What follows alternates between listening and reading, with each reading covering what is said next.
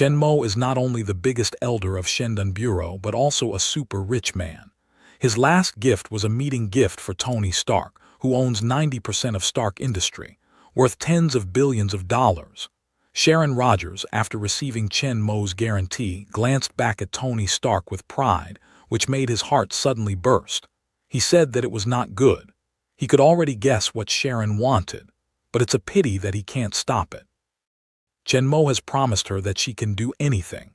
If he dares to jump out and oppose now without others, Chen Mo will beat him up first. Tony Stark looks at Sharon's teeth. This stinky girl knows how to press me with my father. Sure enough, Sharon Rogers turned to look at Chen Mo and said happily, "I want a steel suit like Tony's." Tony Stark looked at Chen Mo nervously. He didn't want to make steel war clothes for Sharon, but he didn't want to give up. Sharon's fighting ability was on top of him. He could find some confidence with steel war clothes. If Sharon had steel war clothes, his brother would be trampled by his sister completely. Imagine being bullied by Sharon in the future. Tony Stark looks at Chen Mo with burning eyes and implores in his heart, "Don't promise." It seems that the heaven agreed to his plea. When Chen Mo heard Sharon's request, he shook his head slightly. Tony Stark could not help but look happy. "It's my godfather who still loves my son." When Sharon Rogers saw Chen Mo shaking her head, she also lowered her head in disappointment. But listen to Chen Mo. "With the 4th generation of arc reactor with more powerful energy, we are going to upgrade our battle clothes. I was going to help you make a set, by the way. That's not enough." "Another one." Tony Stark's face froze. "Dad, you're not such a son." But Sharon Rogers was very happy when she heard the words, and she said excitedly with her arm around Chen Mo, "Really? Excellent. I know Daddy loves me the most, unlike someone cheapskate." Sharon Rogers said and glared at Tony, which made Tony Stark feel even worse and even feel like crying without tears. "Although it's Dad who promised you I'll make your suit finally. I'm trying my best, but I'm not flattering." Tony Stark looks at Chen Mo and his eyes become very sad. Chen Mo ignored Tony Stark and looked down at Sharon Wen. "Tell me what else you want, or ability. Apart from Tony's thinking ability and self-healing ability, Daddy has many other abilities to choose from." "Really? What other abilities do you have?" "Many, such as the whole body of iron and steel, diamond, fire control, ice control, stealth, blink, electromagnetic control." Chen Mo said several abilities in a row. All the people in the audience were dull. "Are you sure you're talking about powerful super abilities rather than cheap selling? Any one of these abilities can make you a powerful superhero, while Chen Mo here is a gift you can choose. Are you the devil or God?" Only the Black Widow Natasha Romanoff's face was taken for granted, and her eyes were full of fanaticism and adoration. "This is their Hydra master, God-like existence. You can give others precious superpower at will. Isn't that what God has?" Tony Stark listened to Chen Mo's casually saying a lot of abilities, and his saliva almost flowed down. When he saw Sharon Rogers was still hesitating to choose something, he hurriedly came forward to please him. Hey, Dad, you're not here for my birthday. Do you think you'll give me a gift?" Chen Mo glanced at Tony Stark, who was licking his face, and said angrily, "How old are you? What's your birthday? One way." Tony Stark, who was scolded by Chen Mo, retreated to one side with a Sanxin face, looked at Chen Mo bitterly and kept talking. "Eccentricity. More women than men. I'm not born, I picked it up." Chen Mo ignores Tony Stark and waits for Sharon to make a choice. Sharon Rogers is very entangled at this time. Everyone else wants to have a powerful superpower but has no chance. However, she is upset because she has too many abilities to choose. She can't be angry when she says it. Chen Mo, the steel war clothes she most wanted, has promised her. Chen Mo, Tony's mental power and self-healing ability, has said that they will strengthen her, which seems to Sharon Rogers to be very powerful. However, since Chen Mo asked her to choose, she also tried to think about what other abilities she wanted. Just thinking about it, Sharon Rogers saw her parents, Steve and Carter, standing and laughing, and had an idea. Although the steel battle suit can let her defeat Tony Stark, the Iron Man, there is no way that Steve and Carter can defeat Tony in the steel battle suit by their own strength. For the legend of her parents during World War II, she has been fascinated for a long time. If she could also wear armor like them, hold a knight's sword, and gallop on the battlefield. Thinking about the scene of fighting side by side with the commander, the captain of the United States and Captain Carter in the same equipment, Sharon could not help but yearn for it, and immediately made up her mind and said to Chen Mo, "Daddy, I think so. I want to be a superhero like you and your parents." Captain Sharon, hearing Sharon's last wish, Steve Rogers and Peggy Carter looked at each other with a smile on their faces. Chen Mo couldn't help laughing. This little girl can still choose. Although he and Steve and Carter were superheroes 70 years ago, their strength and equipment are no worse than Tony, the Iron Man. In fact, they are far above him. In terms of strength, the strength provided by the iron and steel battle clothes is only about 4 times that of ordinary people, which is very powerful compared with ordinary people.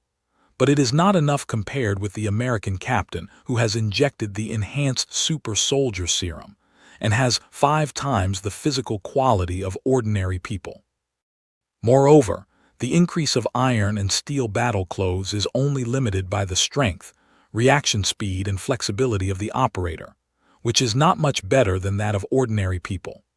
Even Carter, who has injected the improved super soldier serum and has 3 times the physical quality of ordinary people, can also rely on his superior reaction speed, flexibility and powerful fighting skills to be Light Song wins. Even the most powerful defense of steel war clothes does not have any advantage in front of the 3 old Chen Mo. The outer armor of Tony Stark's Mark III steel battle suit uses the alpha alloy provided by Chen Mo, whose performance is next to that of the indestructible Edelman alloy. It's enough to deal with general attacks, but it's much worse than the real Edelman alloy. But Chen and Mo's equipment are all made of precious and powerful Edelman alloy. Edelman armor, Edelman alloy sword, Edelman shield. Tony Stark's steel battle suit is already very expensive, but it's dwarfed by the seemingly simple equipment of the 3. Their equipment is invaluable. Where is this super warrior? It's basically 3 human mobile treasures. Even when it comes to attack power, the single destructive power of the cold weapon's Edelman alloy longsword should also be higher than the hot weapon of the steel battle suit. It's difficult for ordinary shell bombardment, missile bombardment and explosive explosion to break through the defense of steel battle suit and hurt Tony Stark, but the Edelman alloy sword of Chen and Mo can easily break it, while those powerful weapons on Tony's battle suit can't help the 3 under the protection of the indestructible Edelman alloy armor. In the face of Justin Hammer's steel fortress, Tony Stark was helpless. It was Chen Mo who shot through the steel wall with an Alderman alloy throwing knife and saved Sharon. The power of science and technology can't make up for the huge advantage brought by the strong performance of Edelman alloy. Of course, the most important thing is the combat effectiveness of the 2. For the real strong, the Edelman armor battle suit is not weaker than the steel battle suit, even stronger in some places. It can provide more powerful defense ability than the steel battle suit, but it does not affect the activity at all. It can guarantee the maximum flexibility in the battle and give full play to the strong speed and fighting skills of Chen and Mo. Although the iron and steel battle clothes can increase the strength through mechanical power, there will be a certain delay in the process of this transformation and increase. Although this time is very small, it will seriously affect the performance of Chen Mo and Steve in the battle with the powerful. Therefore, steel battle suit is more suitable for long-distance attack, attack on high speed, large-scale or cluster targets, air attack or firepower suppression on ground and air targets, and more suitable for complex battlefield operations. It is more like the integration of fighter and tank, and its ability to deal with complex situations is stronger than the 2. It is suitable for ordinary people with weaker strength. Limited by the parameters of the battle suit itself, the combat effectiveness that can be exerted has a clear upper limit, which is obviously weaker than that of Chen and Mo. The seemingly simple Aiden alloy armor suit is more suitable for the powerful. After all, wearing iron and steel battle clothes will affect the performance of many excellent combat skills, while the Edelman alloy armor battle suit only provides strong defense. There is no hindrance or mechanical delay to the performance of moves and skills, which can fully exert the strength of the strong. In fact, for Sharon Rogers, the steel battle suit can improve her strength. The strength of the Aiden alloy armor battle suit and long sword is not as good as that of the steel battle suit, because her physical quality is only slightly better than that of ordinary people. But what if you inject super soldier serum? At that time, there will be no need for alloy Edelman armor. As long as there is an alloy Edelman sword, Sharon can break Tony Stark into parts. Sharon is not lost in the many attractive superpowers described by Chen Mo, but chooses the simplest, most direct and most fundamental power like Chen Mo and Steve. Chen Mo caresses Sharon's long, soft blonde hair with satisfaction. She can see better than Tony Stark. After all, the external force is limited. The iron and steel battle clothes are powerful, and the power to play is limited. There are many restrictions such as energy and clothing. The ability of variety has no strong support, and the power to play is limited, and it is easy to be caught and defeated by people. Just like in the scenario of Wolverine, the Phantom has a strong ability of blinking, but it is still a sword the toothed tiger was killed. But her physical quality is more reliable than the external force, which can enhance the power of variety ability and strengthen the overall strength. It has to be said that Sharon is very wise to give up Tony's Iron Man and Wizard roots and choose Chen Mo's and Steve's and Carter's super soldier strengthening roots. Our Sharon has a long-term vision and is much smarter than Tony's fool. Hearing Chen Mo's praise, Sharon Rogers looks at Tony Stark with a proud face, while Tony looks at Chen Mo with an innocent face. "Dad, do you need to step on me all day to coax your sweetheart?" Chen Mo naturally felt Tony Stark's eyes, turned to him and asked with a smile, "Why, not convinced? Think I wronged you?" Tony Stark looked at Chen Mo's expression and made sure he wasn't angry. He said proudly, "Dad, what's the time now? The iron and steel battle suit is the future direction. Your original simple battle suit only has the most basic defense ability and has no power increase, flight, and auxiliary functions. It should have been eliminated for a long time." Chen Mo looked at Steve and Carter, who were standing side by side, and looked at Tony Stark. He said with deep meaning, "Otherwise, you and Sharon will have a try. You are wearing steel war clothes, Sharon." Chen Mo asked Carter, "Peggy, are you all equipped here?" Peggy Carter smiled and nodded. "Of course, I'll get it now." Tony Stark's face is speechless. "I don't think I have agreed yet." But when you think about it, Tony Stark is confident again.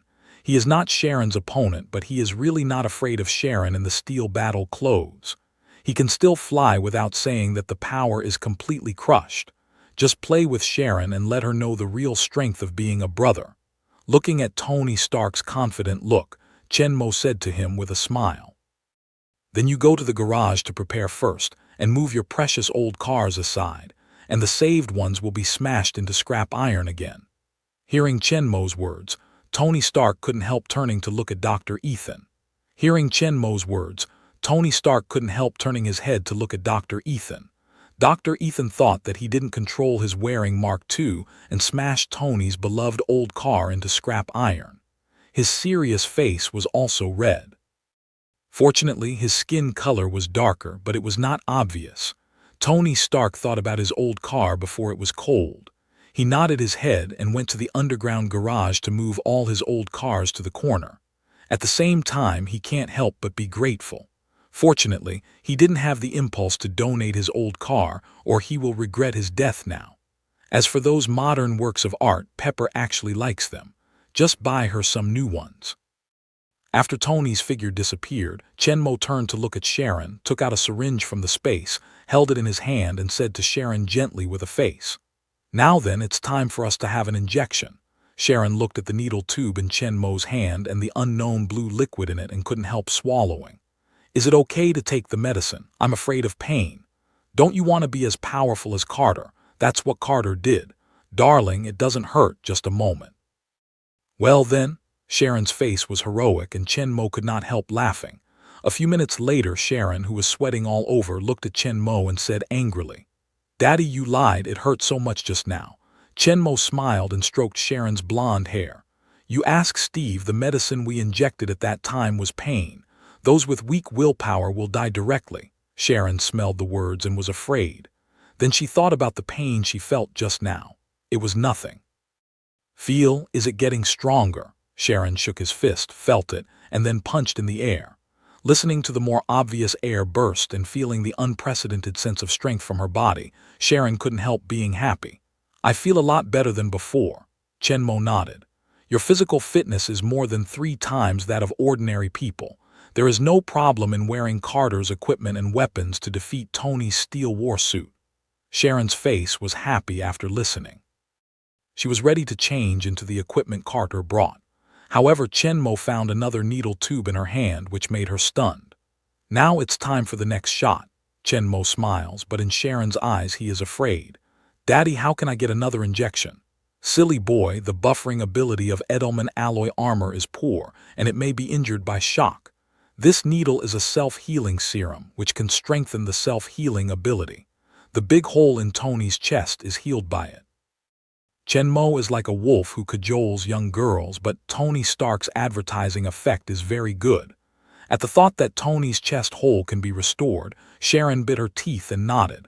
But just as Chen was holding up the syringe to give her an injection, Sharon asked fearfully, Daddy, is it still so painful this time? It doesn't hurt at all this time.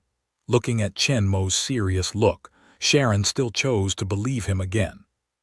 5 minutes later, when the strengthening was completed, Sharon was relieved. Dad didn't cheat her. Except for the pain during the injection, the whole process was painless and comfortable. But when Sharon was ready to change into Carter's armor suit, Chenmo stopped her again. Don't worry, there's still 1 shot left. Sharon Rogers looked at Chenmo with a frightened face. She couldn't help raising her right hand and covering her left arm. Although the eye of the needle had been repaired by the self-healing ability, Sharon looked at a syringe that Chenmo had changed again and couldn't help but feel the stabbing pain in her arm. How else? Daddy, can I have an injection? Sharon Rogers looked at Chenmo pitifully. Chenmo nodded. Of course. Sharon was just about to be happy, but the next moment she heard Chenmo continue. But without this mental strengthening, you can't fly physically. You can't beat Tony's steel war clothes. Mindfulness. Body flying. Sharon imagined that Tony was flying in the air in a steel war suit, and the electric arc pulse guns of both hands were attacking her from the air, but she could only escape in embarrassment. At the thought of Tony Stark's proud look, Sharon hated her teeth and itched, and if she could fly physically, Sharon couldn't help but get excited when she imagined the scene. Without hesitation, he put down his right hand, put his arm in front of Chenmo and said firmly, Come on, Daddy, I'm not afraid of pain. Under the guidance of Chenmo, it didn't take long for Sharon, who inherited the strong talents of Steve and Carter, to master the use of the mental power. The 3 levels of mental power are enough to lift her not heavy body into the air, even if it is combined with the Aiden alloy armor combat suit and long sword. There is no problem. It's just that I can get up in the air. After all, I just mastered it. I'm still unfamiliar with the control of my mind. I can't fly freely and freely at once, but it's enough to deal with the next fight with Tony. When Sharon finally changed into Carter's black Edelman armored combat suit, carrying the Edelman long sword and shield, and the crowd came down to the underground garage, Tony Stark had just finished handling his precious old car. He didn't know how much hang Chenmo had on Sharon's back during his busy time.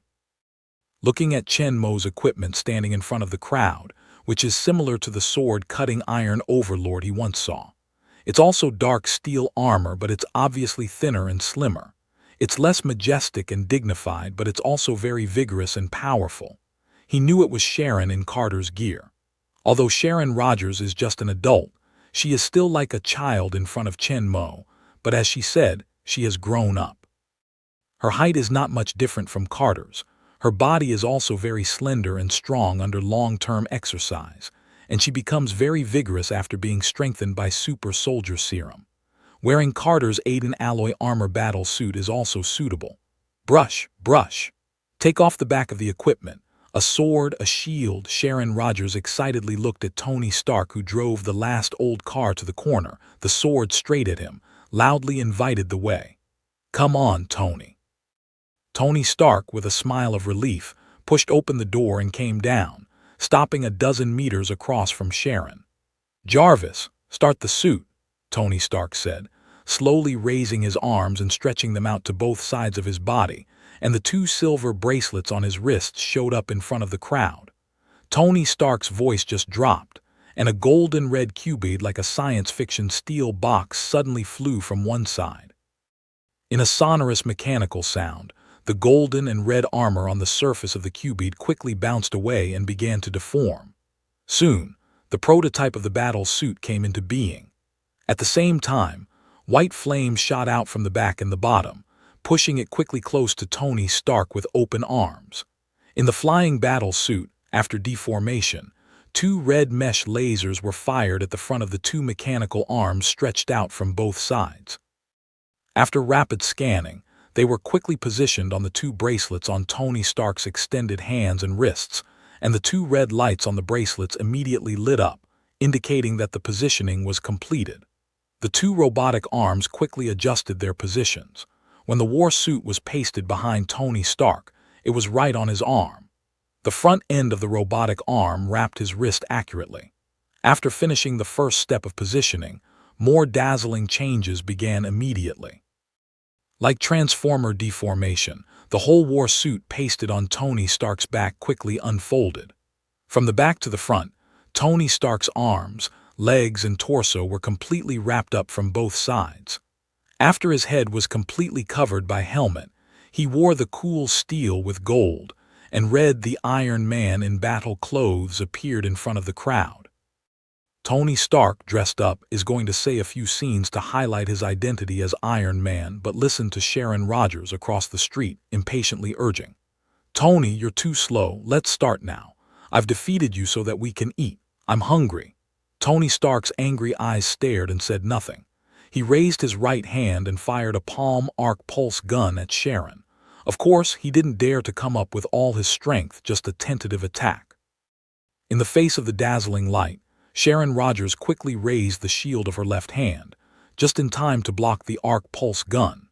The energy spread around the arched surface of the shield, causing no damage to Sharon or even a step back. Tony Stark cannot help but see the corner of his eye, turned his head and looked to the side, and Steve and others gathered together, a face to see the play expression of Chen Mo. Although it's a tentative attack, its power can't be underestimated. The impact alone is enough to blow an ordinary adult away. In Tony Stark's vision, Sharon would have to take the attack head-on. How could she have to step back a few steps or even fall to the ground? But the truth is, Sharon took the attack with ease, which is definitely not what her original strength can do. Obviously, when he came down to clean up the venue, something that he didn't know happened. Thinking of the X-gene serum Chen Mo injected to him before, it's obvious that Chen Mo, the beloved monster, helped Sharon cheat. But Tony Stark didn't waver because of this.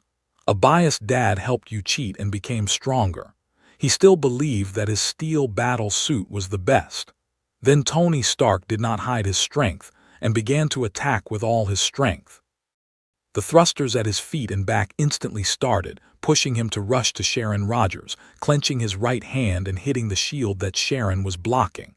When? There was a loud metal vibration like a bell ringing in the garage. After all, Sharon Rogers was weaker than the steel war suit. Under Tony Stark's full blow, although he didn't fly out, he withdrew several steps in a row. However, her figure soon stabilized. When Tony rushed to her again and was ready to pursue her, the sword in Sharon's right hand finally moved. Brush! Hiss! A burst of air accompanied by the sound of metal friction. Tony's face couldn't help changing. His figure suddenly stopped and he quickly backed away. In front of him, on the holographic projection inside the helmet of the warsuit, a picture of the overall state of the steel warsuit is shown. Among them, the right forearm part lights up a striking red alarm. Right forearm armor damaged, 95% of the battle suit integrity. Tony Stark raised his right hand and saw that the armor on the outside of the right front wall had been cut off in a smooth and neat way, and the transmission mechanism and arm hidden under the armor had been exposed from the damage. Looking back at the sword in Sharon Rogers' hand, Tony Stark's eyes became heavy. His armor of Mark III is not the original gold titanium alloy, but the alpha alloy Chen Mo brought to him. It's very powerful, almost indestructible. He thought the defense was strong enough, but he was easily cut under Carter's antique knight's two-handed sword like a piece of paper. Fortunately, he just cut off a piece of outer armor. If he cut it across his arm, wouldn't he become disabled? I don't know if my father's self-healing ability can be renewed. Tony, your uniform is not very strong. Is it from Hammer Industries? What does Hammer Industrial Products represent? Shanghai, counterfeit, inferior Tony Stark, who was looking at Sharon's knight sword, was furious. Although Hammer Industry no longer exists, Sharon said that his iron and steel war clothes were made by Hammer Industry, which was obviously to belittle his masterpiece. Tony Stark, who is proud of his steel suit, can't stand it. At that time, Tony Stark, regardless of the great power of the two-handed cavalier sword, rushed to Sharon again, but although he was angry, he did not lose his mind. His eyes were always firmly fixed on the sword in Sharon's hands. If there was any change, he would dodge for the first time. But can he really hide? Seeing the distance quickly pulled in under Tony Stark's gaze, Sharon's sword suddenly flashed and disappeared into his sight. Tony Stark said that he wanted to step back, but he only heard another familiar metal friction. Hiss! A familiar sound of metal tearing was heard. As Tony Stark stood in the distance, he saw a red alert on the left arm of his shoulder in the holographic projection. No need to look. Tony Stark knows that the armor there must have been cut. Tony Stark couldn't help but look up at Sharon Rogers, who was covered in black armor, holding a sword shield and growing in strength. Is this still his impression of Sharon? How can this girl be so fast and so cruel? How much hatred, how much resentment come up to dismantle their own baby war clothes? Sharon, don't go too far. Tony Stark was heartbroken to see his beloved steel and war clothes cut like this. He didn't have these alpha alloys here. He would have to ask Chen Mo to get some more to fix them later. You can hit me. In the face of the angry Tony Stark, Sharon Rogers is not afraid of it. She waves the Edelman alloy sword in her hand and makes a chopping gesture towards Tony. Looking at Sharon's shining knight sword, Tony Stark wants to attack again regardless of everything, but looking at the two striking red damaged areas on the projection of the war clothes in front of him, reason still makes him give up the impulse to attack. But looking at the arrogant Sharon, Tony Stark smiled coldly again. I can't clean you up. Then I, Iron Man, have become a joke. Just when Sharon thought Tony would rush up again to die, he saw his steel war suit at the foot and chest ribs, and 6 thrusters on his back spewed white flames, which pushed the war suit into the air, suspended above the garage 4 or 5 meters high. Later, Tony raised his arms, and the arc-burst gun in his palm lit up quickly, launching a long-range attack on Sharon. Boom! Boom! Sharon nimbly dodged the attack from above. The energy light group hit the ground and made a huge roar like a howitzer.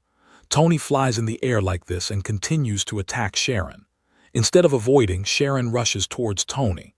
Tony Stark also found Sharon rushing in, but he was confident that the other side could not fly like him. Tony, who was not a threat to him, did not move. Instead, he continued to stretch his arms and launched an attack on Sharon, who rushed down quickly. Just a few meters away from Tony's position, Sharon suddenly jumped up. Originally, Sharon could jump more than 2 meters with 3 times the physical quality of ordinary people. But at this time, she was wearing a full set of Edelman alloy armor and sword shield, and the weight was heavier than her weight, so under normal circumstances, she could not reach Tony Stark at the height of 4 or 5 meters. But after the jump, Sharon's rising speed did not decline but grew faster and faster. Under the influence of an invisible force, she quickly rushed to Tony Stark, who was constantly attacking from the top. Tony Stark soon found out that the momentum was not right. He seemed to underestimate Sharon's jumping ability. As he steered the thruster back, Tony Stark aimed his hands at Sharon, who couldn't dodge in the air and kept attacking, trying to blow her back to the ground. Sharon did not dodge but raised her shield to block in front of her and stopped all the incoming arc pulse gun attacks. But she didn't fall back to the ground as Tony Stark imagined. Instead, she rushed to him at the same speed. Tony Stark didn't realize until then that Sharon could fly. A little thought in my mind, Tony Stark knew that it must be the favorite madman who was playing tricks again. Tony looked at Chen Mo, who was smiling in the crowd below with his head askew full of resentment. His heart was filled with grief and indignation. What kind of godfather are they? There is no such a hole in my son. It's not bullying to help my daughter cheat. At this time, however, he had no energy to denounce Chen Mo and saw Sharon's silver and cold sword slashing towards him fiercely. Tony tried to dodge, but he was far less flexible in the air than the ground. In addition, Sharon could also fly. At last, Tony only felt a slight shock in his legs and a familiar voice sounded. The battle clothes picture in the holographic projection interface. There was another red alarm area, and Jarvis's voice followed him. Left leg armor damaged, 84% of the battle suit integrity. Without Tony's reaction, Sharon's left shield hit his abdomen from the bottom to the top. Tony Stark was directly hit up and hit the ceiling.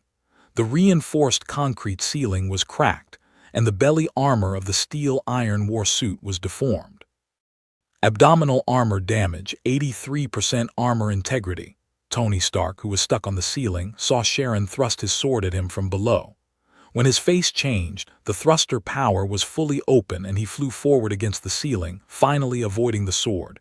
Next, they launched a chase in the garage. Tony wanted to open up the distance, while Sharon kept on attacking. They hit the ground and then hit the ground. Although Tony Stark is superior in strength, his speed, agility, reaction, and flexibility are all crushed by Sharon. The Iron Man, who was originally a steel warrior, has become a vulnerable mage who only dares to attack from a long distance. His flying ability, which is good for invincible, has lost its advantage under Sharon's mental flying. And with Sharon's constant familiarity with mental control, Tony Stark's situation is getting worse. 5 minutes later, when Chen Mo called for a halt, Tony Stark's Mach No 3 steel battle suit could not see the original cool appearance. The gold and red outer armor was cut in pieces, and the internal mechanism and component pipelines were exposed directly, and there were many damages. The thruster was also cut by Sharon for more than half, and it was unable to fly smoothly. Even Tony Stark's clothes were cut a lot and looked very embarrassed. At this time, Mark III only had a badly damaged skeleton. At first glance, it didn't look as good as Mark I, which was originally made in the cave. The powerful steel war clothes were torn to pieces by Sharon with the Edelman alloy long sword. The mask of the head was also cut by Sharon. Tony Stark's face was full of sadness and indignation. Instead of seeing the complacent Sharon, he looked at Sharon's head and praised her Chen Mo. "Dad, you're helping Sharon out." Chen Mo turned to look at Tony Stark, who looked miserable, and said it didn't matter. "If you want to make new uniforms anyway, you should give us new superheroes, Captain Sharon." Chen Mo continues to rub Sharon's head as he speaks. Tony Stark, who looks spoiled, has a twitch in the corner of his eye. "What's more, do you want to have the same power, speed, and reaction as Sharon and be able to fly physically?" Tony was stunned at first. He thought about Sharon's strength, speed, and reaction in the battle, and the ability to fly out of the sky and chase him everywhere. His eyes lit up in an instant. Just now, Chen Mo left behind the things he had been trapped in. He nodded at Chen Mo repeatedly. "Or injection. Come on, Dad, give me strength," Tony Stark said, extending his arm directly. The armor on his arm had been cut off by Sharon for a long time. He was wearing a short-sleeved T-shirt which didn't affect the injection. But he didn't even take off his uniform, so he wanted to strengthen it. It can be seen how much excitement Tony Stark had just received from Sharon and how eager he was to get more strength. However, Chen Mo looks at the skeleton of the war suit and shakes his head slightly. "You'd better come out first. I'm afraid you'll be stuck in it for a while." Although he didn't understand Chen Mo's meaning, Tony still removed his clothes according to Chen Mo. "Come on, Dad." Chen Mo looks at his clothes cut and full of cuts and looks embarrassed. But at this time, Tony Stark, who is full of excitement, shakes his head.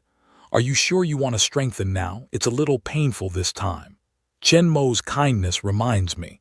At this time, Tony Stark didn't care about it and nodded his head without blinking. "How can a man be afraid of pain? Strengthen now." Chen Mo nodded approvingly. "Good." In Sharon's Schadenfreude, Tony Stark received the enhanced super soldier serum, and as the blue potion entered the blood vessel, a sharp pain swept the whole body. "Ah, Dad, that's what you said. It's a little painful." Tony Stark's face was painfully wrinkled together. He looked at Chen Mo with great difficulty and asked angrily, "Yes, if you don't believe it, ask Sharon." Chen Mo looked serious. Sharon sniffed the words and nodded, looking at Tony Stark proudly. "That's right.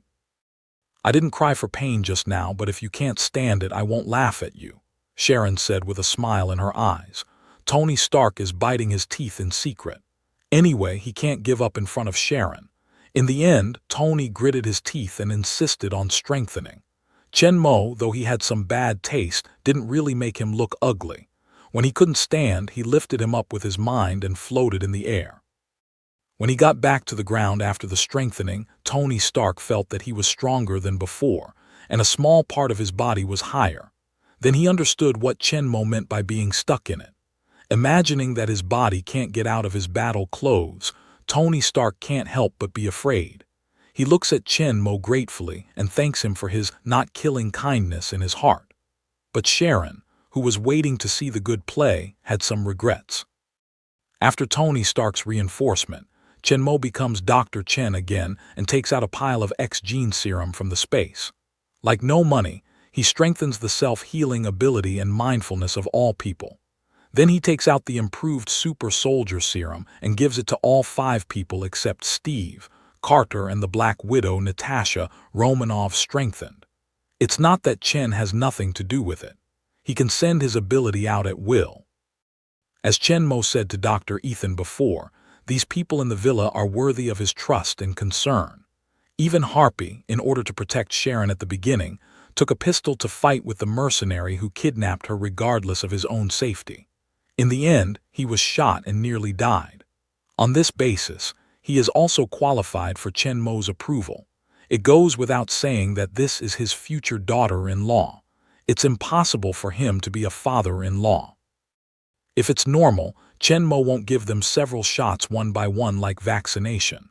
The key is that the world is not safe. Even Iron Man and Captain America may fall, not to mention the future of a ring to eliminate half of the universe's ultimate boss. It's just that the evil gods that they are about to face, Loki and the Zetas, are invading. There is a great danger. If Chen Mo doesn't open the plug-in for them in advance, he will have to hang up a few at that time. With the enhancement of the improved super soldier serum, the physical fitness of Sharon, Tony, Pepper, Harpy, and Dr. Ethan have all reached the level of 3 times that of ordinary people, and their self-healing ability has also been greatly enhanced, which can basically guarantee their life safety. Chen Mo didn't strengthen their abilities. In the coming war, the self-healing ability and super soldier serum strengthening have been enough for them to calmly cope with, and to ensure safety, mental strength can also greatly improve their battlefield adaptability. No more strengthening is of great significance. Moreover, each ability cannot play its full power after being strengthened. It needs years of exercise. They can't fully master it in a short time. Instead of strengthening a bunch of abilities, they can master each of them in a general way. They can't exert too much power. Instead, they can greatly improve their strength. Therefore, it is not good to strengthen more abilities. What's more, if too many and too strong mutant abilities are found by the Rockies and Zetas, it is likely to arouse the vigilance of exterminating the hegemonic power and lead to more troubles and variables. Now that's enough. The use of mindfulness alone is enough for them to study for a long time. Finally, a room of antique superheroes and new young superheroes gathered around the table and enjoyed a big dinner prepared by Carter, Natasha, and Pepper, the 3 generations of old, middle, and young superheroes. At this time, the people sitting around the table can attack the White House in a few minutes. Sharon, Pepper, and other new superheroes who have suddenly become powerful superheroes from ordinary people don't have to say that their faces are full of excitement. Even old superheroes like Steve and Carter are also very excited. Their original ability is just stronger than ordinary people's physical quality, strength, speed, and reaction. But now the new self-healing ability, especially mindfulness, is a completely different concept. There is no mutant in this world. Before that, no one can have this magic ability. There are different research results and effects in different countries of the super soldier plan, but all of them are about the improvement of physical quality. Steve and Carter, the elders of the SHIELD Bureau, and Natasha Romanoff, the top secret agent, have met super soldiers who have received physical reinforcement in various secret missions, but they have never seen their minds move animal bodies, even the ability to fly their own flesh. It's more like magic to them. After dinner, Tony Stark didn't go back to the room with Pepper, who finally broke the window paper, to do something Sharon couldn't see. Instead, he came to Chenmo. "Dad, you see now my problems have all been solved and they have become stronger than before. Should we go to the Shendan Bureau?" Chenmo glances at Tony Stark. Obviously, this guy wants to meet Howard and his mother Maria. Looking at Tony's earnest eyes, Chenmo didn't refuse. It's also time for the father and son to meet. "I just don't know what Howard's reaction will be when he sees Tony." Chenmo said he is very looking forward to it. That night, Chenmo took Tony Stark to the SHIELD office in secret. In the abandoned SHIELD Bureau factory in the suburbs of New York, a tall and powerful steel figure shows his figure carrying a middle-aged man in a suit. Chenmo was wearing a dark Steel War suit, and Tony Stark was slightly embarrassed by him. Originally, although Mark III was cut to pieces by Sharon, Mark II was still intact, but don't forget that Tony Stark received the reinforcement of super soldier serum. Although it was an improved model, there were some changes in his stature and height, but the original battle clothes could not be worn, and he can't wait for the new war clothes to be made.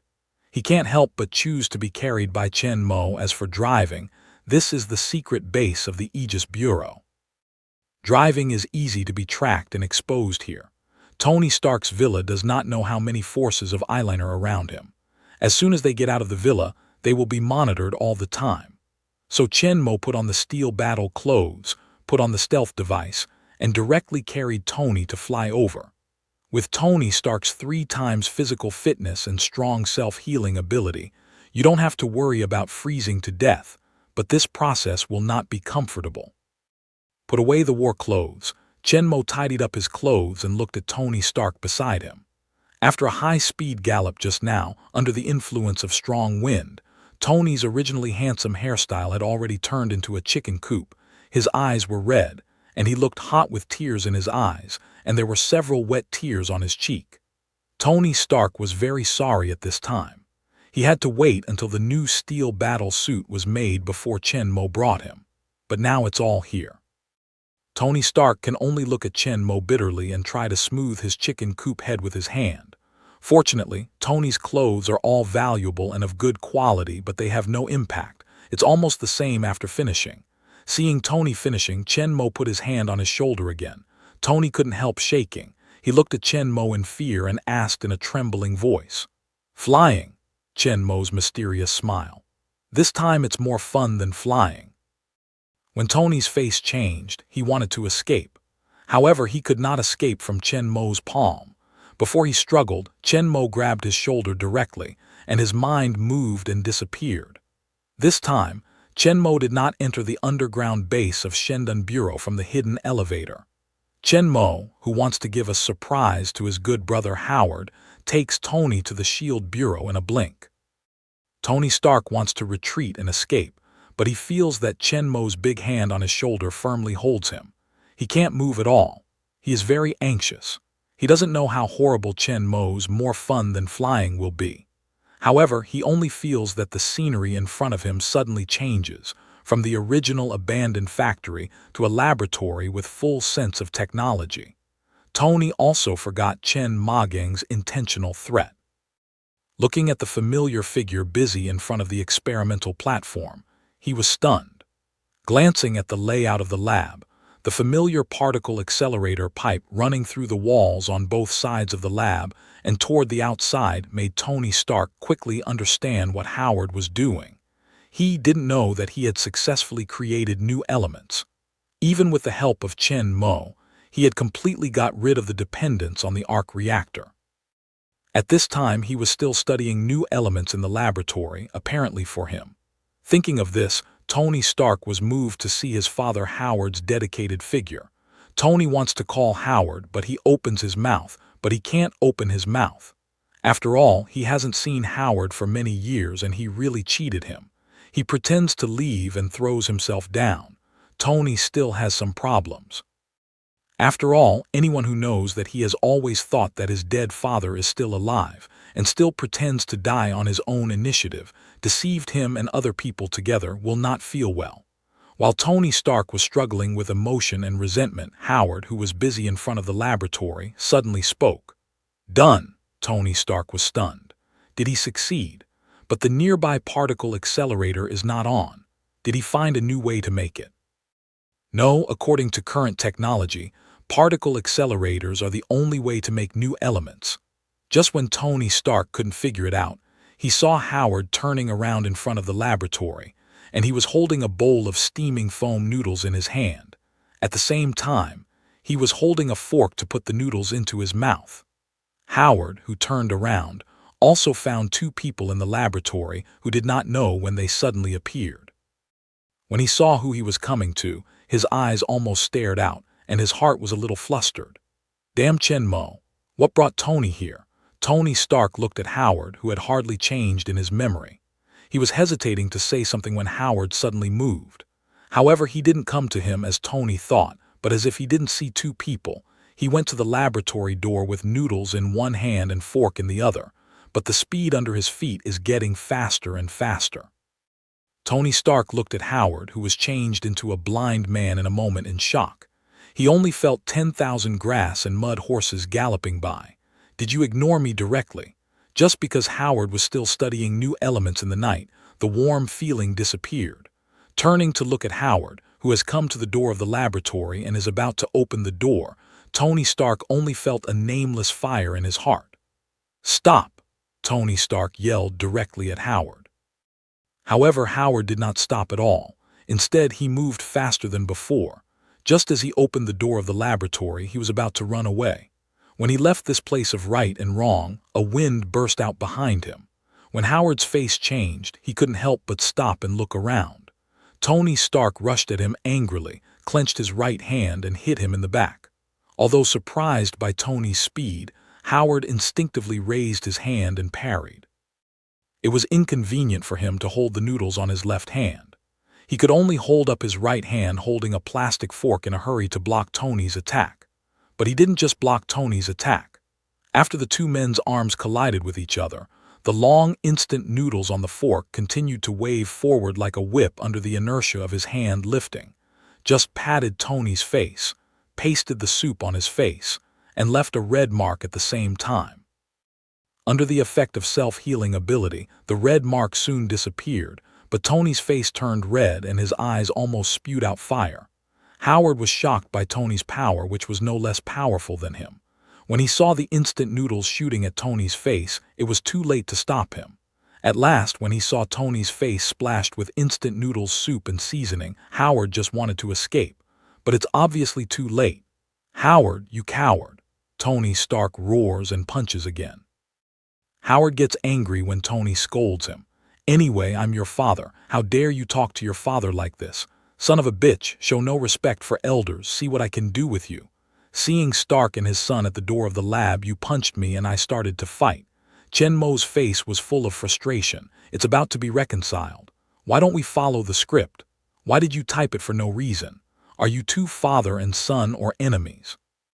Just listen to the two people at the door of the laboratory beating while their mouths are not idle. Why leave me alone? Just like the playboy at that time, you have no right to know the existence of Shendan Bureau. Even now, you are not qualified to join the Shendan Bureau. With you as the director, I will not join the Shendan Bureau if I die. If you want to join me, I won't accept it. I don't want to join. I won't take it." The strength of the two men is almost the same as their physical fitness. Their fighting skills are also equal to each other. They are at the level of half bottle of water. They fight equally, but their guns are more fierce than their guns. However, seeing that they were more angry, Chen-mo shook his head and was ready to stop them. But someone got there before him. "Howard, stop!" A gentle and anxious woman's voice sounded outside the laboratory door, and the two men in a fierce fight stopped at the same time. Tony Stark listened to the familiar soft voice and turned his head to look out of the laboratory door in surprise. A middle-aged woman in her 40s is looking at Tony outside the door. Her eyes are red and sparkling with tears. She is about to cry. This woman is Tony Stark's mother, Maria Stark, who died with Howard. Tony's fight at the door of the laboratory had already alerted the people of the SHIELD Bureau. After finding that it was his son who fought with his chief, they immediately informed Maria. Tony Stark, who was furious with his father Howard, softened in front of his mother Maria. "Mother!" Tony directly ignored Howard in front of him and filled his mother Maria tightly in his arms. "Tony!" Although Maria has been paying attention to her son, this is the first time she has met her son in many years. She feels her son's wider arms than before and cannot help crying with joy. Tony Stark was also excited. He thought his dead mother was still alive. At this time, he held her in his arms. Tony Stark felt very happy. His eyes were red and he couldn't help crying. Before Howard's incident, he completely left it behind. Howard looked at his son, who just had a big fight with him, but he was so close to his wife. He couldn't help but have a taste in his heart. "You are too discriminating. If you hug me as soon as you meet me, I don't have to run." But Howard knew that Tony Stark would take the initiative to run up and hug Maria, but he couldn't hug him, who told him that Tony had known Maria before.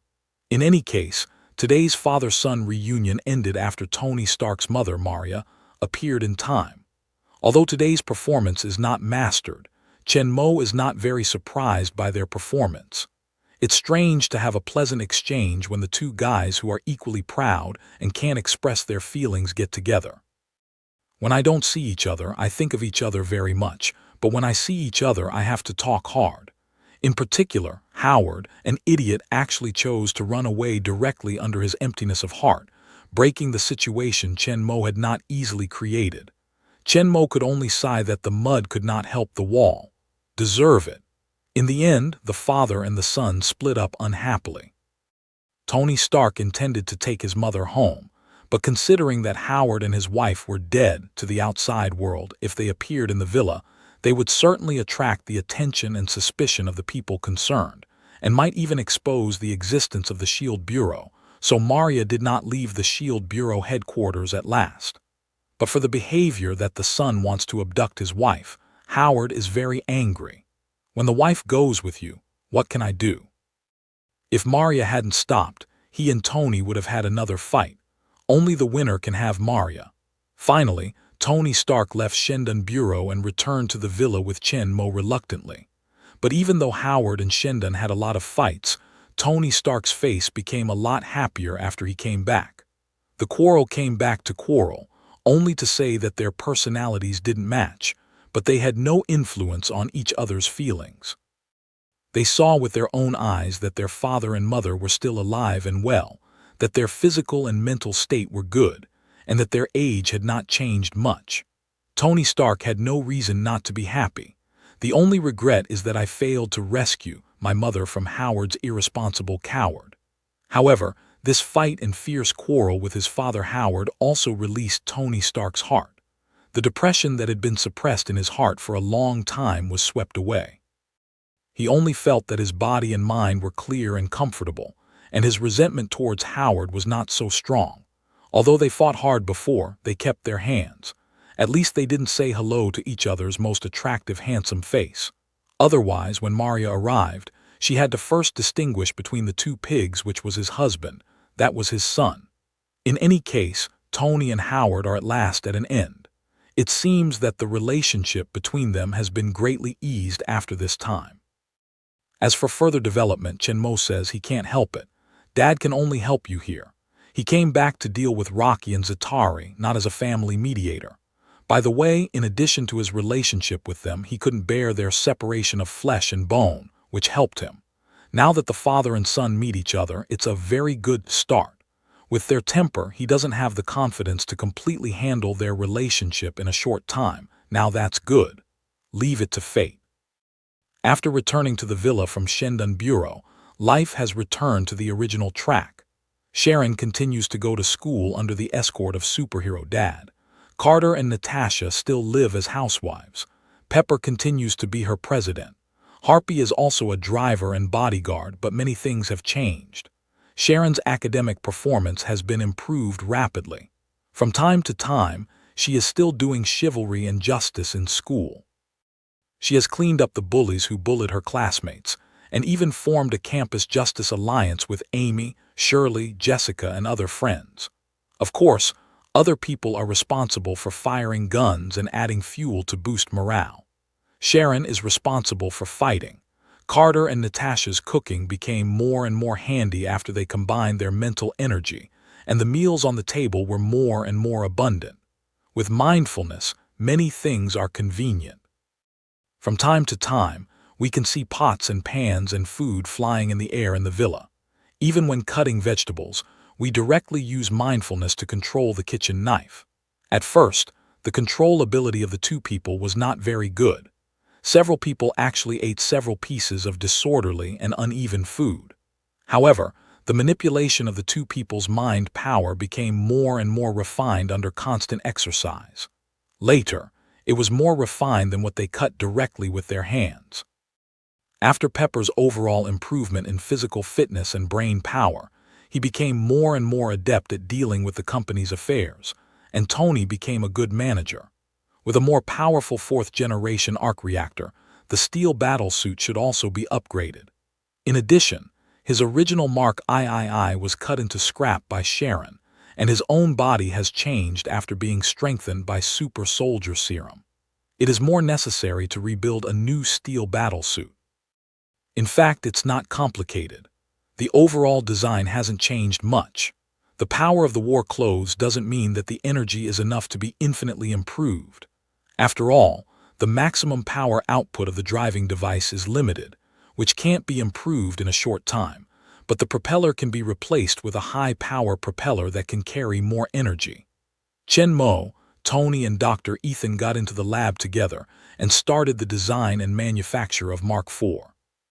With the aid of mind power, the efficiency of the whole process has become much higher. Many assembly links do not need mechanical assistance. 3 people directly control the mind power. Without the limitation of arms and mechanical joints, they can do many things that cannot be done by hands and machinery. A small and complex component is automatically assembled in the air, and the manufacturing of war clothes becomes more and more relaxed. This time, Tony changed the original round reactor gap on his chest to the equilateral triangle shape of the new reactor core, and because Chen Mo took out the shrapnel and removed the reactor on his chest. This time, like Chen Mo's battle suit, Mark IV directly built the reactor into the battle suit.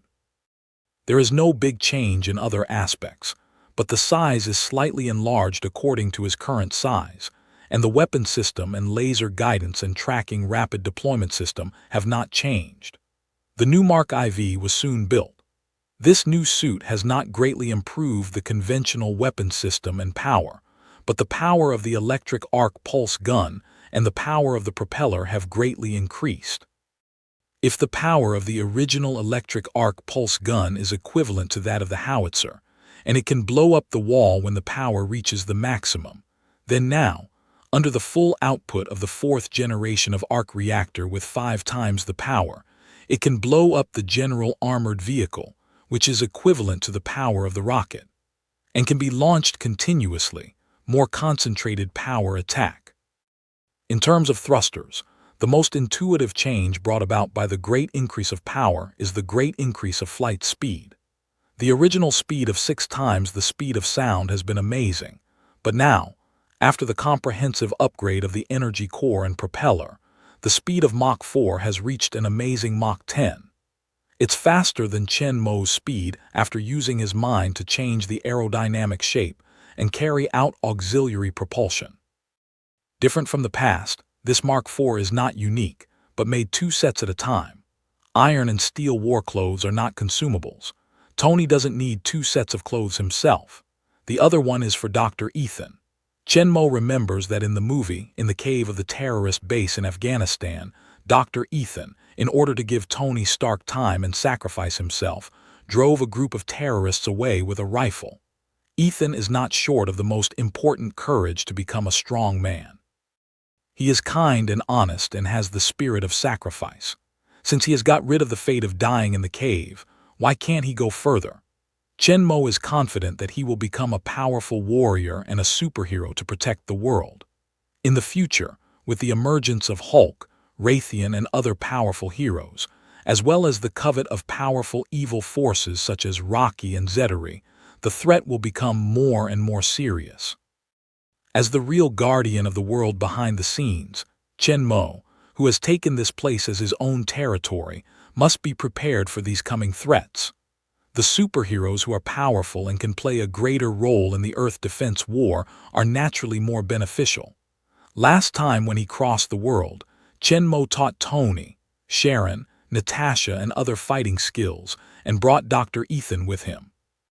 His performance was much better than that of Tony, who had been in touch with martial arts since he was a child, but he didn't pay much attention to it. If you really want to talk about his fighting ability, Tony really can't win Ethan. It can be said that in this villa, Tony took off his war clothes and was a War 5 scum. The bottom one. He will also be able to show off his authority in front of Harpy, a retired boxer. This time, Chen Mo plans to focus on cultivating Ethan, and Tony Stark has no idea about Ethan. Especially now that he has strong physical quality and variety ability, his obsession with steel battle clothes has not been so deep. And when Tony Stark thought he was going to die, he was going to give his war clothes to Ethan. Now, although he is ready, he wants to open it more. He invented the steel war clothes. How boring it is to play alone. If Steve and others were not interested in his steel war clothes, he would even customize a suit for each of them. With his own steel war clothes, Dr. Ethan was also very happy. On the day when the war clothes were made, he took Tony to the Middle East and killed a group of terrorists and violent militants who did evil in the area.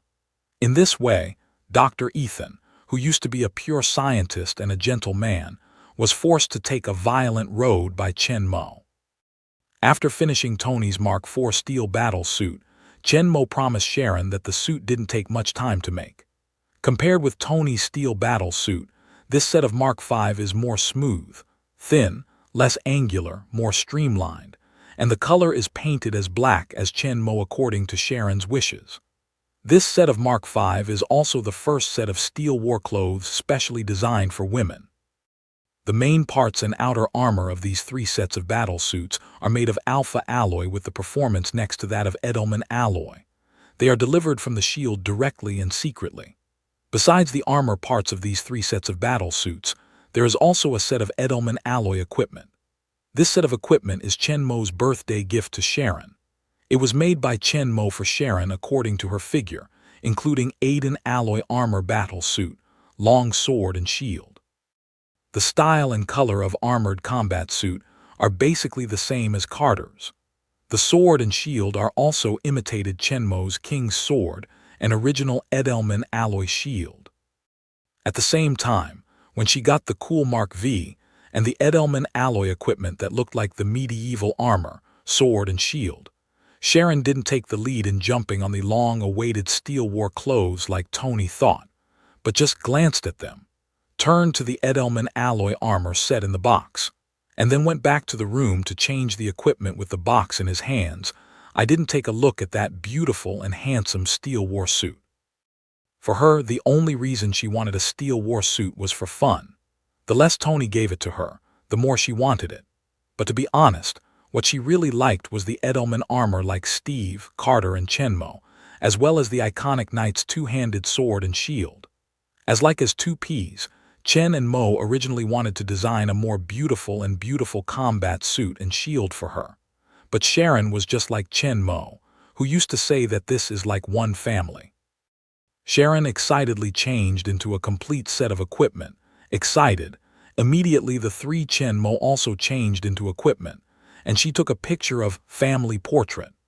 Tony Stark, who was called to take a picture, couldn't help turning his eyes at the four figures standing together in full armor combat suits, and his face was blocked by combat suits. What's the use of taking such a picture? However, although he had a lot of trouble, Tony Stark was still upset that Sharon didn't call him to shoot the whole family together, but he couldn't help but let his equipment and others not be a series. Tony Stark can't help but secretly decide that he must also form his own Steel War Clothes family. Then he will take pictures of the whole family. Sharon doesn't want to take her. Incorrect. Sharon already has Mark 5, and he'll have to count Sharon. Not to mention that Tony Stark was upset about the serious unfair treatment of the two. When he got the picture of family portrait, the faces of the four people were different. Sharon was naturally happy, but Steve looked at the picture, but his face was a little strange. In the picture, four people stand in a row. He and Carter stand together. Sharon stands between Carter and Chen Mo. Looking at the three people standing together, wearing the same black armor battle suit and looking at the edge now, although they are the same equipment, but the color of the battle suit is different: red, white, and blue. Steve feels like the three people are a family. He is redundant.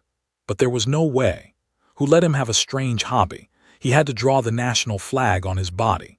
Steve was thinking about whether to change his armor suit into black. After solving other people's equipment, Chen Mo finally started to upgrade his steel battle clothes.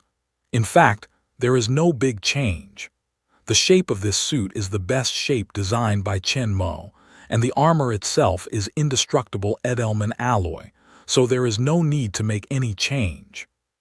Chen Mo's Aiden alloy steel battle suit doesn't need to be greatly improved, so Chen Mo just upgraded the energy core and the propeller, so that the flight speed of the battle suit will directly reach 10 times of the speed of sound, and with the aid of mental force, the maximum speed will exceed 11 Mach. Without the knowledge of the outside world, this group of superheroes in the villa, no matter in quantity or strength, have changed a lot. However, their life is still as peaceful as ever, but this kind of calm does not last for a long time. When Chen Mo enjoyed the peaceful life of children around the knee, and chasing and fighting in Tony's villa, Nick Frey, director of the Bureau of Land Strategic Defense Attack and Logistics Support, came to visit him personally. It's nearly a month since Chen Mo's return, and Nick Fry has heard about Chen Mo's return to Tony's villa. The news of Chen Mo's return is naturally revealed by the Black Widow. Her current identity is an agent of the Homeland Strategic Defense Attack and Logistics Support Bureau who lurks beside Tony Stark, the Iron Man. Her task is to monitor Tony Stark and a group of superheroes in the villa. Of course, this is for Nick Fry. Chen Mo is her nominal chief since she was recruited to the Special Forces. However, how could Nick Fry know that he was the Black Widow of his heart, which was actually sent by the SHIELD Bureau hidden behind the Homeland Strategic Defense Attack and Logistics Support Bureau? And the secret agent of Shendan Bureau is not her final identity. The deepest and most core identity she hides is actually a Hydra. Chen Mo is not only the official in her name, but also the real loyal master. Naturally, the news she reported was also directed by Chen Mo to report to Nick Fry selectively. After receiving Natasha's report, Nick Fry did not act rashly, but pretended not to know and did not inform the special forces led by Chen Mo. Although Chen Mo is nominally subordinate to the Bureau of Homeland Strategic Defense, Attack and Logistics Support, and is the commander of special forces, as a subordinate of Nick Fry, because of Chen Mo's special identity, he has influenced the great achievements and influence of the World War II pattern with one person's power. Nick Fry, who is suspicious, is not very sure about Chen Mo, and Chen Mo has never regarded him as his boss treat. Although Chen Mo took over the appointment of the Special Forces commander at the beginning, Chen Mo did not intend to accept the leadership and command of Nick Fry and the International Security Council. I've got the right, the obligation. Lao Tzu is already maintaining world peace. If anyone dares to tell others what to do, Chen Mo will let him know what to call self-humiliation. Of course, the military, the government, the International Security Council, Nick Fry and others will not naively think that they can command Chen Mo at will. Looking through Chen Mo's dusty archives, we can find that Chen Mo's always acting style is vigorous and resolute, arrogant and cold, and also very important is rebellious. Chen Mo is an absolute doer. He is committed to maintaining world peace and fighting against evil forces. However, he has his own principles and ways of doing things. He has no awe of the powerful. It is not realistic to command him like ordinary soldiers. Therefore, although Chen Mo's past performance has been enough to show his position and determination to maintain world peace, Nick Fry is still not very sure about him. After Chen Mo recruited Natasha Romanoff to the special team, Nick Fry has always paid her attention to Chen Mo after Chen Mo left 2 years ago. He has kept her beside Tony Stark on the one hand. They are monitoring the 3 superheroes, Iron Man and Steve Carter. On the other hand, they are waiting for Chen Mo to come back. Nick Fry knew that as long as Chen Mo came back, he would definitely return to the villa as soon as possible. But he didn't know that Natasha was not like Phil Coulson, who was promoted by him. Although she was transferred to the special team by Chen Mezheng, she was still under his command secretly. Originally, when Nick Fry saw Chen Mo return secretly, he didn't actively contact anyone except the villa people, including the captain of the special team, Brock Romlow, who crossed the bone. He also planned to let Natasha continue to observe, not to disturb Chen Mo. However, the plan can't keep up with the changes. "Commander, the Earth is now facing a great threat." Nick Fry's dark face was grim, and his voice was heavy to Chen Mo. "Last night, Loki, the evil god from Asgard, robbed our laboratory of the cosmic cube containing infinite space energy and controlled Agent Clint Button and Dr. Eric Sevig. From his words, we know that he is ready to use the power of the cosmic cube to open the space wormhole and welcome the invasion of the Earth by the alien forces." Speaking of this, Nick Fry looked at Chen Mo with a serious face and said solemnly, "We need you and your superhero team." "Evil god, alien, hey man, are you kidding?" Before Chen Mo spoke, Tony Stark asked with a smile. Chen Mo stares at Tony, and he just closes his mouth. Nick Fry turned to take a look at Tony Stark. He knew the Iron Man, Commander Chen Mo's godson, very well.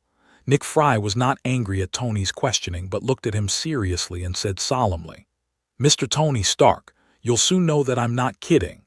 Nick Fry said without paying any attention to Tony Stark, turned to look at the expressionless Chen Mo in front of him, and continued, "The enemy is very strong this time. Far above the Hydra and in those days, we need to mobilize all the super forces in the world to win." Nick Fry said, putting a laptop in his hand on the table. "This is the specific information of this incident, and the plan of Avenger Alliance launched by us in response to this invasion." Chen Mo glances at Tony, who is standing on one side with his mouth closed. Tony feels Chen Mo's eyes. He immediately steps forward curiously, operates the computer quickly, and then projects the information inside through the holographic projection device of the villa. Only 2 of the virtual screens show a person's photos, files, and related video materials. But looking at the situation in those videos, these 2 people are obviously not ordinary people, even more powerful than Steve and others. Chen Mo looks at the golden-haired man who is wearing ancient battle armor, holding a hammer, fighting with the steel giant who fired the fire, and the wild green monster who is huge and strong, regardless of the overwhelming bullets shooting and crazy destruction. His heart is awe-inspiring. Chen Mo has no confidence to deal with both of them. Their strength is far above Chen Mo's, but fortunately they are friends, not enemies. However, it seems that Hulk can't control himself very well. After his transformation, he lost his mind completely. He should be more careful even though he doesn't know who he is. Tony Stark looks at the 2 guys in the picture whose fighting power is exploding and whose destructive power is amazing. He looks at Chen Mo in surprise. The news of Raytheon and Hulk has been firmly covered up. Tony Stark also knows for the first time. He used to think that there were only Chen Moji and his Iron Man superheroes in the world. Until now, he knows that there are other powerful beings with the same strength. But Tony didn't feel the pressure. In his heart, he was invincible in the steel battle clothes. Besides Chen Mo, Steve, Carter, and Sharon, is that what you call the Avengers Alliance plan? A blacksmith and a green gorilla Tony Stark asked Nick Fry with a disdainful look. Knowing the real strength of Raytheon and Hulk, Chen Mo and Nick Fry can't help but turn their eyes. They are fearless. If they dare to say so in front of them, they will definitely be hammered on the spot. Bruce Banner is more likely to go away on the spot and turn into Hulk, and then directly tear his steel battle clothes into pieces. But Nick Fury clearly won't say that, and his goal is to bring these superheroes together, not to inflame conflict. Although Thunder Robot and Hulk are powerful, even in his opinion, they should be stronger than Chen Mo, the most powerful man in the world. But they are both arrogant gods and irrational monsters. They are not under control. Chen Mo and the superhero team he holds are more reliable. His previous monitoring and prevention of Chen Mo was just out of fear of Chen Mo's special identity. His influence is too great. As the predecessor of the Homeland Strategic Defense Attack and Logistics Support Bureau, the elder of the Scientific Strategic Reserve Team, and the World War II hero who saved the world, Chen Mo has a strong influence within the Homeland Strategic Defense Attack and Logistics Support Bureau, as well as the whole United States and the world, and is not completely controlled by him like ordinary agents. But it's just an internal contradiction. Nick Fry has no doubt about Chen Mo's position. As the commander of the Special Forces, Chen Mo, though rebellious, is absolutely uncompromising in the execution of the mission objectives. At the critical moment, he will never lose the chain. Moreover, his group of superheroes are all obedient to him team on the implementation of the task, absolutely better than Thor and Hulk. If it wasn't for the huge threat of Rocky and Zeteri's army, Chen Mo and his team would not be enough to deal with it. Nick Fry would not venture to launch the plan of Avenger Alliance. After all, neither Thor nor Hulk could fully control it. If it wasn't good, it would probably lose control. At that time, it might cause great damage and have the opposite effect.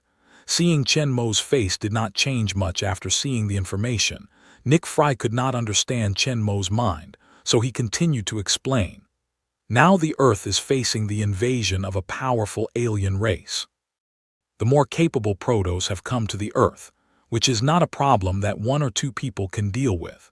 We must create the strongest alliance organization in history, gather the superheroes of all parties to fight together, so as to save the world from the hot water and resist the invasion of the dark forces.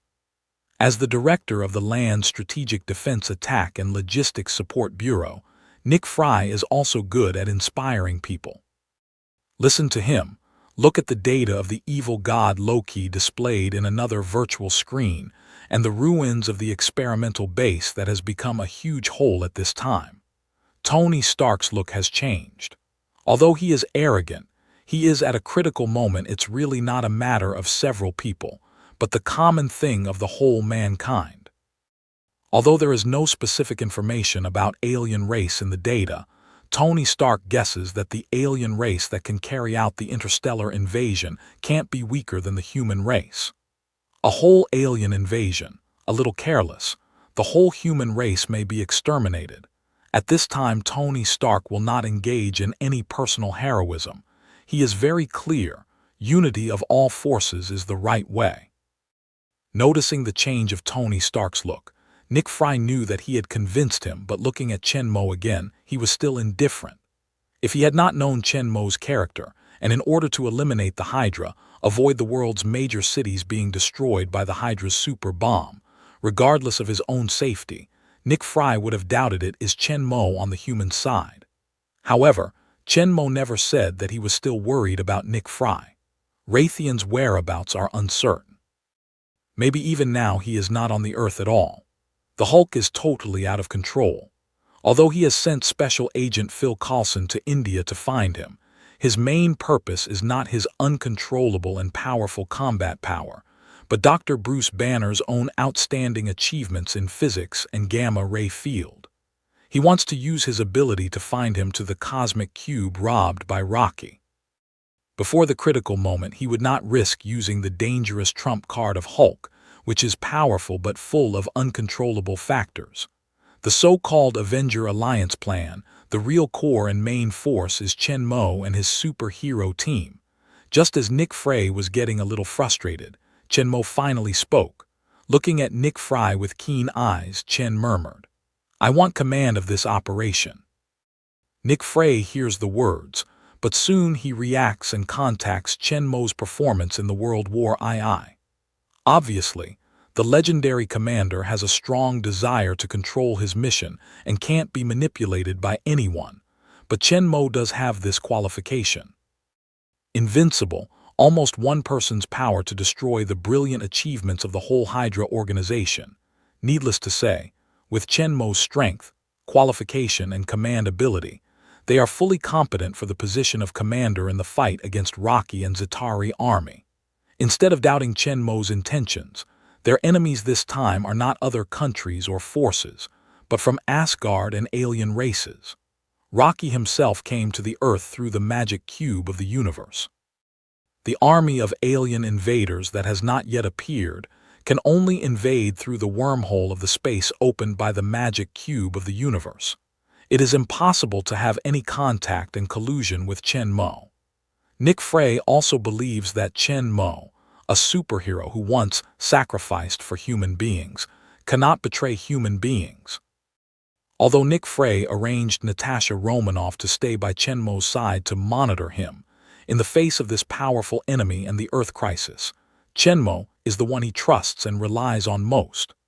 Therefore, when Chen Mo proposed to master the command power of this action against the evil god Rocky's invasion of the Earth, Nick Frey did not immediately refuse, but fell into meditation, weighing the advantages and disadvantages and feasibility. For Chen Mo's command ability, history has proved that the legend of World War II has been praised by countless people, but Chen Mo's enemies at that time, although Hydra, are also very powerful, are not enough to see compared with the enemies they will face next. Nick Frey was not reassured to give Chen Mo command of the whole operation, but Chen Mo's next words shook him a little. You can be responsible for the overall coordination and scheduling, but all combat matters must be under my command. Nick Frey thought about it, looked up at Chen Mo with his one eye and finally nodded. If it's just a matter of fighting, Nick Frey can accept it. No one is more suitable in this respect than Chen Mo. However, his original intention was to let Chen Mo and his superhero team come out as the main force. The command power of the whole operation was completely controlled by him. Chen Mo could get the command power at the scene at most, which was equivalent to the special team leader who led the team to carry out the task. Now that Chen Mo has been promised, he has the right to ask questions and even make decisions as long as it is related to fighting.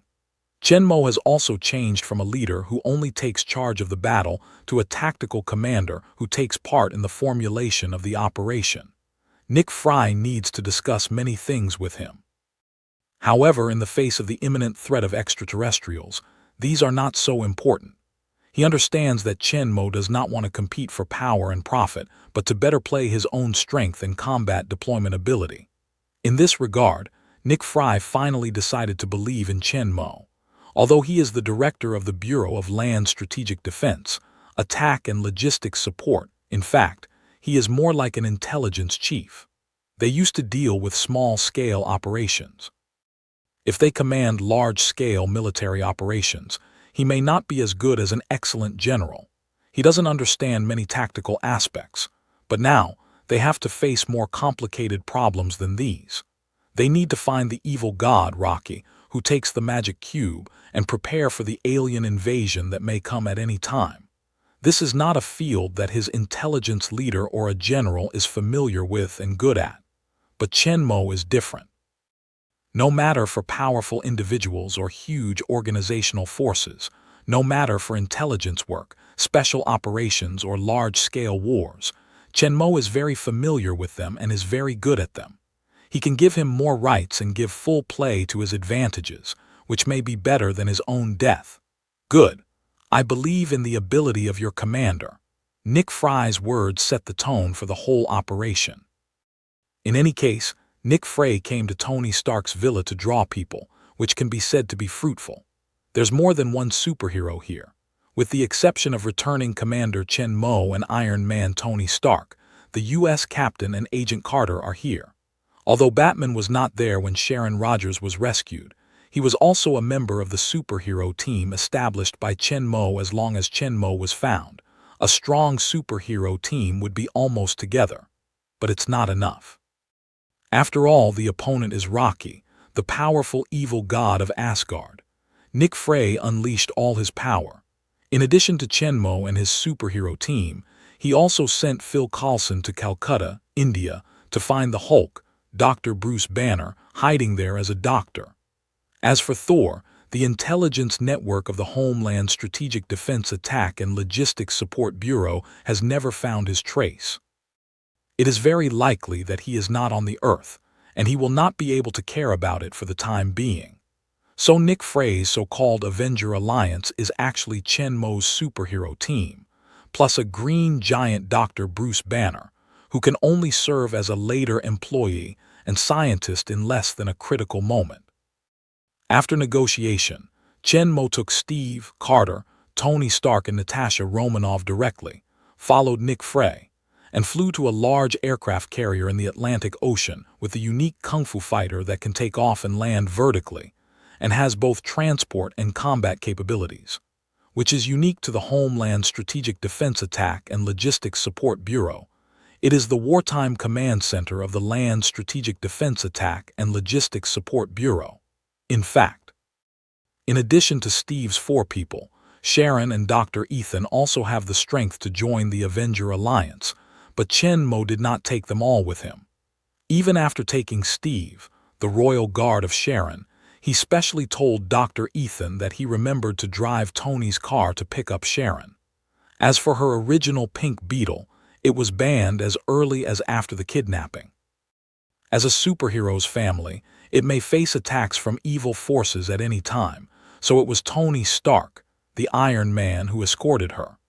Later, when Steve came back, the one who took her to and from school became the captain of the United States.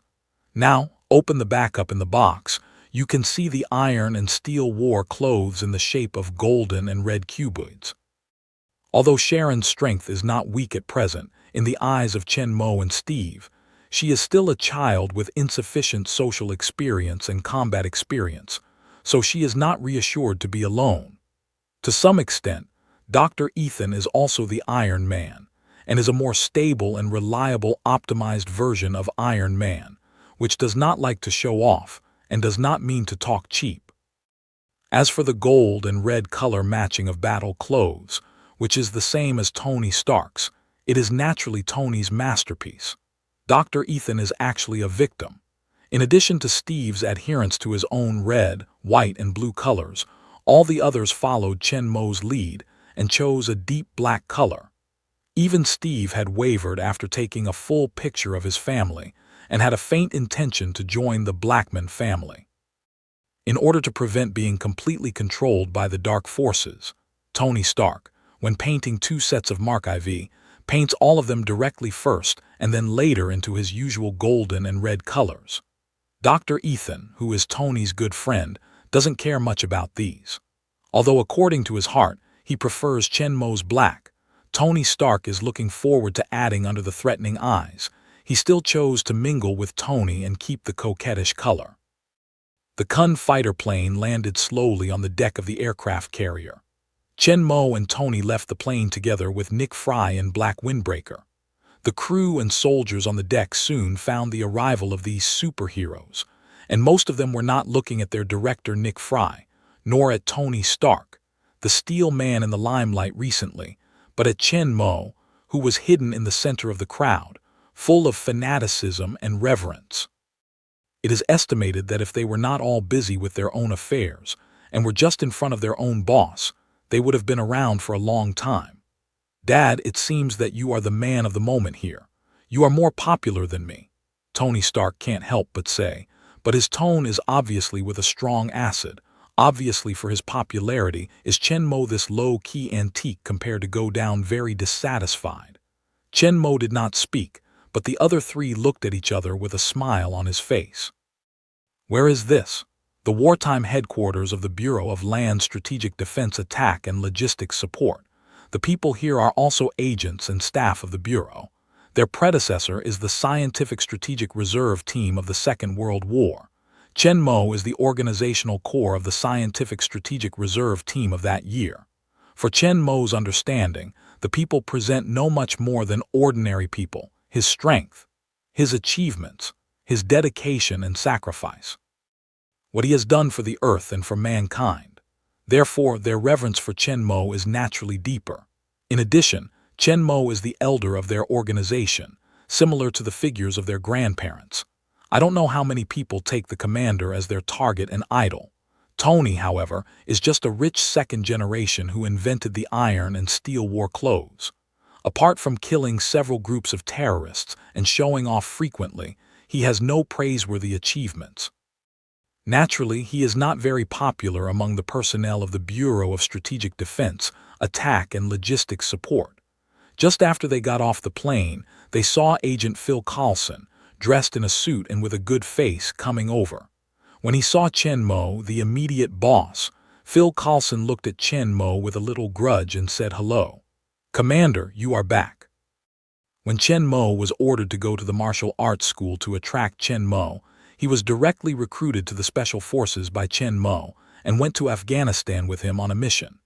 After he rescued Tony Stark from the terrorists, he became Chen Mo's personal secretary, helping him with some chores. But before long, his boss disappeared mysteriously, throwing the Special Forces and him directly. "I don't care. It's okay for the Special Forces. There's a captain in charge of it." But his identity is embarrassed. Brock Romlow and he are at the same level. He can't command him. He can't wear combat clothes and carry out tasks with rifles like other Special Forces soldiers. He's an agent, not a soldier. So after Chen Mo, his immediate supervisor, disappeared, he became a lonely man.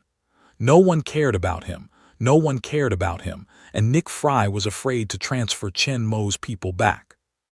So poor Phil Coulson became an unwanted child. It's been 3 months since Chen Mo disappeared and there's still no news. Nick Fry started to arrange tasks for him, but his position hasn't been transferred. He still belongs to the Special Forces and is the only agent under the Special Forces. As for the crossbone Brock Romlow and the rest of the Special Forces, they are fighters. What they are good at is not intelligence, camouflage, tracking, etc., but the most direct fighting. The Special Forces originally belonged to the Rapid Response Special Forces of the Bureau of Land Strategic Defense, Attack and Logistics Support.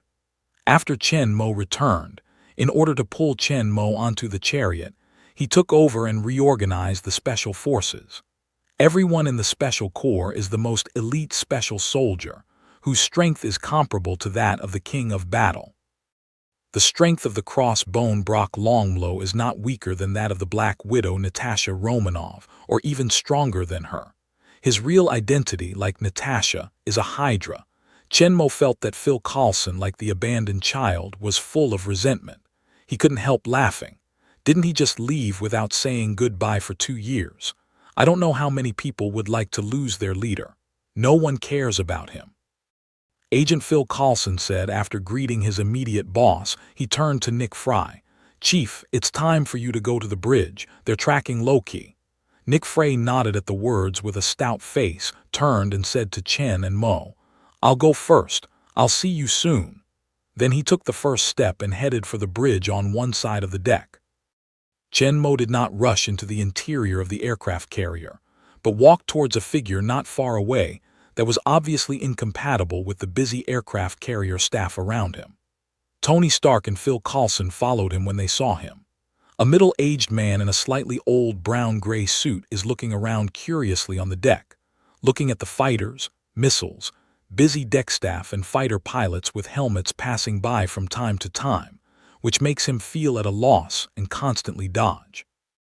Who would have thought that this shy-looking middle-aged man would turn into a powerful and destructive monster Hulk when he was angry?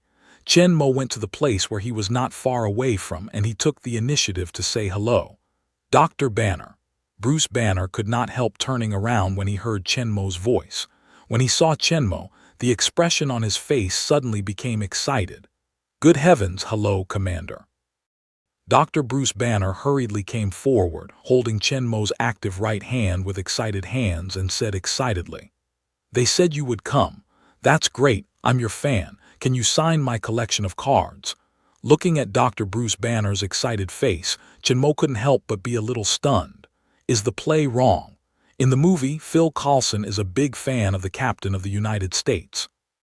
He spent several years collecting a full set of commemorative cards of the Captain of the United States, looking for Steve's autograph. In the world changed by Chenmo, many of the general trends have not changed, but the details have changed a lot. The Captain of the United States has become the commander's subordinate. Phil Coulson respects them, but he doesn't worship Steve as fanatically as he did in the movie. But at this time, Bruce Banner looked at Chenmo, which made Chenmo instantly think of the way Agent Phil Coulson in the movie looked when he saw the Captain of the United States, a proper little fan brother. But there's nothing unacceptable about that. In a world that has been changed a lot by Chenmo, the legendary superhero, has a much better reputation and influence than the American captain in the movie. It is not only the personnel of the Bureau of Land Strategic Defense, Attack and Logistics that regard him as an idol, but the ordinary people have all heard of his great achievements and legendary deeds. He has more admirers among the ordinary people. Obviously, Dr. Bruce Banner is one of them. Looking at Dr. Bruce Banner's expectant eyes, Chenmo nodded softly. Then under Chenmo's gaze, Bruce Banner took out a pile of cards the size of playing cards and a signing pen from his body, and gave them to Chenmo excitedly. Chenmo took a random look at several cards, and found that they were mostly pictures of him in dark alloy armor, holding sword and shield, each of which was different, but they all looked very powerful and powerful. At last, Chenmo signed his name on a card that he carried a shield sword and stood proudly on the battlefield. Then he handed the card back to the excited Dr. Bruce Banner. While Bruce Banner was full of joy holding his beloved commander's treasured card, Tony Stark, who was following Chenmo, suddenly asked Agent Phil Coulson, who was looking around, "Which carrier is this?" "The new carrier that the Pacific Fleet has just been in service." Tony Stark, as the largest arms dealer in the United States, knows the situation of the aircraft carrier in service in the United States very well. But at this time, the aircraft carrier they are in is not connected with any of the aircraft carriers in his memory. Agent Phil Coulson just smiled at Tony Stark mysteriously, not answering his questions but admonishing everyone present. "Gentlemen, you'd better hurry in. You'll soon be out of breath." Tony Stark was stunned at the words, then his eyes lit up. Obviously, this aircraft carrier is not as simple as it seems. Ordinary aircraft carriers don't have breathing problems on the deck. Tony Stark is very looking forward to the next changes. After Phil Coulson's warning, people also found that the carrier staff and crew on the deck were all busy, using the fixed hook to fix all the mobile objects such as the carrier aircraft on the deck, and gradually evacuated to the carrier. Flight crew cleared deck. As the command in the radio rang, a loud and huge mechanical running sound sounded around, and a faint vibration also came along the deck at the foot. Steve Rogers couldn't help wondering, is this a submarine? After Agent Phil Coulson spoke, Dr. Bruce Banner, who was reluctant to part with the card and carefully put it into his arms, heard the words, and his face showed a sudden understanding. He said, "It turned out that they wanted to trap me in an airtight iron jar deep under the water." Dr. Bruce Banner has always suspected that Phil Coulson should not only ask him to help him find the magic cube of the universe. Since he became the Hulk, he has been hunted by the military and various forces. Therefore, he is also wary of the Land Strategic Defense Attack and Logistics Support Bureau. If it wasn't for Loki to take the magic cube of the universe, open the wormhole of space at any time to attract the alien army, and the Earth would be in danger of being invaded by alien races, Dr. Bruce Banner would never have followed Agent Phil Coulson. However, he is also ready for the other party to start at any time. Although he has been trying to control his emotions, suppress Hayek and prevent him from coming out, if he is forced to do so, he will not wait for his death and make a big deal. The sound from the aircraft carrier is getting louder and louder around the deck. People can't help but walk towards the edge of the deck. They are near. What they see first is a white water mist billowing around the deck. When they go to the edge of the deck, the scene below makes people all fall into amazement. Just in front of them, the sea water within the range of nearly 100 meters outside the aircraft carrier surged violently as if boiling, and it seemed that there were huge monsters stirring in the water, which soon formed a huge vortex. In the middle of the vortex, a huge turbine engine with a diameter of tens of meters emerged from the sea water. Driven by this huge engine, a huge amount of sea water is stirred up, and the sea is like a hurricane. The sea is surging, and the splashed water mist is directly in front of everyone. As the engine rotates faster and faster, the whole aircraft carrier gradually rises, and the engine hidden in the sea gradually emerges from the water.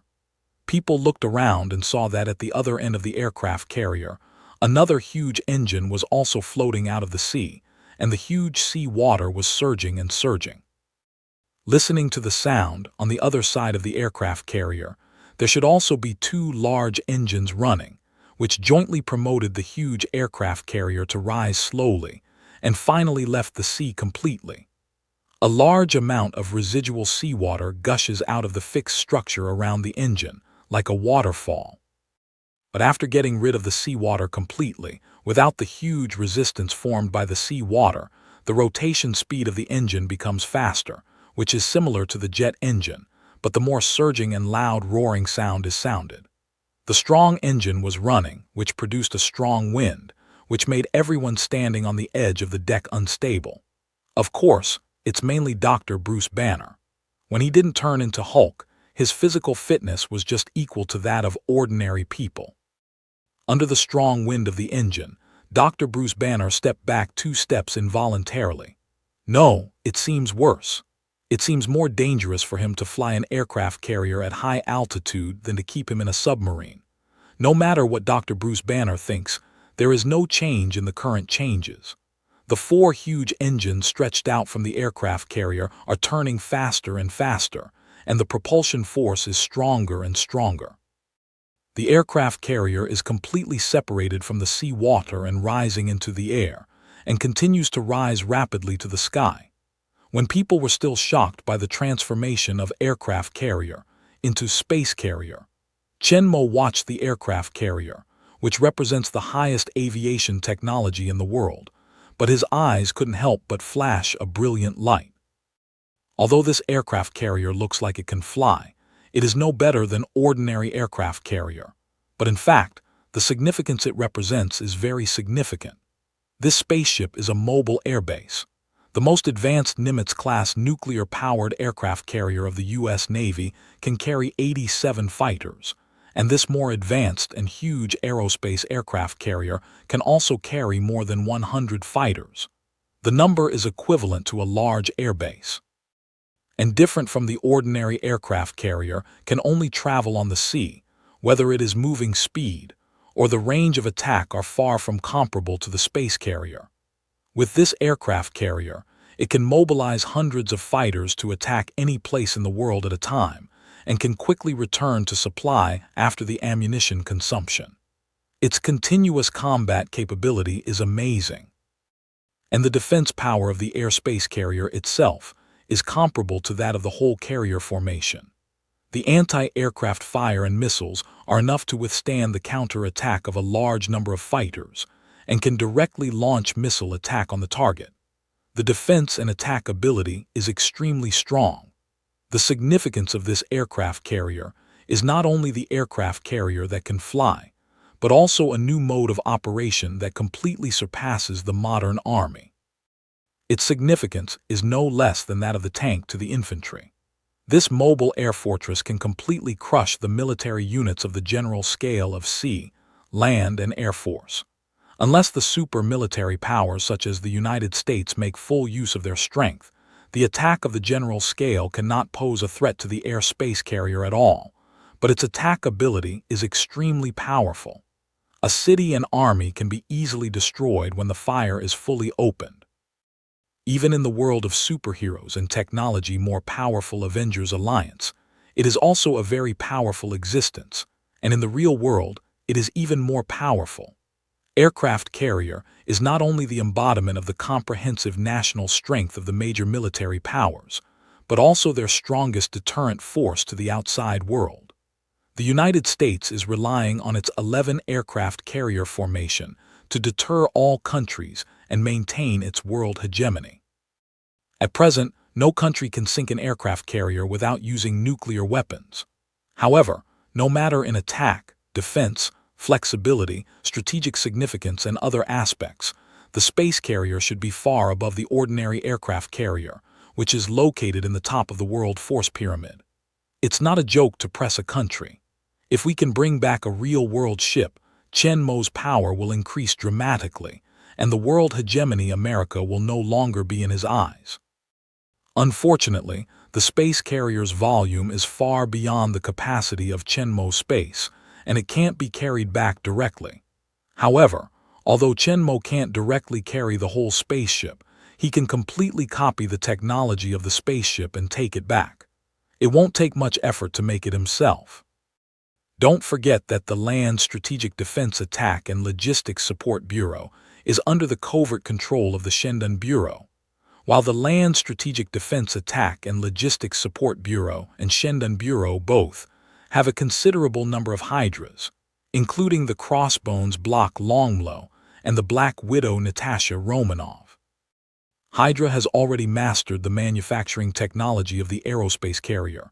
As early as Chen Muchwang, the more he went back to the Norse headquarters, the more he asked Old Eddie for a complete set of drawings of the space carrier. In a short time, the spaceship taking off from the sea has already reached the high altitude. At this time, some of the staff who had entered the interior of the aircraft carrier came out one after another, but they all had an oxygen mask on their faces. As the space carrier flies higher and higher, the air on the exposed deck becomes thinner and thinner, and ordinary people can't breathe normally at all, so the crew in charge of deck operation must wear oxygen masks to work normally. Instead of staying on the deck, Chen and Dr. Bruce Banner followed Agent Phil Coulson to the bridge on the right side of the deck and into the inside of the space carrier. However, they did not go to the bridge building. Unlike ordinary aircraft carriers, the command center of the space carrier is not located above the bridge building, but in the front and middle position below the ship. When Chen Mo and others walked into the command center through the corridor under the guidance of Agent Phil Coulson, they couldn't help but admire the scene in front of them. Compared with the traditional aircraft carrier command center, it is more like the bridge of science fiction ship in the movie. The space here is very large and the hole is round. At the back of the center is a main console. At this time, Nick Fry, a one-eyed man in a leather black windbreaker, is standing on the main console. On both sides of him, there is a wide transparent display screen, which shows the parameters of the whole aircraft carrier. On the opposite side, the most forward position of the bridge is a whole piece of transparent glass porthole, through which you can clearly see the broad sky outside, almost without any shelter. Between the main console and porthole, there is a channel connection, and on both sides of this channel there are two sinking areas, each with two long rows of consoles. A dozen people in tight uniforms with a smart face are busy in front of the console. The arrangement and installation of the whole bridge are full of science fiction atmosphere, which is very similar to the science fiction spacecraft. Even the tight uniforms of the staff feel like the uniforms of the spacecraft in Star Trek. Chen Mo's arrival didn't affect the busy people in the bridge. A sound of command and report sounded in their ears. Check the circling power. After the power check, the position is stable. Be ready to sail with all your strength and increase the output to the highest level. Power has been turned on. Everything is ready. At the same time of reporting by a staff member, in the sinking area on the right side of the channel, close to the main console, there is an independent small platform higher than the rest of the sinking area, in front of which are several transparent display screens, which is the sub-console. At this time, a graceful woman is standing in front of the sub-console, focusing on the situation of the space carrier. Her figure is slender and sexy. Her tight uniform perfectly outlines the curve of her body. She has fresh and handsome short hair. She looks brave, but she is very sexy and cool. Looking at the situation of the empty space carrier on the screen, Leng Yin said in a cool voice, All engines are working properly." Then she turned to all the staff in the bridge and said aloud, "Land Strategic Defense Attack and Logistics Support Bureau Emergency Procedures 19,326 has been launched." Finally, Ling Yan turns around and reports to Nick Fry on the main console. "We've reached the predetermined scale, sir." Nick Fry nodded. "Good, let us evaporate." The cold and gorgeous woman then gave a loud order. "Start background reflection panel." With the order issued, if someone is outside at this time, it will be found that a lot of light curtains flash up under and around the empty space carrier's armor, and the armor surface gradually changes from the original black to the blue and white colors. And finally, the whole bottom armor surface is connected into one piece, forming a screen, projecting the sky and white clouds above the deck. And with the movement of the space carrier, the above picture is also changing and moving. From a distance, it's like directly passing through the carrier and seeing the sky behind it. The whole space carrier is like disappearing from the sky. Background reflection panel started. When the spaceship was completely lifted up and invisible, Nick Fry came down from the main console and walked towards the Chenmo group. He was with Chen and 5 people, so he just nodded to a few people. But Dr. Bruce Banner was brought back from India by Special Agent Phil Coulson, who had not met before, so he extended his right hand to Dr. Bruce Banner and said solemnly, "Thank you for coming, Doctor." Dr. Bruce Banner glanced up at Nick Fry, and some of them reached out and shook Nick Fry, duplicating, "Thank you for your kind invitation, so how long do you want me to stay?" Nick Fry, naturally aware of Bruce Banner's concerns, said positively, "When we find the magic cube of the universe, you can do whatever you like." Dr. Bruce Banner heard that his face was more beautiful. In fact, he was worried that the other side would take this opportunity to lock him up. Bruce Banner was relieved and nodded when he got the promise from the big boss of the other party. "Is there any progress?" When Nick Fry heard that he was no longer polite, he turned around and motioned to Agent Phil Coulson in the sinking working area nearby. Phil Coulson immediately turned around, arms in his arms, and explained to Dr. Bruce Banner, "We monitor every camera lens, mobile phone and laptop connected to the internet on the Earth." Natasha Romanoff, the Black Widow who had been following Chenmo, came to the platform, crouched down, and looked at a face recognition search program on a screen in the sinking area in front of her. On one side of the screen was a picture of Agent Clint Button, the Eagle Eye. On the other screens next to them, there are pictures of Dr. Eric Sevig and Rocky himself, who were also controlled and taken away by the evil god Rocky, apparently searching for them separately. Natasha Romanoff reached out and slid a few times across the screen, showing little progress. Natasha Romanoff immediately turned to the crowd. "They can't be found in time at the current pace," said Bruce Banner. "The search should be narrowed down." Then he looked around at Nick Fry and asked, "How many spectrometers can you find?" Nick Fry asked in full confidence. "How much do you want?" Dr. Bruce Banner said immediately. "Call all the labs and have them put the spectrometers on the roof and calibrate them to gamma rays," Dr. Bruce Banner said as he took off his coat and prepared to do a big job. "I'll set up a tracking algorithm and identify the source so we can at least filter out some targets." Taking off his coat, Bruce Banner asked Nick Fry as he pulled the sleeve of his inner shirt, "Find me a place to work." Nick Fry immediately greeted Phil Coulson. "Coulson, take Dr. Banner to his lab." Phil Coulson walked up the steps from the sunken work area, past Dr. Bruce Banner toward the door. "The doctor you'll like, there's everything." Before Bruce Banner left, he opposed Clint Nick Fry's coldness and greeted Chenmo warmly. "Commander, I'll be busy first." Nick Fry felt Bruce Banner's different attitude towards him and Chenmo, but he had no choice. Chenmo, a legendary hero who became famous in World War II, has a strong influence. Even if he is the director of the Bureau of Homeland Strategic Defense Attack and Logistics Support, he is far behind Chenmo, not only Dr. Bruce Banner, but also the personnel of the Bureau of Homeland Strategic Defense Attack and Logistics Support, including the staff of the command center of the space carrier director, can be said to respect and obey. But many people are crazy about Chenmo. Chen Mo actually knows the development of the plot. Soon Loki, the evil god, will jump out on his own, but instead of stopping Bruce Banner, he nods to him. After Bruce Banner left with Phil Coulson, Chen Mo and Steve didn't rush to leave either. They waited in the command center. Others are waiting for Dr. Bruce Banner to complete the tracking algorithm and speed up the search, while Chen Mo is waiting for Rocky to come out.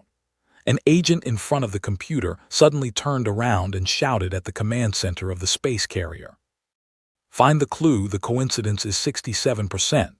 All the people in the command center were shocked, but Chen Mo was indifferent and finally appeared.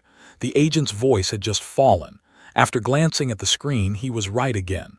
Wait, it's 79%, asked Natasha Romanoff, the Black Widow. Where is it? 28 Kuning Street, Stuttgart, Germany. The spy in front of the computer looked at the monitoring screen.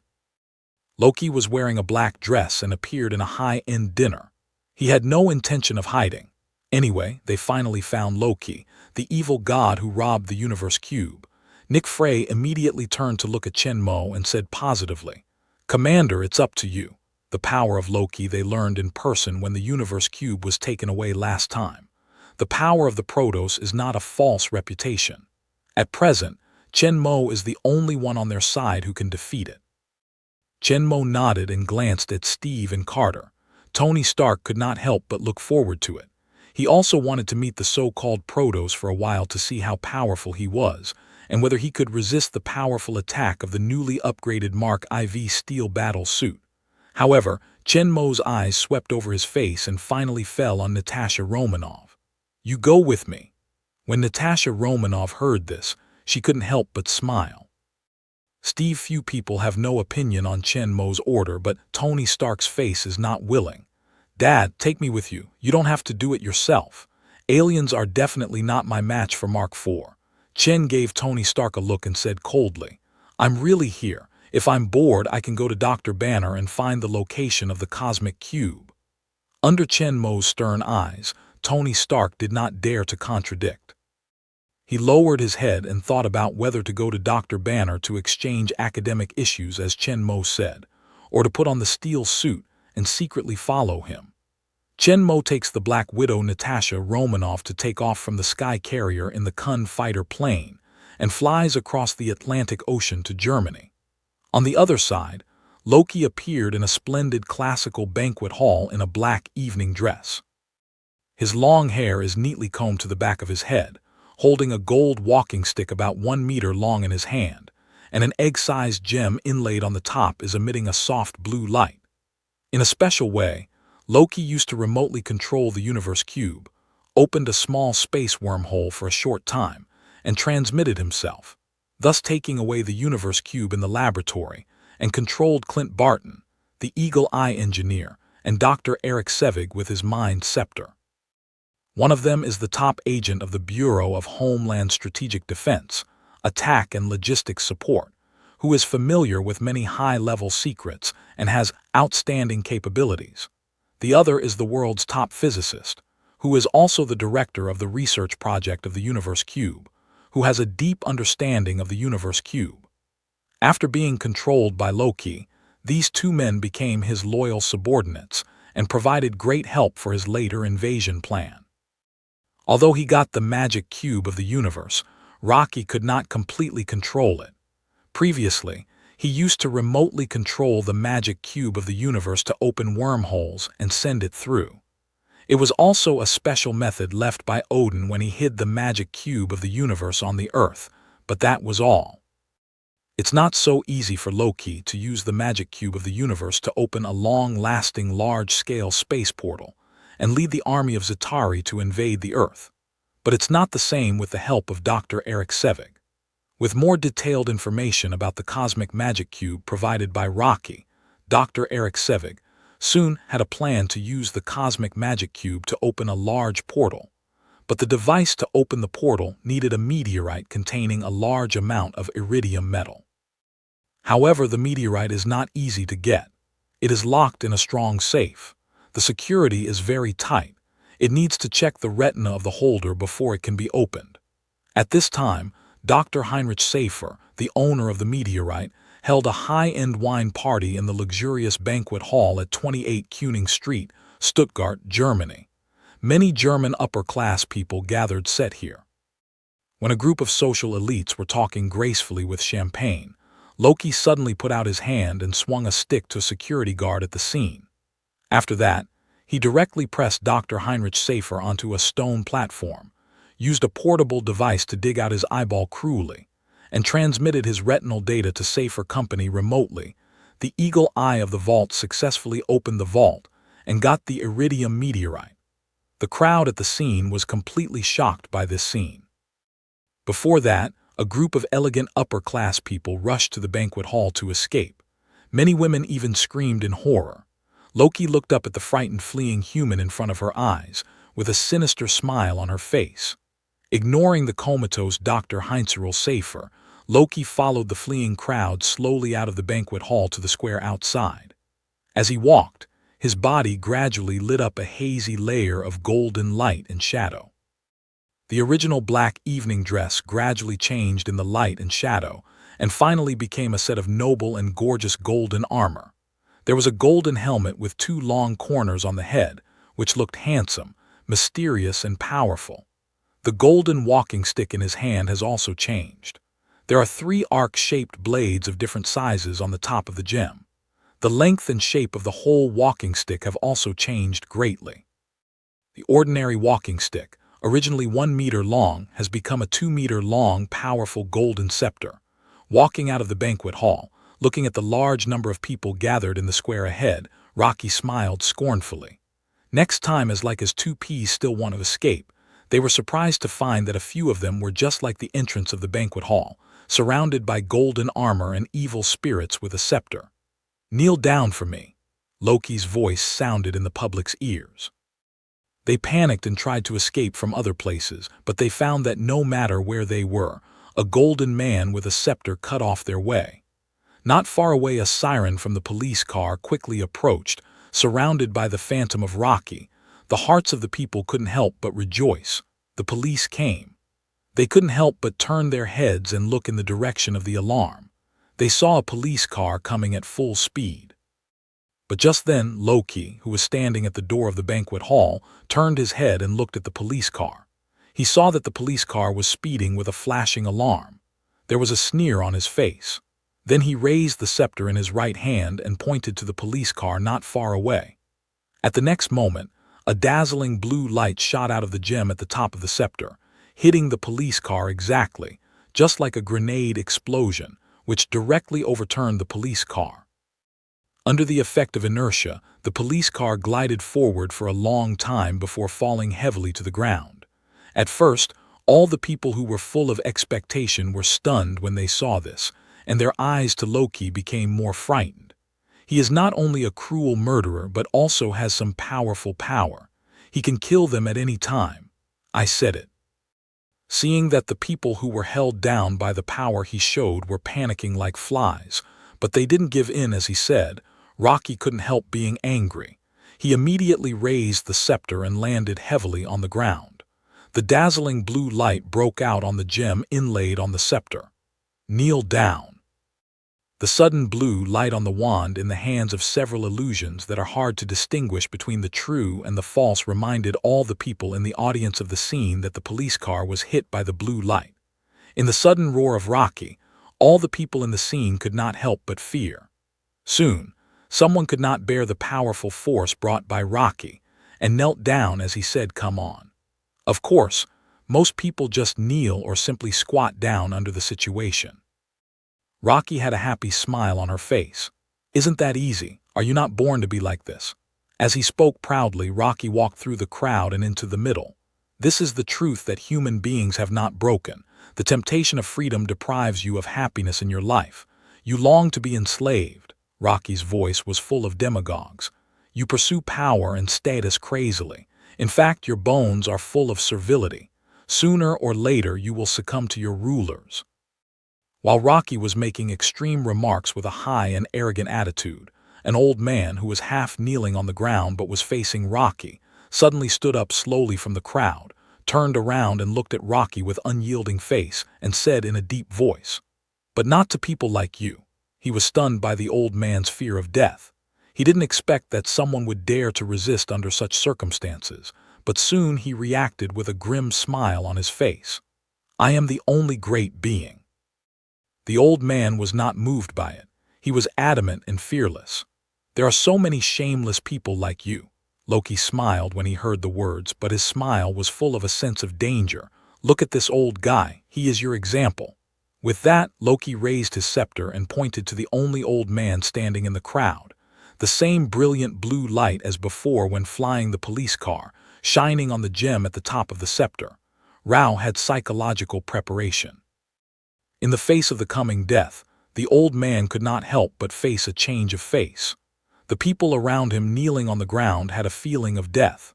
Just as the blue energy attack came from the gem at the top of the scepter and flew towards the old man, a dark figure suddenly fell from the sky, just in front of the old man. The blue energy attack was blocked by a round shield and bounced back in an instant. It happened to hit Loki. The defenseless Loki was directly knocked down by the attack, and it took a long time to get up. The old man who escaped from death looked at the figure of the tall and great bank that suddenly appeared in front of him, and instantly connected with the memory in his mind. "Commander!" The old man couldn't help exclaiming with surprise. Although the old man is also in his 70s, he obviously didn't have the chance to participate in the World War II that happened more than 70 years ago. However, the legend of the greatest hero in the World War II is not only in the United States, but also widely spread in Europe, the main battlefield of the World War II. European people are suffering from war. As a key figure to defeat the communists, end the World War II and win peace for the European people, the commander has a profound influence in Europe. His name, image, and story can be said to be unknown. So far, he is still loved and supported by the European people. Germany is no exception. Hearing the old man's excited exclamation, a group of upper-class people also found out by surprise. At this time, the tall and great man in the middle of the square, wearing a black alloy armored combat suit and holding a silver two-handed knight's long sword and shield, was in line with the commander's image in their mind. 2 years ago, they all heard about the commander's return. At that time, many European countries spontaneously organized parades to celebrate. Welcome the heroes who rescued Europe to come back safely. At this moment, as soon as he appeared, he knocked down the immortal evil god Rocky, who had been before them, which made them excited and many people cheered. "Here comes the commander. Great! We are saved." With cheers, the crowd that had been held by Loki began to stir, and people rose from the ground one after another. Chenmo is the one who just came out and made everyone excited. He came down from the sky at a critical moment and just saved the old man, who is also a fan of him. "Put down the shield held in front of him," Chenmo said in a cold voice as he walked towards Rocky, who was getting up from the ground. "I remember last time I came to Germany, there was a man who put himself above all living beings and was killed. It was the commander." Loki, who was knocked down by his own attack, got up from the ground, half knelt on the ground, looked up at the Chenmo who was striding forward, sneered at him, raised his scepter and propped up on the ground and slowly stood up. "Ha ha, an old-fashioned man." Chenmo raised his right hand to his back, slowly pulled out the king's sword, looked at Rocky with fierce eyes and said in a cold voice, "I'm not the outmoded." Loki looked at Chenmo with disdain on one face. The eyes of the two met in the air, and the battle between man and god was on the verge. Chenmo knew that Loki's abnormal appearance was so undisguised, and just to lure them to catch him. Agent Clint Button of Eagle Eye is controlled by Rocky's mind gem. So many secrets he knows about the Homeland Strategic Defense Attack and Logistics Support Bureau are all told to Rocky, which naturally includes the air carrier and Avenger Alliance plan, as well as the most uncontrolled Hulk Bruce Banner. So he showed up without hiding, led them to catch himself in the air carrier, and then tried to stir up the relationship among the people, and used the spirit gem to influence the minds of the people, enraged Dr. Banner, and destroyed the Avenger Alliance from the inside. The destructive power of the uncontrolled Hulk after transformation is amazing. On the ground, he can turn a town into ruins. On the air carrier, he can completely destroy it directly, even bury it with other members of the Avenger Alliance and a group of people from the Land Strategic Defense Attack and Logistics Support Bureau. This is Rocky's plan. He was actively captured into the space carrier, causing chaos from the inside.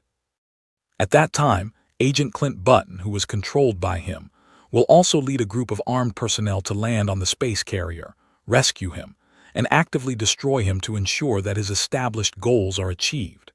He is the biggest threat to rule the Earth.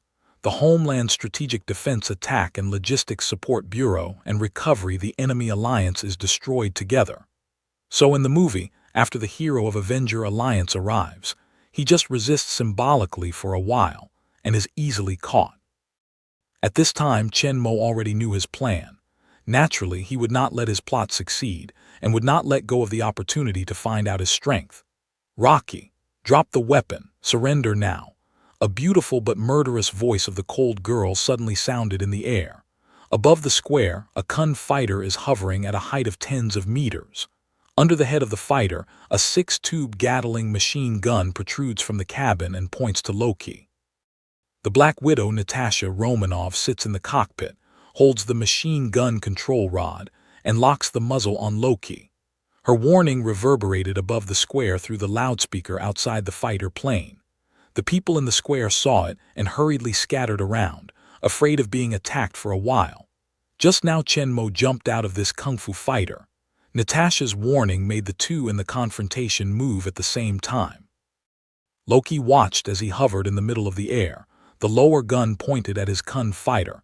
A trace of disdain flashed in his eyes, and quickly raised his scepter to shoot down the fighter. However, it takes a short time to prepare for the energy release.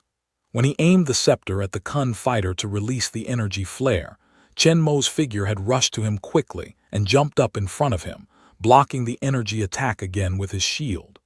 Under Chen-Mo's precise control, it just bounced back to Rocky. Just stand up less than 10 seconds, Rocky, once again by his own attack to the ground. But this time, Chen-Mo didn't give him a chance to stand up again. After landing, he rushed straight forward to catch up with Loki, who was hit by the rebound energy attack. The sword of the king in his hand slashed at Loki, who was lying on the ground fiercely. Seeing Chen-Mo's amazing speed, he chased after him. Sen Han's blade made him feel a huge threat. Loki could no longer pretend to force him, but hurriedly raised his scepter to resist. When a huge metal strike sounded in the square, people who were close to each other felt that their eardrums were all hurt by the earthquake. They quickly retreated to a further place, and a large space was quickly opened around them. In the middle of the battlefield, Chen-Mo's sword didn't cut all the objects in front as usual. This attack didn't even leave a trace on the staff. However, Chen-Mo's king's sword has not been damaged at all. Obviously, the hardness of these two weapons is very strong, and the attack just at that level is not enough to destroy them. Chen-Mo didn't stop at this point. Without any result, Chen-Mo's sword continued to cut towards Rocky, who was still lying on the ground. In the face of Chen-Mo's continuous attacks, Loki, lying on the ground and unable to move, could only lift his staff and barely parry. When? There was a huge metal crash, and people around cheered as Rocky, who was just boasting, was tired of parrying under the commander's hands. Everyone was very proud. Loki, who was lying on the ground, heard the cheers of all the people. His face suddenly became ugly. He was arrogant and conceited. How could he bear to make a fool of himself in front of these human beings who were going to be his slaves if he wanted to rule the earth? It's a great shame to him, so he didn't care to hide his strength. When Chen-Mo's sword was cut again, Loki waved his staff fiercely and took the initiative to meet Chen-Mo's sword. At the intersection of swords and sticks, Chen-Mo, who had been suppressing Rocky's attack, felt that a huge force was coming from the long sword, and his body retreated involuntarily. After 4 or 5 steps, he finally stabilized himself. Taking advantage of Chen-Mo's opportunity to push away, Loki no longer plays handsome. He gets up from the ground, holds the scepter in both hands, and stares at Chen-Mo severely. Although he was defeated by Loki, Chen-Mo was very happy. He had initially found out the strength of Loki. At the beginning, when Rocky resisted his attack, his physical fitness was only about 5 times that of ordinary people, similar to that of the American captain who injected the enhanced super soldier serum. But Chen Mo knew that he must have hidden his strength. So Chen Mo seizes the weakness of his arrogance and self-respect, deliberately suppresses his constant attacks, and makes him very embarrassed in front of the crowd. Sure enough, although Loki was going to be defeated by them and taken to the air carrier, he didn't plan to make such a fool of himself. When his fragile self-esteem was hurt, he could not hide his strength, burst out stronger strength, beat Chen Mo down, and quickly climbed up from the ground. When he beat Chen Mo back just now, his strength was about 8 times that of ordinary people, which was equal to Chen Mo's own strength. However, Chen Mo feels that this should not be his strongest strength, so Chen Mo didn't give Rocky a chance to breathe. With a long sword, he rushed up again.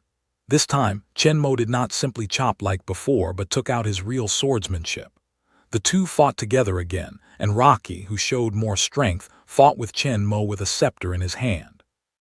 But soon, Rocky was surprised to find that he underestimated the strength of the strongest man on Earth in front of him again. At first, he thought that 5 times the physical quality of ordinary people should be able to fight against Chen Mo, and then deliberately failed to be defeated. Unexpectedly, Chen Mo was completely under pressure to fight.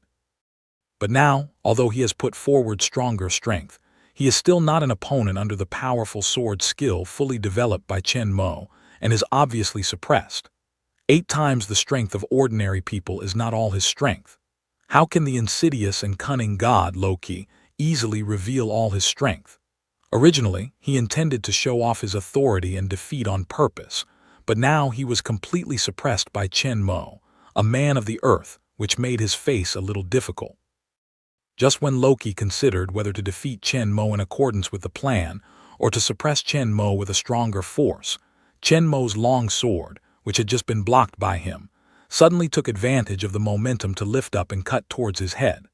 Loki hurriedly dodged, but was also scratched across the cheek by the king's sword. Chen Mo felt the slight resistance from the tip of the sword. He couldn't help but exclaim that the strength of the Shenzhou people was stronger than the ordinary steel. Loki felt only the coolness of his cheek and could not help but reach out and touch it. Then he saw the blood on his fingers. He is a decent god. He was cut on the cheek by a humble earthman. It's like playing poker with a tape measure. Although the wound soon healed, but Rocky was completely angry when even with his full strength. The 2-meter-long scepter in his hand waved towards Chen Momeng. The 3 sharp edges on the top of the scepter were not under Chen's king's sword. As soon as Chen Mo's eyes brightened, he finally forced out all his strength. Chen Mo did not use the shield to resist, because the strength of the other side will be directly offset by the shield. He could not judge the strength level of the other side at all. However, he did not dare to be careless. The sword of the king came out with all his strength, and he welcomed Rocky's scepter. When, under the collision of huge forces, the two people's bodies are at the same time, and the ground under their feet is crushed by this huge force. However, neither of them has moved a dime, bearing the counterattack force of the weapons completely. Chen Mo's heart is clear at last. With all his strength, Loki's strength is even equal to Chen Mo's physical fitness after the increase of mob attachment at this time, even more than a few. That is to say, Rocky's physical strength is 10 times more than that of ordinary people. However, Loki is not good at close combat. Even though he has put out all his strength at this time, he still fails to defeat Chen Mo. Instead, Chen Mo uses his advanced fighting skills to suppress him again. He sees that he may lose at any time. At this time, Loki is finally a little restless. It's one thing to be defeated on purpose, and it's another thing to be really defeated by the other side with strength. At this time, for his original confident plan, Rocky could not help but be a little uncertain. Will things continue to develop as he expected? At this time, however, he had no energy to think about these. Under Chen Mo's more dangerous attack, Rocky had only the ability to parry, and his situation became precarious. Seeing that he can't force more strength, Chen Mo doesn't try anymore. He directly picks up the scepter in Rocky's hand and puts the king's sword on his neck. Commander Chen Mo versus evil god Loki. Chen Masheng. and it's in the absence of a hidden power for Loki to beat him head-on. Although Rocky's real strength is his scheming ability, he is excited to beat a Protoss head-on. After so many years of hard work, Chenmo has finally gained the powerful strength to defeat the powerful Protoss, thanks to his powerful physical quality, extraordinary swordsmanship, the sword of the king in his hand, and many equipment and abilities on his body. Even if the strength of this Protoss is not in the forefront of the Protoss, it is not too weak. It is also a very good start for Chenmo. When the empty-handed Loki felt the touch of Senhin from his neck and his face was ugly, a figure with its own dynamic BGM suddenly flew from a distance, and with the sharp air-breaking sound, it fell on the ground behind Chenmo. Tony Stark is going to say something to pretend and force, but when he sees the situation of the two people in front of him, he swallows back what he just wants to say. He seems to be late, although Chenmo had his back to him and his eyes had been on Rocky, who was wearing a sword around his neck. Tony Stark was very clear that his arrival had been found by Chenmo, and he just wanted to disappear too late now. Before Chenmo set out, he specially told him to stay on the air carrier, but he could not stand the chance to defeat a legendary Protoss. As soon as they left, Chenmo secretly put on steel battle clothes and followed them. If he could beat Rocky, it would be fine. I don't think Chenmo would take him seriously, but now, obviously, the battle is over. Standing behind Chenmo, Tony Stark only feels sweat on his forehead for fear that Chenmo will turn around and kick him. Rocky's ugly face was completely ignored by him and his eyes were all around. Next moment, Tony Stark's eyes suddenly brightened. He ran to one side and picked up Chenmo's wand. Then he went back to Chenmo and said favorably, "Dad, I know that you are not your opponent, but I thought later, Natasha, she can't fly. It's not convenient to fight for you. Hurry up." Chen Muru did not return, but his voice came from under the armored combat suit. "I'll take care of you when I get back." The chill in Chenmo's voice made Tony Stark shrink his neck, regretting the impulse. He couldn't run away after a fat beating. Thinking of this, Tony Stark was depressed and his eyes on Loki became bad. "It's because of this damned guy that I make mistakes." At this time, Loki didn't even have the heart to pay attention to the suddenly arrived teaser. It was supposed to be a drama that he directed and performed by himself, and was deliberately defeated to break into the enemy's internal arena. How could it suddenly exceed his control? The fake drama has come true.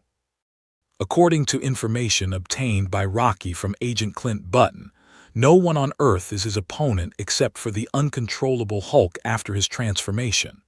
Chenmo, an old World War II antique, once the strongest man on the earth, was not in his eyes.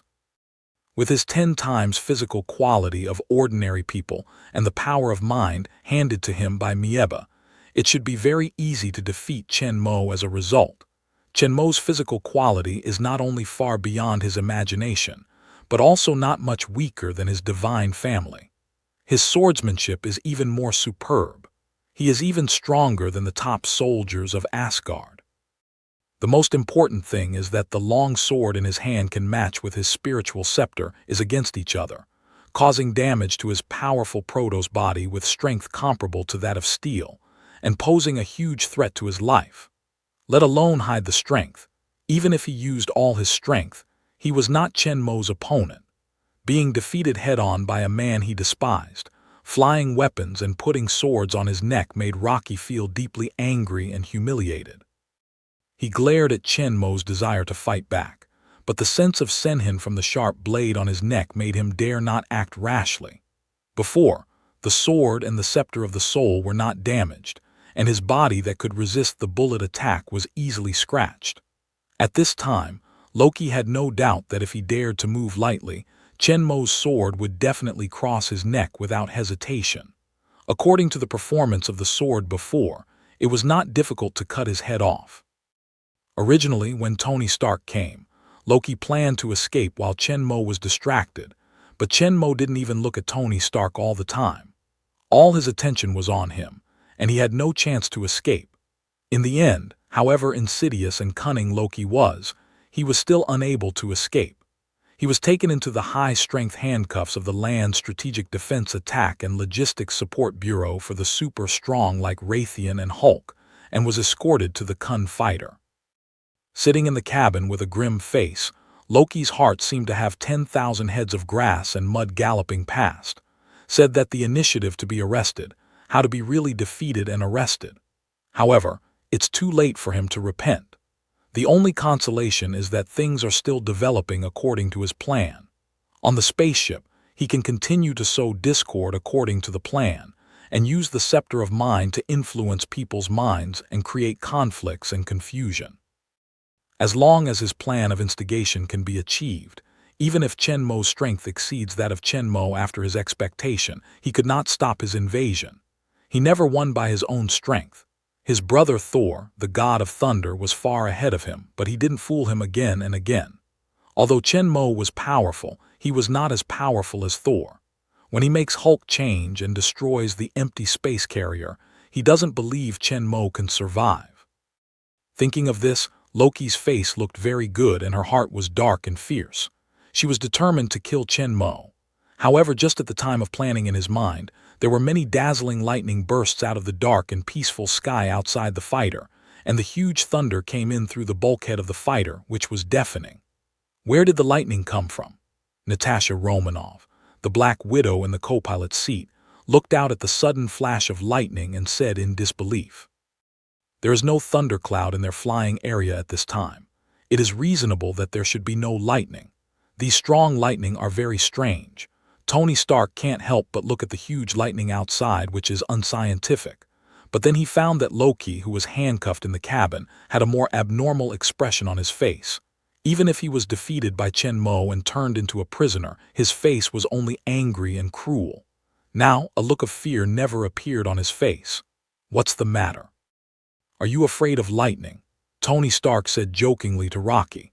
Loki did not get angry with Tony Stark but said with a solemn face, "I don't like the guy who thunders."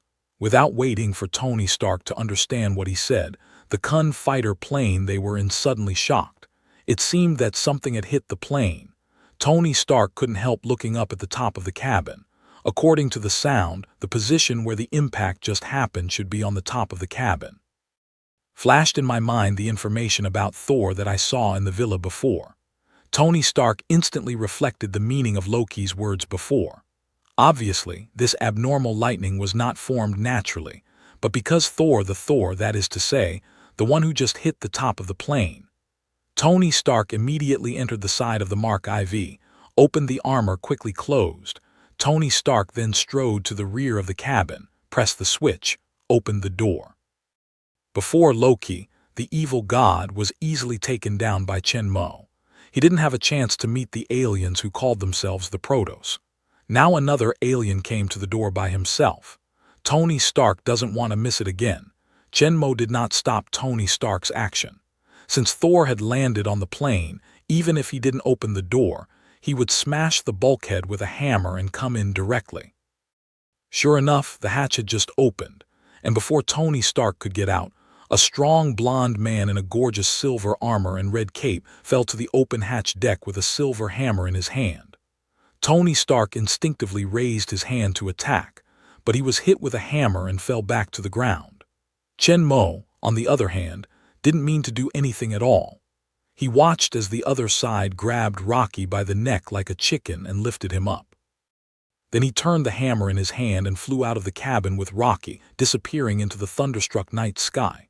Tony Stark just got up from the ground at that time and looked at the empty cabin, discontented.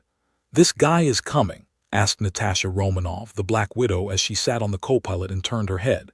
"Another Shenyuan man," Chen Mo nodded. "This guy is his own man." Tony Stark, on the other hand, disagreed. "Dad, are you sure? He just took our prisoners." Chen Mo gave him a look and corrected. "My captive." Hearing Chen Mo's emphasis on being his prisoner has nothing to do with Tony. Tony Stark couldn't help turning a white eye and secretly regretting why he came here and didn't do anything. He may face Chen Mo's cleaning up after returning, but now that Tony Stark can't allow himself to return without success, Loki, the evil god, has been captured by Chen Mo, he can also capture another Asgard god sent to him. Shame before snow. As for any one of your own people, I'll rob them. I'll fight you first." With a decision in mind, Tony Stark said to Chenmo right away, "It doesn't matter, Dad. Whether he let Loki go or killed him, the magic cube of the universe could not be found."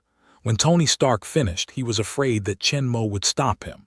Without waiting for Chenmo to speak, he flew out of the open hatch and chased Saul far away. Chenmo is very aware of Tony Stark's caution, but he didn't stop him.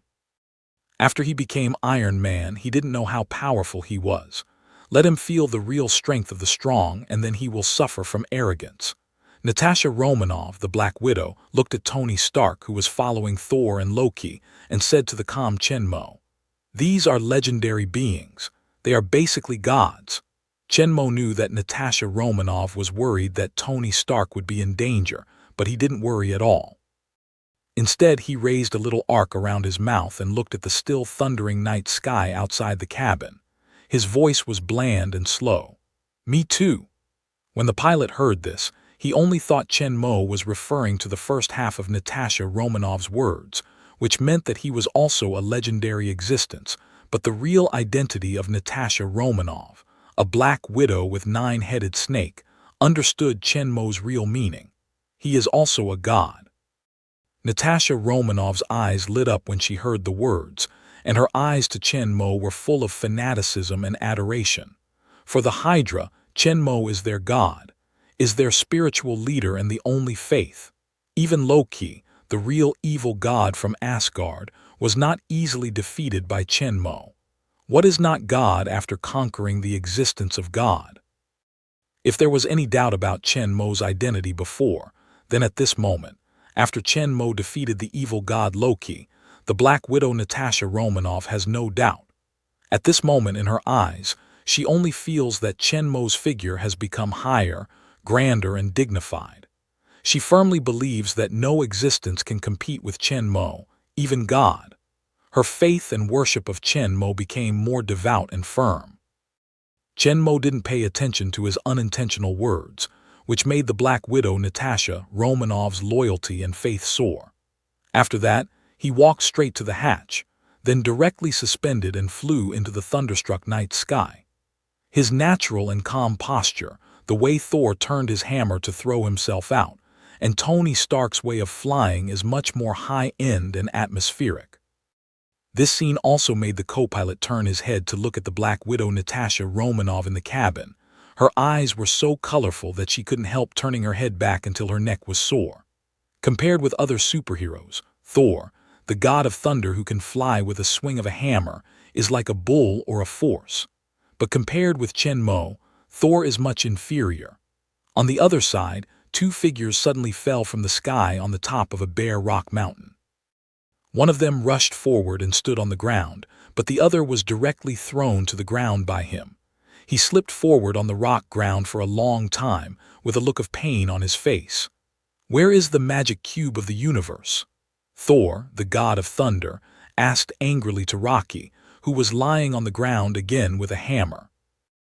Luo Jai, the evil god who was rudely thrown to the ground by Saul and rubbed with the ground, cried out in pain, then laughed again and just lying on the ground said to Saul, "Long time no see, brother." Thor, the god of thunder, took an angry step forward and asked, "Do I seem to have come to reminisce with you?" Loki was not moved at all. He sat up slowly from the ground and said proudly, "You should thank me. After the Rainbow Bridge is destroyed, you know how much dark energy Odin has to mobilize to deliver you to your beloved Earth. What Loki said is true.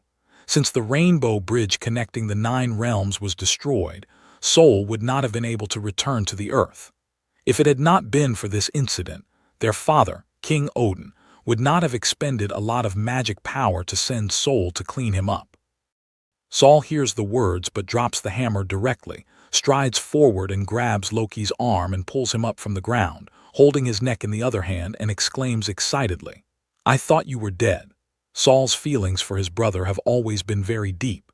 Even if he cheated and hurt him countless times, he still chose to forgive and believe him again and again.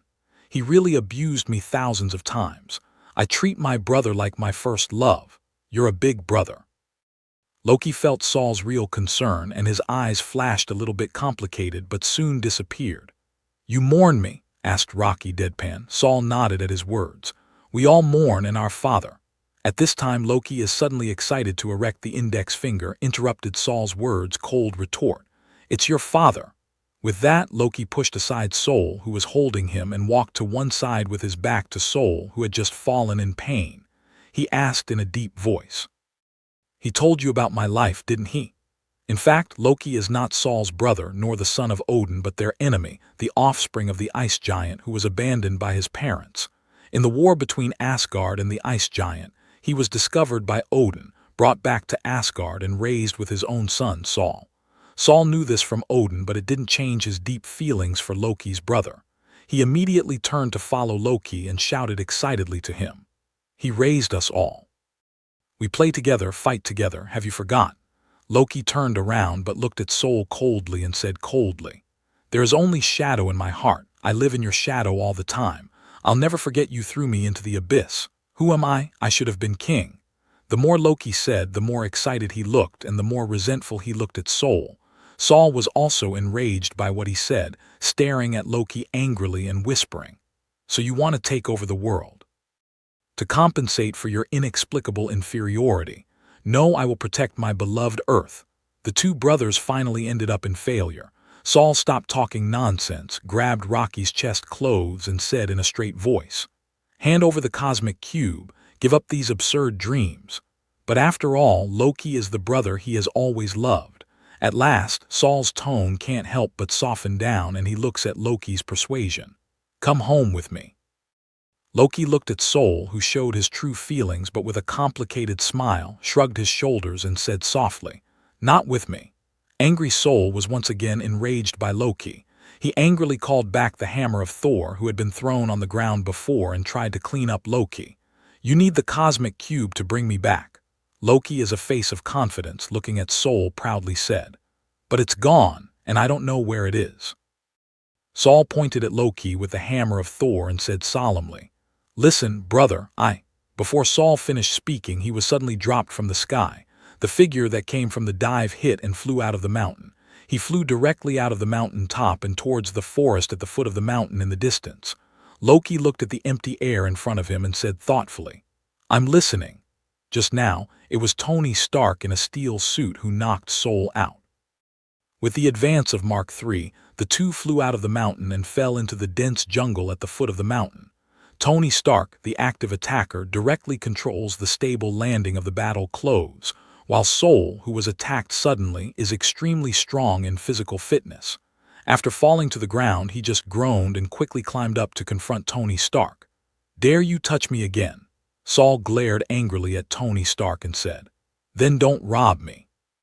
Tony Stark is tit for tat and refuses to let go. Do you know who you're talking to? Saul looked at Tony Stark with a proud face and said coldly, Are you a dramatist? Tony Stark looked at it in a pretentious way and said in a sarcastic tone, Does your mother know you stole her shawl? Saul was too lazy to waste his words with the scoundrel. He looked at Tony Stark coldly and said in a deep voice, Mind your business, Tin Man. Loki will surely be judged by the divine realm. Tony Stark was not moved by it. Seeing that the so-called Thor didn't mean to start, Tony Stark no longer continued to provoke, but intended to catch Rocky first.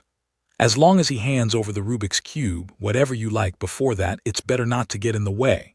With that, Tony Stark turned to fly back to the top of the mountain, but Saul, who was aware of his intention, had a cold look in his eyes. Loki is his younger brother and a member of Asgard. Even if the trial should be conducted by their Asgard clans, no mortal will deal with the clans. Seeing that his identity didn't act as a deterrent as he wanted, Saul gave up his intention of negotiation, and it seems that he still needs to solve it with strength. Just as Tony Stark turned around, Saul threw the hammer straight at him. Tony Stark heard the sound turn around, but it was too late. He was directly hit by the thunderbolt hammer on the armor of his chest. The hard and incomparable alpha alloy was also hit by the thunderbolt hammer, but it was not cracked. However, the huge power contained in the hammer of Thor directly hit him out and broke several thick trees before he fell to the ground. Just when Sol recalled Thor's hammer and turned it to attack, Tony Stark held up his upper body and fired a powerful arc pulse gun directly from his chest. Thor, the elusive Thor, flew out and hit a towering tree with two people hugging each other. Without Saul's counterattack, Tony Stark followed. Under the strong impetus of the propeller, Tony Stark, wearing a steel battle suit, rushed towards Saul, who was leaning against the tree. When he came close to Saul, he quickly adjusted his posture, moved his feet forward, and kicked Saul with great force. The huge power brought by the thruster's full thrust kicked Saul heavily on the tree trunk, and directly smashed the thick tree behind him. Saul also flew far back after breaking the tree. Tony Stark, who hit Thor and flew him, was very proud. He could defeat the evil god Loki and the god himself. Saul, who had risen from the tree wreckage, was really angry this time. He recalled the hammer of the thunderbolt that had fallen to one side again. He raised the hammer of the thunderbolt to summon the lightning. The thunderbolt that had been raging in the night sky outside the Kung Fu Fighter plane appeared again. It was directly connected to the hammer of the thunderbolt in Saul's hand from the sky, illuminating the dark forest. On the top of the mountain where Saul and Rocky talked before, Rocky sat alone on the edge of the cliff and looked at the battle between Tony Stark and Saul in the forest below. One of the aims of Loki is to instigate the relationship between all the Avengers in the Alliance. He has not yet entered the air carrier, but he first made Saul and Tony Stark fight because of him. Loki is very happy, hoping that the more fierce the fight, the better. However, with his knowledge of Saul, he did not use all his strength at this time. It can be seen that he is still very restrained and doesn't want to really do anything about Tony Stark. Although Tony Stark has used all his strength, he can't do anything about Saul at all. He can't threaten him at all, which also disappoints Loki, who is watching. If only Saul could just kill Tony Stark. Rocky can't help but expect Tony Stark to attack more fiercely and speak more maliciously. Rocky can't help but expect Tony Stark to attack more fiercely and speak more maliciously. It's better to enrage Saul, a reckless man, completely and force him to use all his strength. Then Tony Stark will be very lucky. But just as Loki was considering whether to help Tony Stark, a cold voice suddenly sounded behind him. "Pretty." Rocky was startled and turned his head sharply, only to see a dark paw growing larger and larger. Then he felt only the darkness in front of him and the pain in his face, and the whole man lost his balance and fell off the cliff. All the way through the rocks on the precipice, he kept bumping and rebounding. However, his physical fitness was far superior to that of ordinary people, and there was no life danger. Loki also felt extremely painful. He rolled and fell into the forest below with a scream, and finally fell to the ground for a long time without moving. On the top of the mountain, Chenmo stood where Loki was sitting before and looked down at Loki, who was lying motionless on the ground with a happy smile on his face. "Let you pretend, Force." It turned out that Chenmo had just come down from the sky quietly, appeared behind Loki, and kicked him off the cliff. Boom!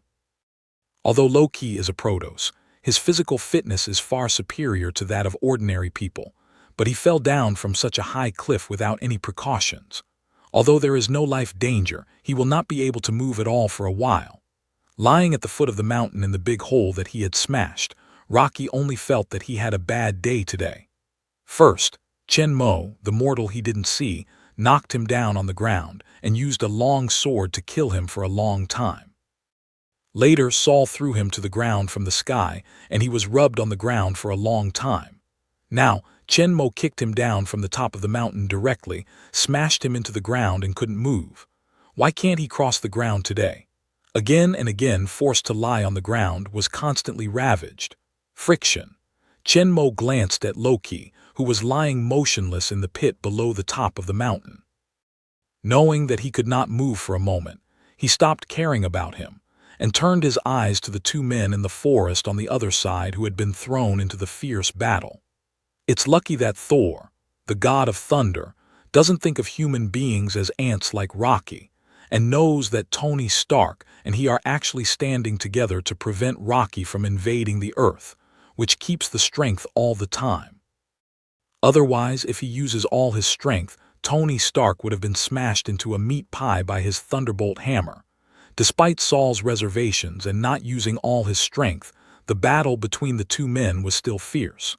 They rubbed against each other on the cliff wall, left deep traces on the mountain, and ran across the forest. A huge tree was broken and fell by them. They even launched a direct iron head attack. But Tony Stark's iron head was not as hard as Saul's, and he directly hit it and flew out. As the battle went on, the two men gradually made a real fire, and the attack between them was more and more powerful. Saul raised the hammer of Thor angrily on his face, and Tony Stark flashed his missile to prepare for the attack. A majestic voice suddenly sounded, which made the two men's actions in their hands could not help but be stopped. Enough! Stop it all! Tony Stark was shocked at the sound and dared not continue to work. He quickly put away the missile ejected from the armor and quickly stepped back 2 steps. Saul, the god of thunder, saw that he also stopped the attack and turned to look at the tall figure falling from the sky more than 10 meters away. Chenmo, dressed in the dark armor of Edelman alloy, looked at Thor, who was holding the hammer of Thor, and asked in a deep voice, "What are you here for?" Although Saul doesn't know Chenmo's identity, he can also know from Tony Stark's reaction that Chenmo's identity must be above Tony Stark's. Otherwise, this vicious and arrogant guy would not be so obedient and even have some fears. Saul guessed that the coming one should be a higher-level existence on the earth.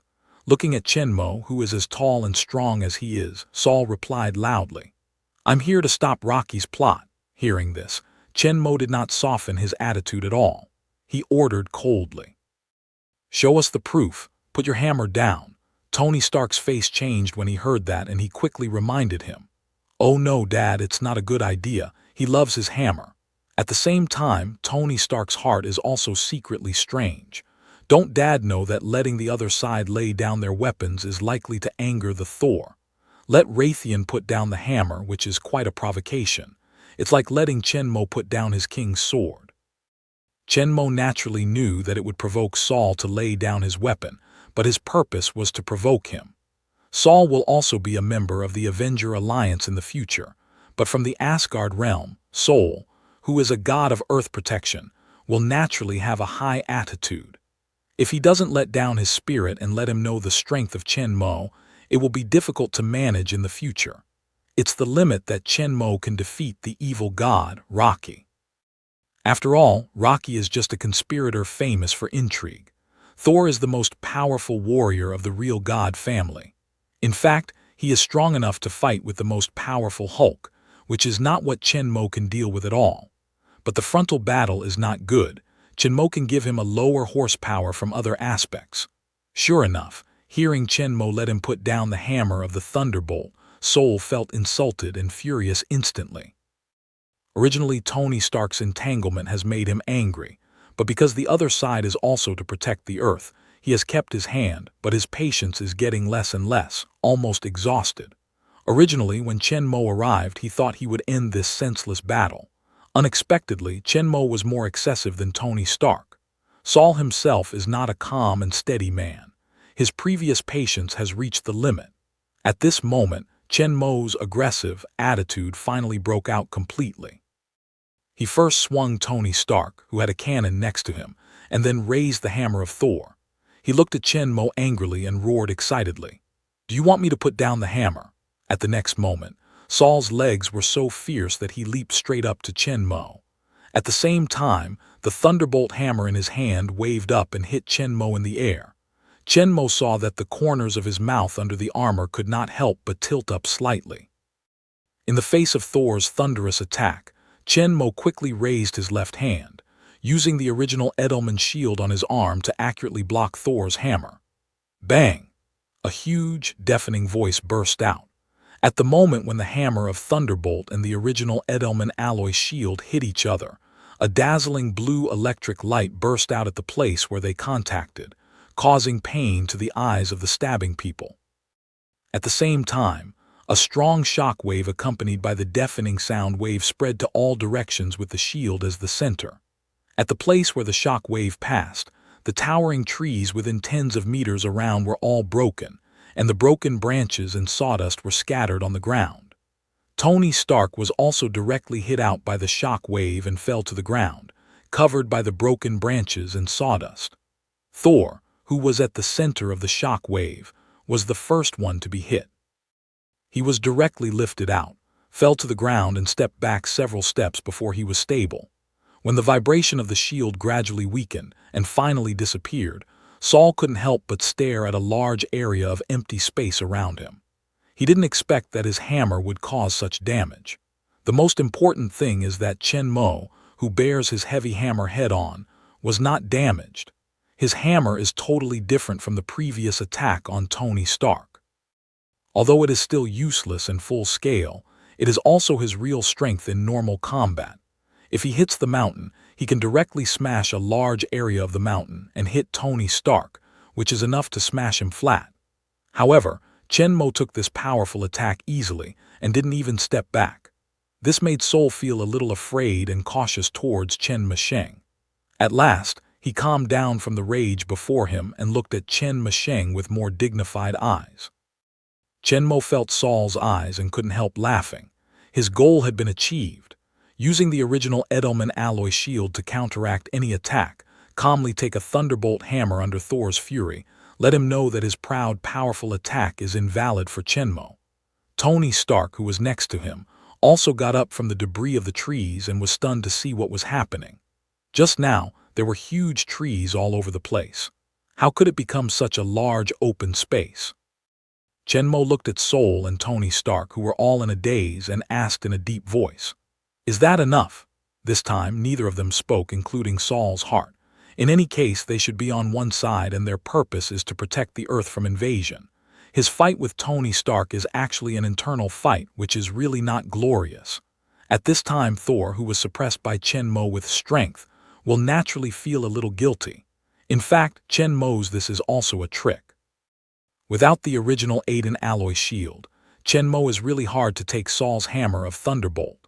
Although the original Edelman shield completely resisted the power of the strike, Chen Mo did not feel the real power of the strike, but judging from the damage of the generated shock wave to the surrounding trees, Chen Mo speculated that Sol's strike power should be more than 100 tons.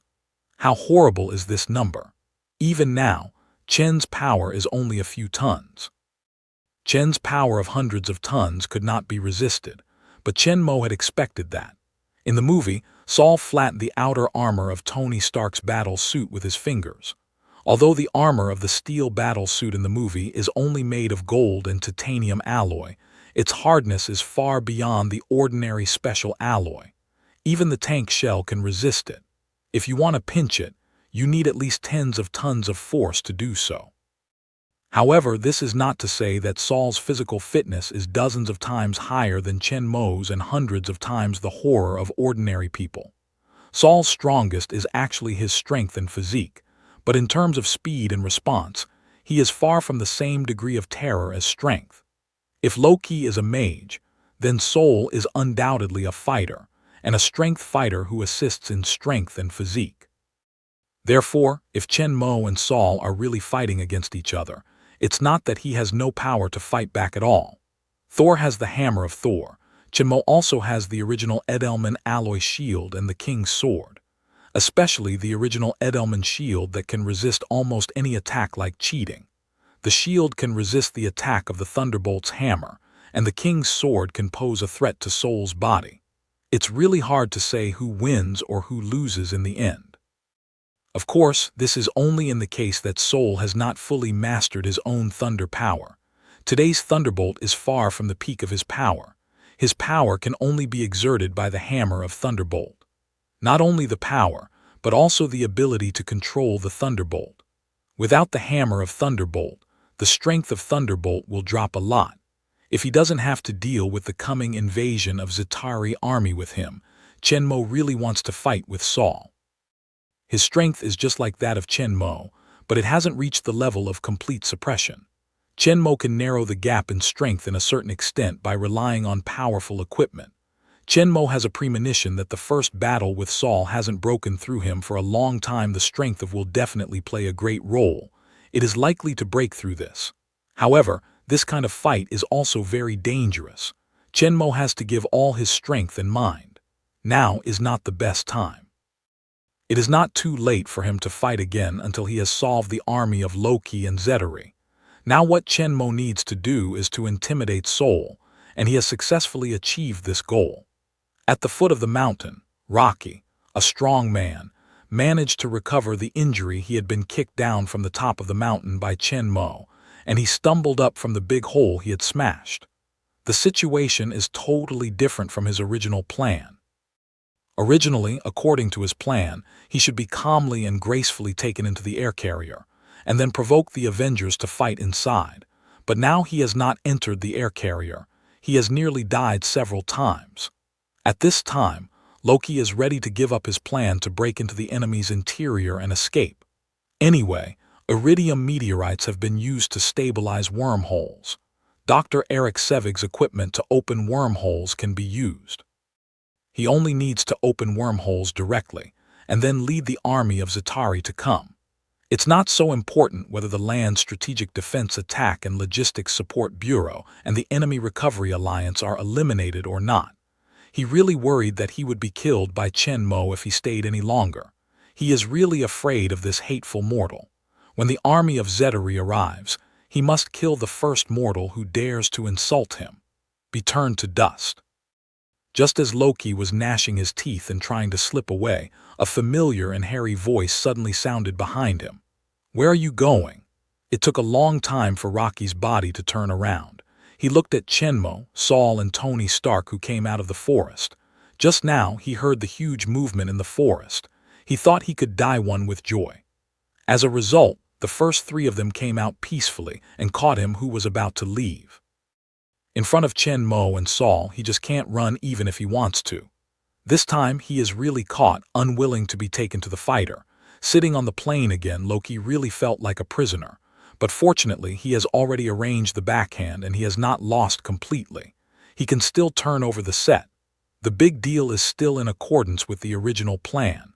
I just hope Chen Mo doesn't rub him on the ground anymore. He hates this land. At an altitude of 9 kilometers, a huge object with a length of more than 300 meters is hidden in the night in clouds. Looking from below, it is completely integrated with the surrounding environment. It seems that there is no ordinary at all, but if it is above the ship, it can see its huge flight deck and high bridge as the aircraft carrier. At this time, a Kun fighter plane is slowly landing on the deck. When the plane is stable, the hatch at the back of the engine room is slowly lowered, and a group of people in various strange costumes emerge from the engine room. Gold and red steel battle clothes, black full coverage alloy armor battle clothes, wearing ancient battle armor, hanging a long red cape behind, holding a square hammer of blonde, wearing a gorgeous noble robe of cold youth, and a black tight uniform, hot and sexy red hair beauty. This combination can attract a large group of people everywhere, but at this time, there are only a few deck workers with oxygen masks, and a group of armed soldiers with rifles and full airtight helmets on their heads. After the soldiers escorted Loki to the cell of the air carrier, Chen Mo took Sol and his men directly to the command center. Although Saul looked at Rocky, who was taken away by the soldiers for several times, he didn't say anything at last and left him in custody.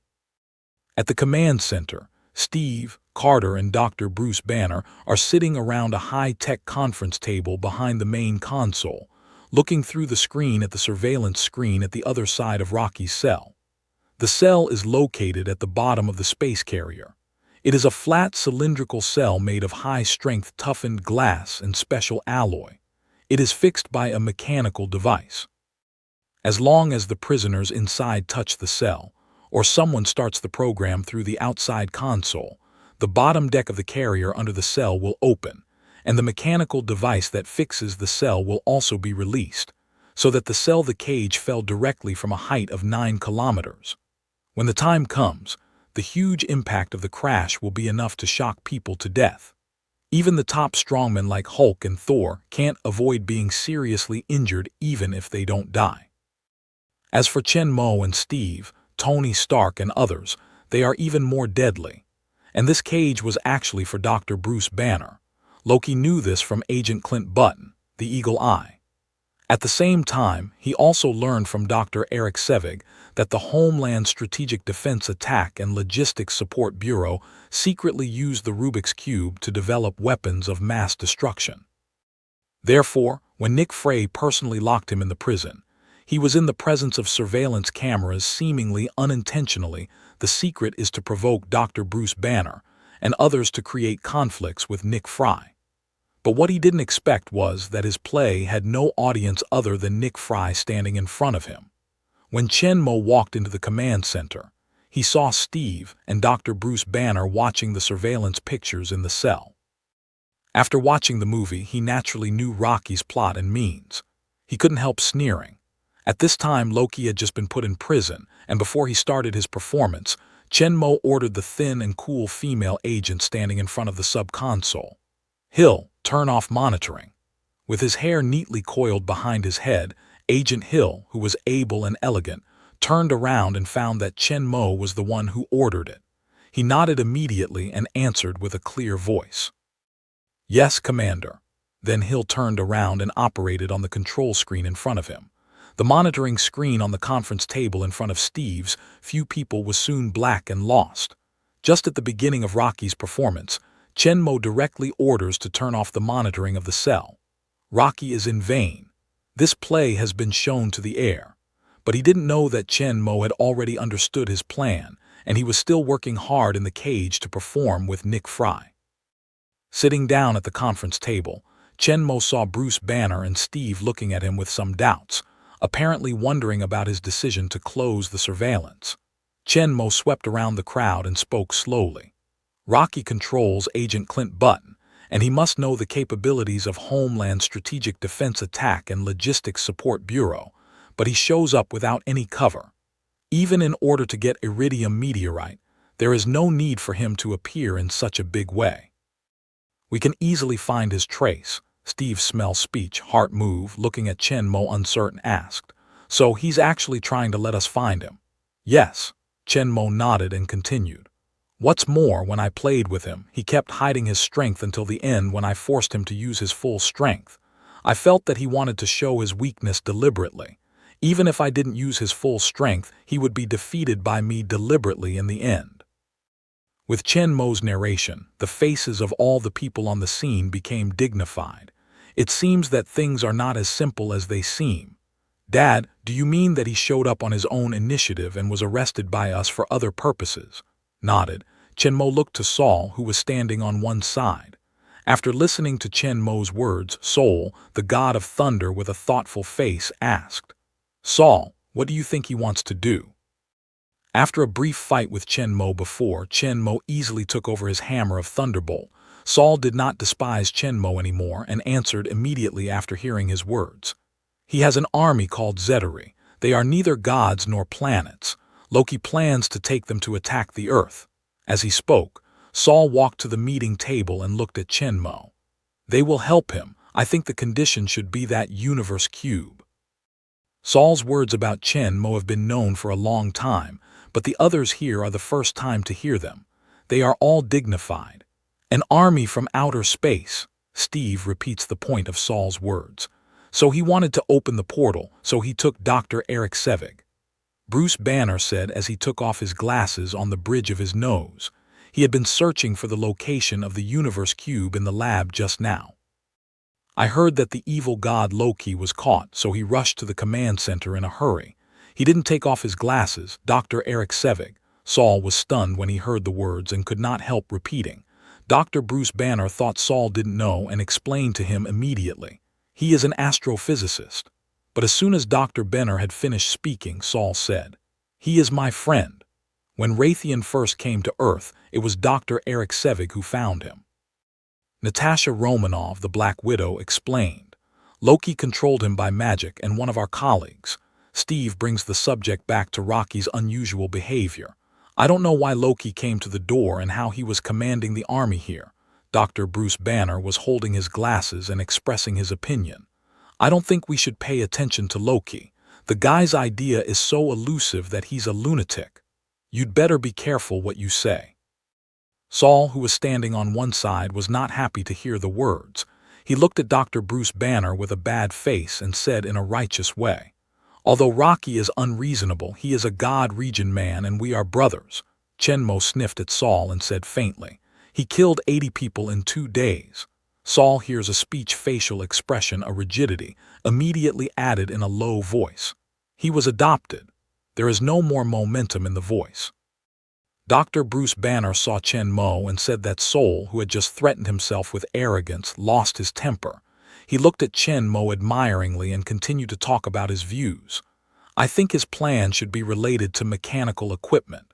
This time in Germany, they robbed an iridium meteorite. What do they want iridium for?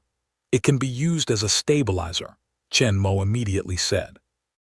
In this way, the new transmission gate will not collapse as the Homeland Strategic Defense Attack and Logistics Support Bureau did. In addition, according to Loki's needs, the transmission gate can become larger and last longer. Other information they need, Agent Clint Button should be easy to get, and now he needs a power source with high-density energy to start the magic cube of the universe. Chen Mo said that he took a look at Tony Stark, but he didn't go on. Instead, he looked at Hill and ordered, "If Loki is caught by us, there must be a conspiracy. It's likely to be aimed at the space carrier and us. From now on, we will strictly examine every aircraft approaching, and if there is any abnormality, don't act rashly." "Yes, Commander." As early as Nick Frey asked Chen Mo and his superhero team to come out, he promised that Chen Mo could have all the command power over Rocky's operations. And Chen Mo himself was also a senior officer of the Bureau of Homeland Strategic Defense, Attack and Logistics Support. The commander of the Special Forces had the right to command Hill even without considering personal worship. After commanding Hill, Chen Mo looked at Tony Stark and Dr. Bruce Banner again and explained, "Rocky is in our hands now. He can't turn over any waves for a while. It's the magic cube of the universe. Tony, go to help Dr. Banner. You two work hard together to find the magic cube of the universe as soon as possible." "Yes, Dad." "Yes, Commander." The two men immediately returned to the laboratory together to continue the search for the cosmic cube. After Chen Mo told others to stand by in the command center, he left the bridge and entered a room with soldiers at the door. There was nothing else in the room but a table with a 1-meter-long strip box on it. Chen Mo goes forward and opens the heavy metal box. Then the things inside are revealed. It's Rocky's weapon, the Scepter of the Soul. Hulk and Raytheon have appeared, and the power level of the world has been improved a lot. Chen Mo is no longer the most powerful existence on the earth. Even the king's sword in his hand is no longer the most powerful weapon in the world. As for sharpness, it is invincible. Even Edelman alloy can be cut. Rocky's powerful body is easily cut under the king's sword. However, the Hammer of Thunderbolt and the Scepter of Mind are not weak either.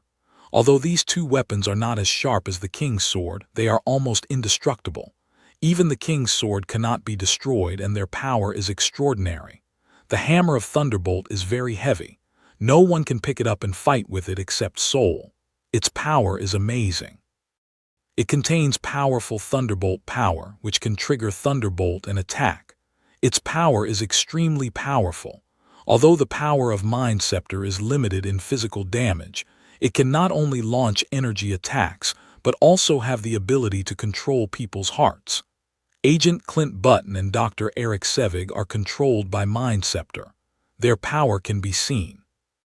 The most important thing is that according to Chen Mo's understanding, the gem inlaid on the Scepter of Mind should be the heart gem among the 6 infinite gems. Chen Mo had another infinite gem, the space gem. That is, the magic cube of the universe before. But in addition to extracting energy from it and making energy weapons, Chen Mo did not get more power from the magic cube of the universe. I don't know if this spiritual gem will bring him any unexpected harvest. Chen Mo didn't have time to study before. After returning to the space carrier, because he was worried that Rocky would use the wand to affect the minds of all the Avengers in the movie and intensify the conflict again, Chen Mo directly ordered the wand to be packed and stored separately, so as not to affect other people again.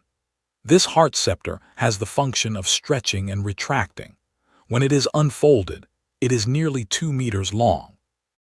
In addition, the sharp blade on the top of the scepter in front can be used as a spear. When it is collected, it is only more than 1 meter long, which is much smaller. Chen Mo takes out this golden scepter from the box, with 3 silver blades on the top and an egg-sized blue gem inlaid in the middle. In addition to the precious heart gems inlaid in this scepter, the metal used by the scepter itself is not ordinary, and it can resist the attack of the king's sword. When the scepter is in his hand, Chen Mo doesn't have any special feeling.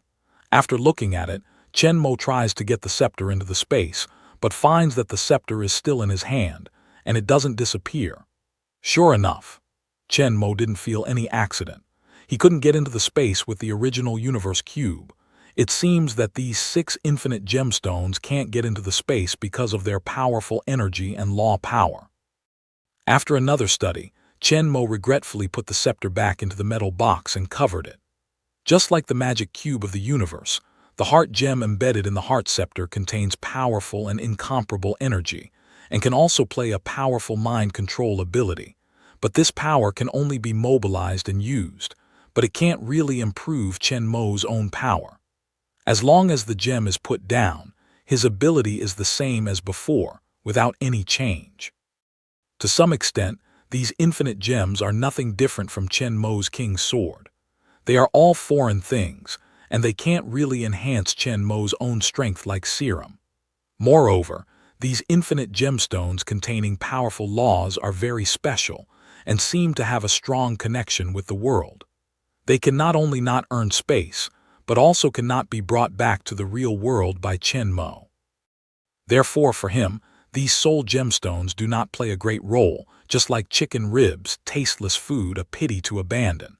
And they can't be taken away, which means that it's hard for him to prevent Mieba from collecting 6 infinite gems and forming infinite gloves. A ring finger can kill half of the people in the universe.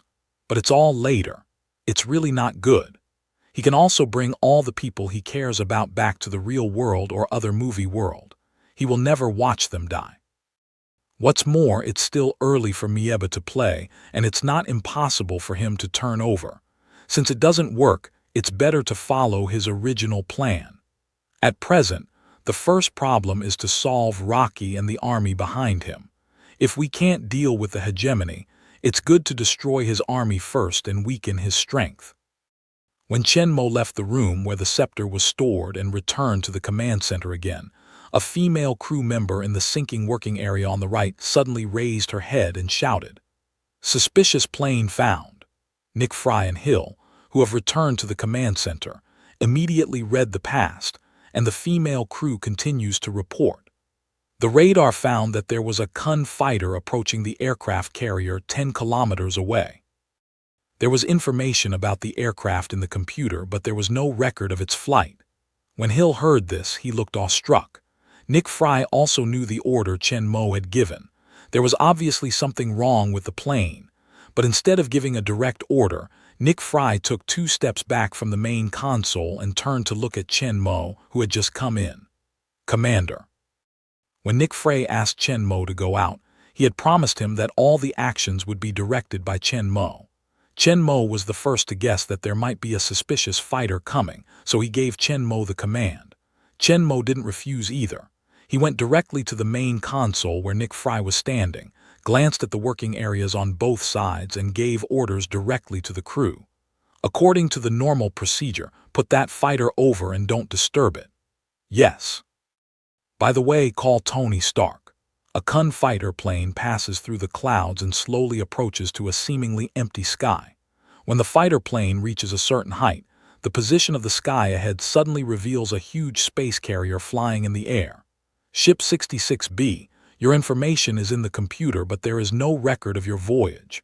What kind of goods are you carrying? Over. A female voice rings in the communication equipment inside the fighter, and the fighter pilot replies, "Weapons and ammunition over." Later, the fighter was allowed to land on the empty space carrier, but the Kun fighter did not fly directly to the deck to land, but flew from the side to the rear of the carrier. It's true that weapons and ammunition are transported in the fighters, but they are not packed in boxes, but are all equipped with a group of elite soldiers. In addition to these soldiers who can fight well at first sight, there is a short-haired man with strong body and strong arms who looks very different. He does not have any modern hot weapons such as rifles and pistols in his hands, but carries a pot of long arrows behind him and holds a black folding bow in his hands. If you look carefully, you will find that his eyes are abnormal blue, cold expression without a trace of emotion. He is the senior agent of the Homeland Strategic Defense Attack and Logistics Support Bureau, and the Eagle Eye Clint Button controlled by the evil god Loki. As the Kun fighter flew to the side of the carrier, Clint Button came to the rear of the cabin, opened the hatch at the rear of the cabin, and a huge engine of the carrier appeared in front of him. He held the bow in his right hand and stretched his left hand behind to draw the arrow. He intended to destroy one of the engines of the empty space carrier with the high explosive arrow, causing an explosion, creating confusion and facilitating their next invasion. But the hatch just opened. Before he could draw out the arrow, a golden and red figure suddenly flew in from the hatch. Unprepared, Clint Button had no time to react, so he was directly hit into the cabin, fell to the ground, and passed out. A dozen elite soldiers in the cabin were stunned by the sudden change. However, they were all elite soldiers. They quickly raised their weapons to attack the steel figure that suddenly appeared in the cabin. Bam bam, da-da, tinkle. Many bullets hit Tony Stark accurately, but they did not cause any damage to him in the steel warsuit. Some of the deformed bullets jingled to the ground, even rebounded and hit the bulkhead of the fighter. Tony Stark let the bullet hit him and raised his hand slowly. Boom, boom, boom. A series of electric arc pulse guns were fired from the palm of the hand, killing a dozen soldiers in the cabin one by one. With Tony Stark controlling the output power, it didn't do much damage to the fighters, but none of the soldiers survived. These soldiers are the enemies of Homeland Strategic Defense Attack and Logistics Bureau recruited by Agent Clint Button for Rocky. They are all members of extremist organizations. They are heavily in debt. There is no psychological burden to kill Tony Stark. After settling all the fighters in the cabin, Tony Stark turned his head and looked into the cockpit and strode towards the two pilots.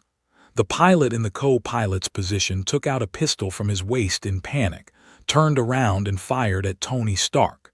Soon, he shot all the bullets in the pistol, but most of the bullets flew away. A few of the shots only ignited a few sparks on the steel war clothes, which did not slow down Tony Stark's approaching pace. As the pilot continued to pull the trigger in vain with the empty pistol, Tony Stark had come up to him, stretched out his arm and grabbed him by the neck, then pulled it out hard and threw it at the back of the plane. Ah! A shrill scream went through the cabin, through the door, and away quickly. The remaining pilot turned around to look at his cold steel mask and swallowed a mouthful of saliva. Then, let's land. Or do you want to try to see if you can fly? The only surviving pilot quickly shook his head, then immediately turned around to control the smooth landing on the deck of the outer carrier of the Kun fighter. The bodies and surrendering pilots in the cabin, as well as Agent Clint Button, who was stunned by Tony Stark, were taken care of naturally, and Tony Stark quickly returned to the command center. "Dad, it's Clint Button, as you might expect," Tony Stark said excitedly to Chen Mo as soon as he entered the door. "Nick Fry is more concerned about the fate of the Cosmic Cube. Dr. Eric Sevig and the Cosmic Cube are not here." Before Tony Stark could speak, another voice suddenly sounded. "The magic cube of the universe is in New York." The crowd followed the sound, but saw Dr. Bruce Banner coming in at a gallop from the door. He glanced at the crowd with a solemn face, and finally his eyes fell on Tony Stark. "Stark Tower." Tony Stark's face changed when he heard that. "Damn it." Turning to look at Chen Mo, Tony Stark frowned. "The Stark Tower in the center of New York City has just been built and has not been put into use, but the energy system of this building has been started. It is a medium-sized arc reaction furnace, which can be used as a high-density energy source to open the magic cube of the universe." In fact, Chen Mo knew the location of the universe cube for a long time. In the movie, Dr. Bruce Banner found that the location of the cosmic cube was in the Stark building when the Eagle Eye attacked the space carrier. However, because the space carrier was attacked, he became the Hulk uncontrolled after being stimulated, lost his original consciousness, and finally fell off the space carrier after a lot of damage and fighting. Although he didn't fall to death due to his strong constitution, he also passed out in a coma. After he recovered from the coma, he couldn't contact other people for a while. So he went directly to Stark Building alone to try to stop Dr. Eric Sevig. Unfortunately, he was a little late. When he arrived, the wormhole of time and space had been opened. Now, Dr. Eric Sevig has just arrived at Stark Tower, and they have plenty of time to prepare. In fact, Chen Mo can help Nick Frey find Dr. Eric Sevig ahead of time to retrieve the magic cube of the universe. But they will not open the wormhole of time and space to let the Zeteri army enter the Earth. But in the same way, they can't wipe out this army of Zeteri, and when the cyberbully formally invades the Earth in the future, this army of Zeteri will be on the scene again, and then the Earth will be more damaged. It's better to take this opportunity to wipe it out in advance, so as to weaken the power in the hands of the despots and enhance the possibility of the final human victory in the future. Now that the magic cube of the universe is in place, and the wormhole of time and space is about to open, Chen Mo can formally prepare for the battle against the army of Zeteri without further delay. Immediately, Chen Mo went directly to the main console and gave orders to the agents of the Land Strategic Defense Attack and Logistics Support Bureau below. Order the evacuation of all personnel within 5 kilometers around Stark Building immediately. Within half an hour, the streets and buildings must be emptied. You can evacuate through the subway and underground air defense works. Yes, Commander. New York is the most prosperous city in the United States, and the center of the city is also densely populated. Once Dr. Eric Sevig successfully opened the wormhole of space using the magic cube of the universe, the consequences are unimaginable. It's very difficult to completely evacuate all the people within 5 kilometers of Stark Building in half an hour. Even the forces of the Land Strategic Defense Attack and Logistics Support Bureau. But it's no problem to let them all evacuate from the ground, clear the streets and above-ground buildings. As long as they enter the underground air defense works of the subway station and building, they can basically be safe, and then slowly evacuate through the subway, basically avoid civilian casualties. After explaining the evacuation, Chen Mo continued to order. Mobilize the army and set up a blockade 3 blocks away from the Stark Tower. With machine guns, anti-aircraft guns, and other heavy weapons, our enemy is the alien core. Yes. Then Chen Mo looked at Hill, who stood tall in front of the front console, and ordered, "Change course, go to New York." "Yes, Commander." After Hill nodded, he quickly began to give orders, commanding the crew to change course and move towards New York at full speed. After setting up the task, Chen Mo turns to look at Nick Fry, who is standing next to him, and asks positively, "Is this the only carrier in space?" Although the number of space carriers is confidential, Nick Fry did not hide it at this time of crisis and replied directly, "No, there are 4 in all." As a matter of fact, there was only one space carrier, which was the wartime base and command center of the Bureau of Land Strategic Defense, Attack and Logistics Support. However, just a few months ago, the World Security Council suddenly adopted a resolution, believing that space carriers are of great significance to the maintenance of Earth security, and approved the construction of 3 additional space carriers. Not long ago, 3 new carriers were just completed and put into use. "Where are they now?" asked Chen Mo. Vaguely guessed the meaning of Chen Mo, Nick Fry replied positively. "Just on the East Coast, the crew, weapons, and aircraft are fully loaded and ready to fight." "Very good," Chen Mo immediately ordered. "Turn them all over. If we can't prevent the wormhole from opening, we must keep the battle to a minimum and completely block the sky and land in the wormhole area." Nick Frey, hearing this, thought it was right. He immediately stepped forward to contact and mobilize the other 3 space carriers in person. Isn't this kind of big killer just for this kind of critical moment? At the time when the World Security Council ordered the construction of 3 spacecrafts to continue, Nick Fry did not think it was necessary. Although he had no choice but to implement it, he did not agree with it. In his mind, an empty space carrier is enough to deal with any situation. Until now, facing the invasion of alien troops, he realized how right the World Security Council had made the decision. The World Security Council is composed of 5 major countries in the world. In Nick Fry's view, it is a group of politicians with different ideas. They will only drag their feet and lead blindly, which makes him have to spend a lot of effort to deal with these big masters.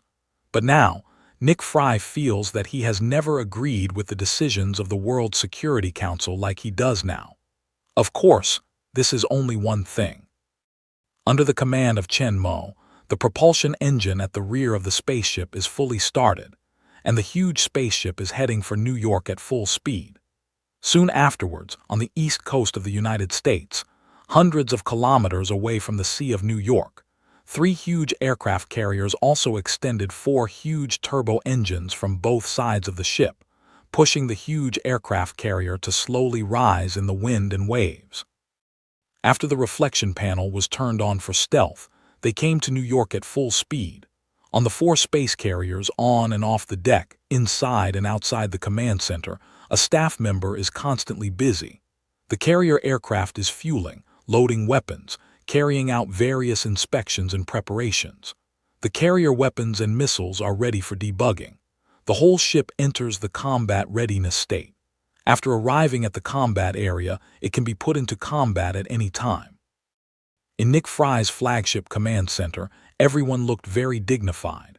Just after Chen Mo gave a series of orders, Tony Stark suddenly said, "Dad, I just tried to shut down the arc reactor of Stark building remotely, but the network communication of the building was cut off artificially and could not be controlled. The speed of space carrier is too slow. I'd better fly back to stop it. Maybe it's too late." Chen Mo knows that it's too late to stop at this time. Once the magic cube of the universe is activated, the general external force cannot stop the opening of the wormhole at all. But he did not stop, nodded and said, "Go." After Tony Stark left, the people in the command center did not relax at all. Loki calculated meticulously that the network and communication of Stark building were all cut off. Even if Tony Stark arrived, it would be difficult to prevent the opening of the space wormhole. It seems that a war is hard to avoid. Nick Frey's face is very heavy. They don't know when Dr. Eric Sevig will arrive at the Stark building and how long he has prepared. As far as the current situation is concerned, the wormhole may be opened at any time, and it is still the most prosperous New York City center in the United States. Fortunately, they have started the evacuation of personnel in the area around the Stark building, and the surrounding Army and National Guard are coming at full speed. Even if the wormhole is opened, as long as they can control the battle within the blockade range, they will not cause too many casualties. However, the space carrier is too large, and its flight speed is not as fast as that of a fighter. In order to prevent Tony Stark from being able to cope with the wormhole when it is opened in advance, and those aliens rush out of the blockade, Chen Mo orders others. Steve Carter, Natasha Saul, the 4 of you will catch up in the Kung Fu first. If the wormhole is open, drag them with Tony. I'll be there later. Yes, Commander. The time was urgent and the 4 of them did not delay after receiving their orders. They soon took the Kun fighter and followed Tony Stark to New York. However, Chen Mo left the command center and came to an independent cell. Agent Clint Button, who was still in a coma, was being fixed on a reclining chair. Chen Mo came to his side and stopped, and directly put his mind into his mind. I can only see that Clint Barton's original normal external consciousness is surrounded by a layer of pure blue spiritual power, just like when Chen Mo launched mind control. But at this time, although the blue spiritual energy is more solid than Clint Barton's own spiritual power, there are some damaged and unstable fluctuations. In some places, Clint Barton's original consciousness is not completely covered, resulting in loopholes. With the continuous fluctuations, these loopholes are becoming larger and larger, and it seems that they will all disappear in a short time scattered. This layer of blue spiritual energy should be the power of Mind Gemstone, whose function is similar to Chen Mo's mind control using mind power. Combined with the situation Chen Mo found and the plot in the movie, the Mind Gemstone's mind control is not stable in fact. It will be destroyed and dissipated gradually when it is knocked out or stimulated by Great Spirit.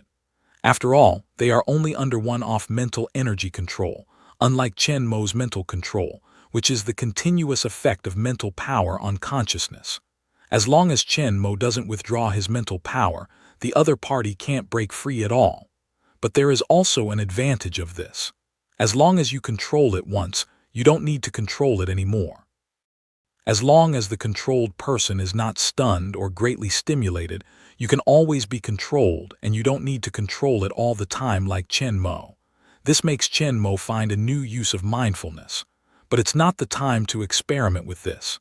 It's not too late to try again later. Let's wake up Agent Clint Barton first.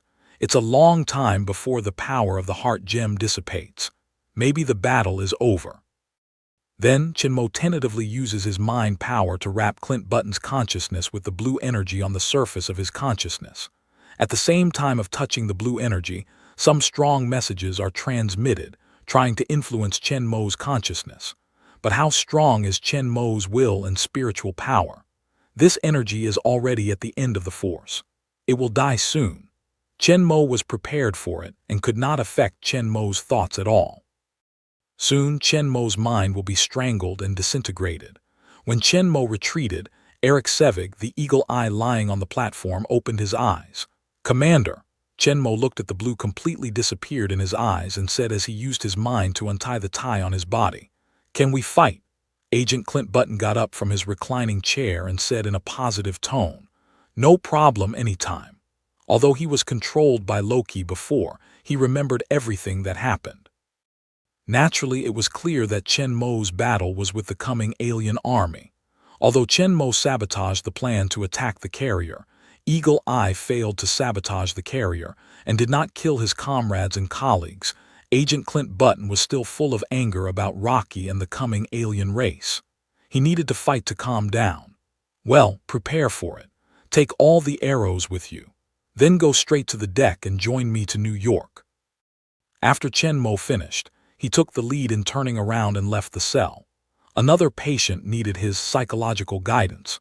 "Yes, Commander." Agent Clint Barton, Eagle Eye, said, but frowned and took all the arrows with him. It seems difficult, but since the commander ordered, he did it. Not to mention Agent Clint Barton went to prepare weapons and ammunition. Chen Mo sent Dr. Bruce Banner to the exit to the stern deck through a communication device.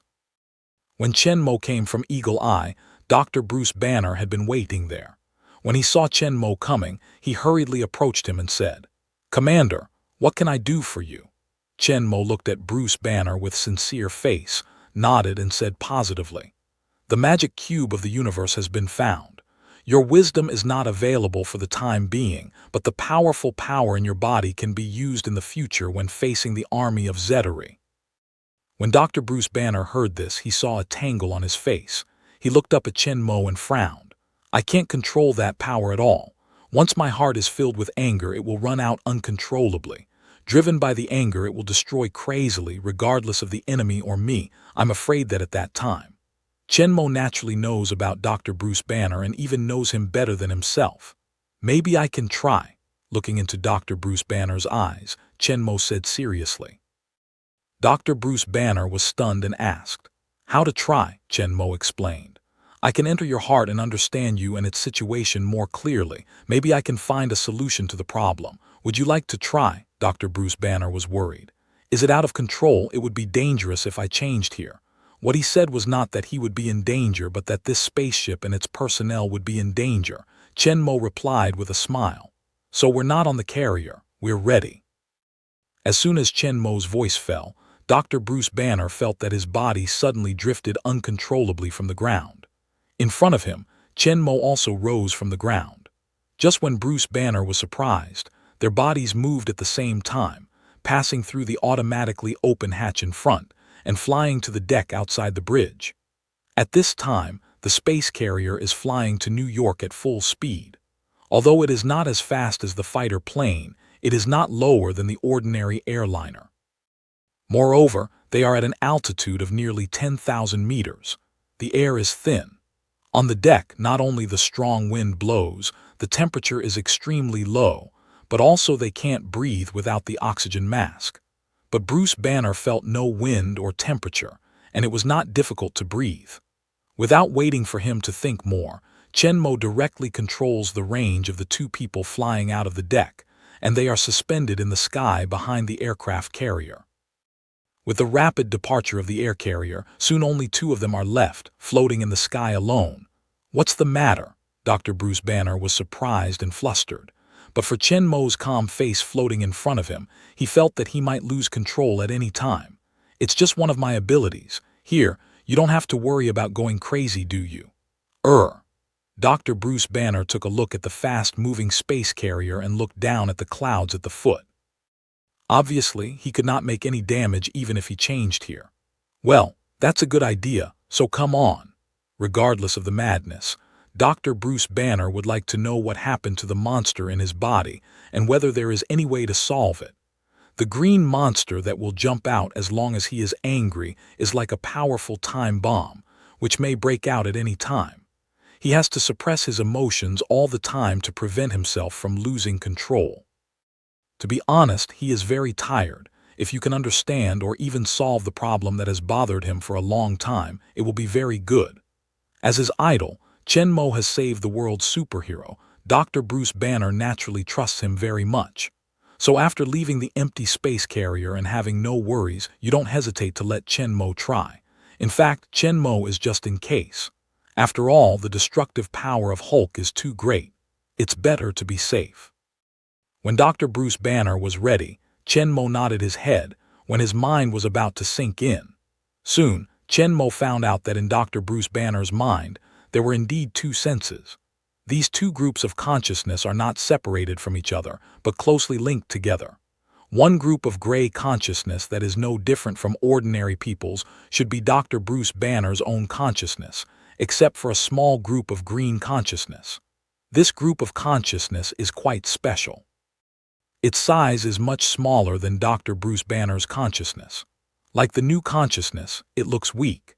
Chenmo felt that the intelligence quotient of this group of consciousness was very low, just like a child of 1 or 2 years old, with some basic instincts, but nevertheless, his mental power was more concise than Dr. Bruce Banner's, and it was full of anger, which seemed to break out at any time and beat Dr. Bruce Banner's take control. Chenmo tries to use his mind power to wrap up the green new consciousness, activate the mind control and pacify it. With Chenmo's appeasement, the anger in the group's consciousness eased a little, but it could not be completely eliminated. This special new consciousness full of anger is likely to be born of the anger in Dr. Bruce Banner's heart, so no matter how appeased Chenmo, it can only be relieved at most, but it can't be eliminated at all. And according to Chenmo's speculation, this kind of anger should also be the source of Hulk's strength. After becoming Hulk, the stronger the stimulation and attack, the more angry the emotion, the stronger the strength of Hulk.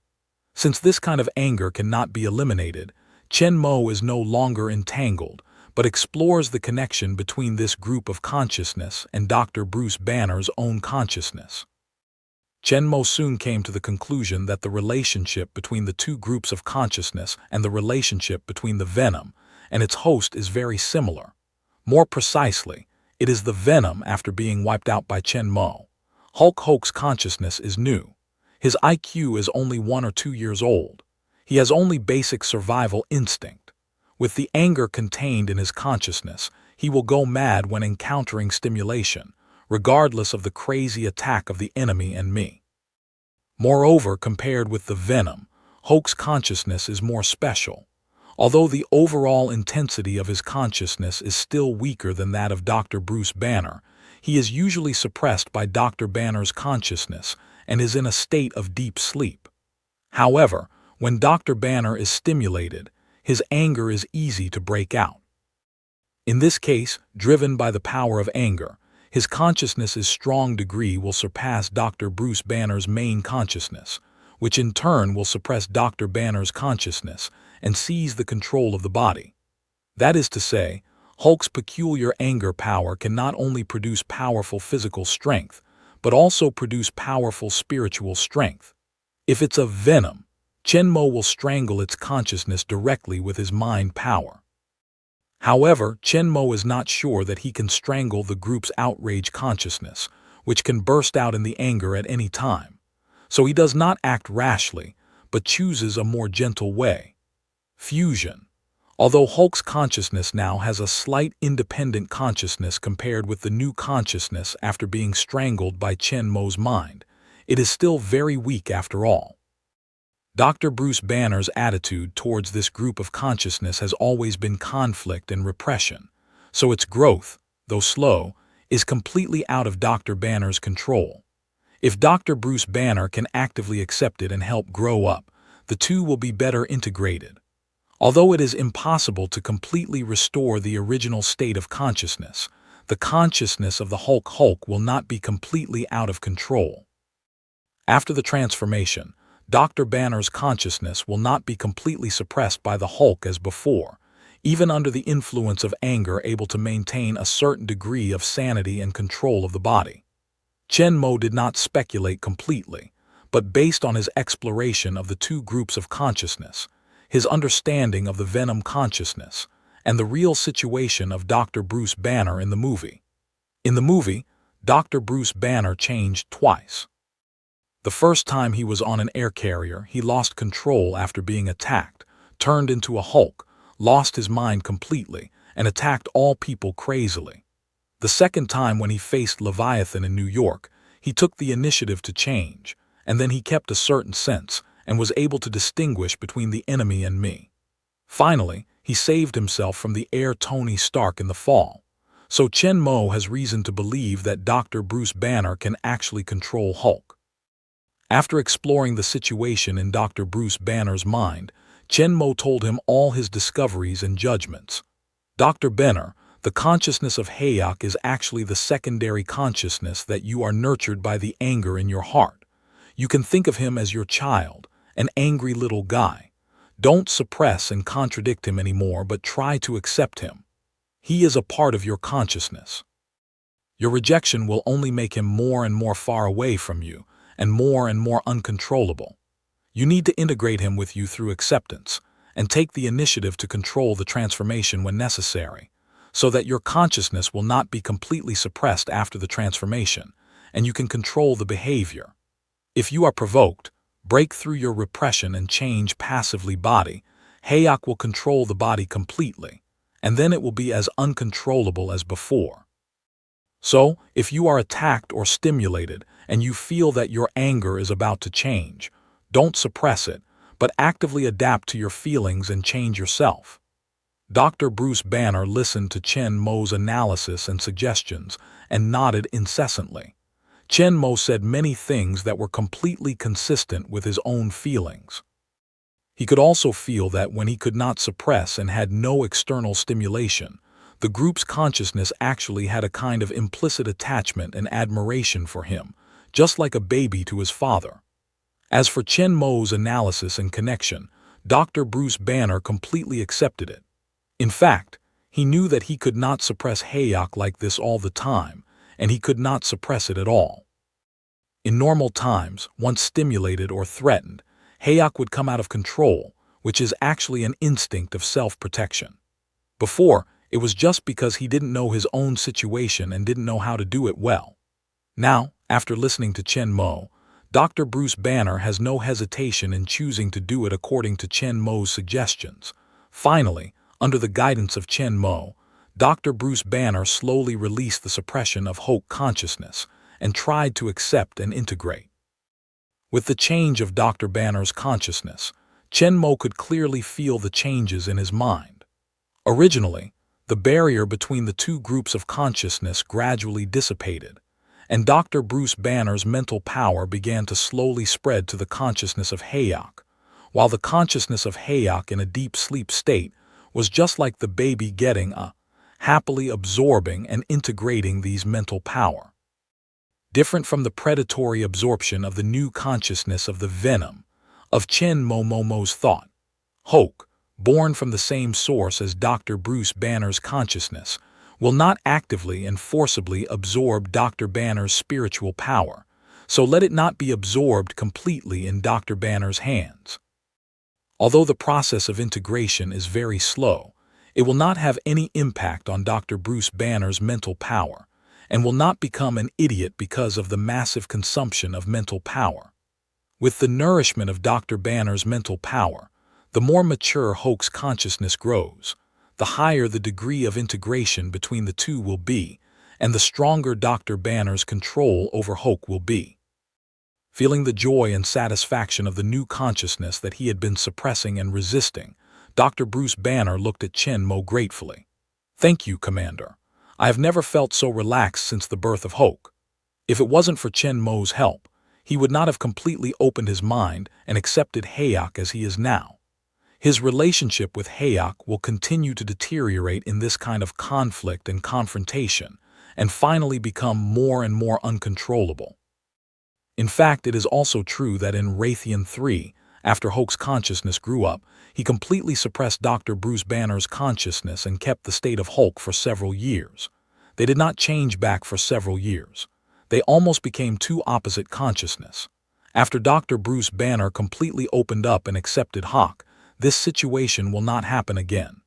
Well, next we should go to New York. There, you can take the initiative to release Hawk and let him have a good activity. The little guy will be angry after holding it for a long time. When Dr. Bruce Banner heard that Chen Mo had offered to release Hayek, he had no previous conflict and nodded with deep thought. He was totally wrong before. Hawk should not be his enemy but his son, as Chen Mo said. He should treat him well. But then Dr. Bruce Banner looked at the white clouds under his feet and the empty aircraft carrier that had disappeared in the distance. He couldn't help but look at Chen Mo with a silly face. "Commander, how can we get back?" Chen Mo took a look at the direction of the spaceship leaving. With his vision, he could see the almost invisible figure of the spaceship that had flown dozens of kilometers away. Smiling at Dr. Bruce Banner, Chen Mo said with ease, "Fly back, of course." In the coming war, Chen Mo chose the way that expended the least mental energy to take out the steel battle clothes from the space. Chen Mo quickly finished dressing, and then grabbed the ignorant and forced Dr. Bruce Banner to catch up with the space carrier in the distance. Under the protection of the mindfulness shield, Dr. Bruce Banner didn't change his body directly stimulated by the strong wind of high-speed flight. However, when Chen Mo carried him to land on the carrier deck, he was still pale, his legs were soft, and he helped the nearby wall without falling. After a peep at Chen Mo, Dr. Bruce Banner secretly vowed that he would rather change his body next time than be caught by Chen Mo in flight. It's too exciting. He's afraid his heart can't stand it. In addition to the invisible shield of mindfulness, without any protection, in the cloud layer of 10,000 meters high, he was directly grasped by people to fly at a terrifying speed of 6 Mach. He was dizzy just by the clouds passing at a high speed. This was Chen Mo's failure to use mindfulness acceleration, plus the drag of his flight increased the resistance. Otherwise, Chen Mo would fly at full speed explosion. 10 times the speed of the sound of terror is estimated to make him unable to control the direct transformation may also. In fact, Dr. Bruce Banner's worry is completely superfluous. Chen Mo always pays attention to Dr. Bruce Banner's situation when flying to ensure that he will not be stimulated to change directly. "Commander," just after they had fallen, Eagle Eye came out of the bridge with a group of soldiers. Hawkeye goes to Chen Mo's side and stands to say hello. At this time, he recovers his fighting state. He carries a pot of arrows behind him and holds his folding bow in his hand. Chen Mo glanced at the group of soldiers who came out after him. They were carrying 3 suitcases towards the Kung Fu fighter that was not far away. Agent Clint Button, Eagle Eye, noticed Chen Mo's vision and said immediately, "Don't you want me to take all the arrows? These are 1,000 in all. I'll shoot them all into the eyes of those aliens." Chen Mo make complaints about the heart. Can you shoot an arrow and make 1,000 arrows on the carrier? Although Hawkeye has also received body strengthening, it's body after all.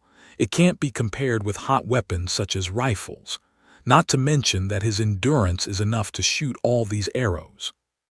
Even if his physical strength is enough, the 1,000 arrows are enough for him to shoot for several hours. However, the battle they are about to face will be extremely fierce. There is no mistake in preparing more, so Chen Mo didn't say much, nodded and asked him to take Dr. Bruce Banner to the fighter plane to wait for him first, but he went into the bridge again. A few minutes later, Chen Mo came out again. He didn't seem to have much more on him.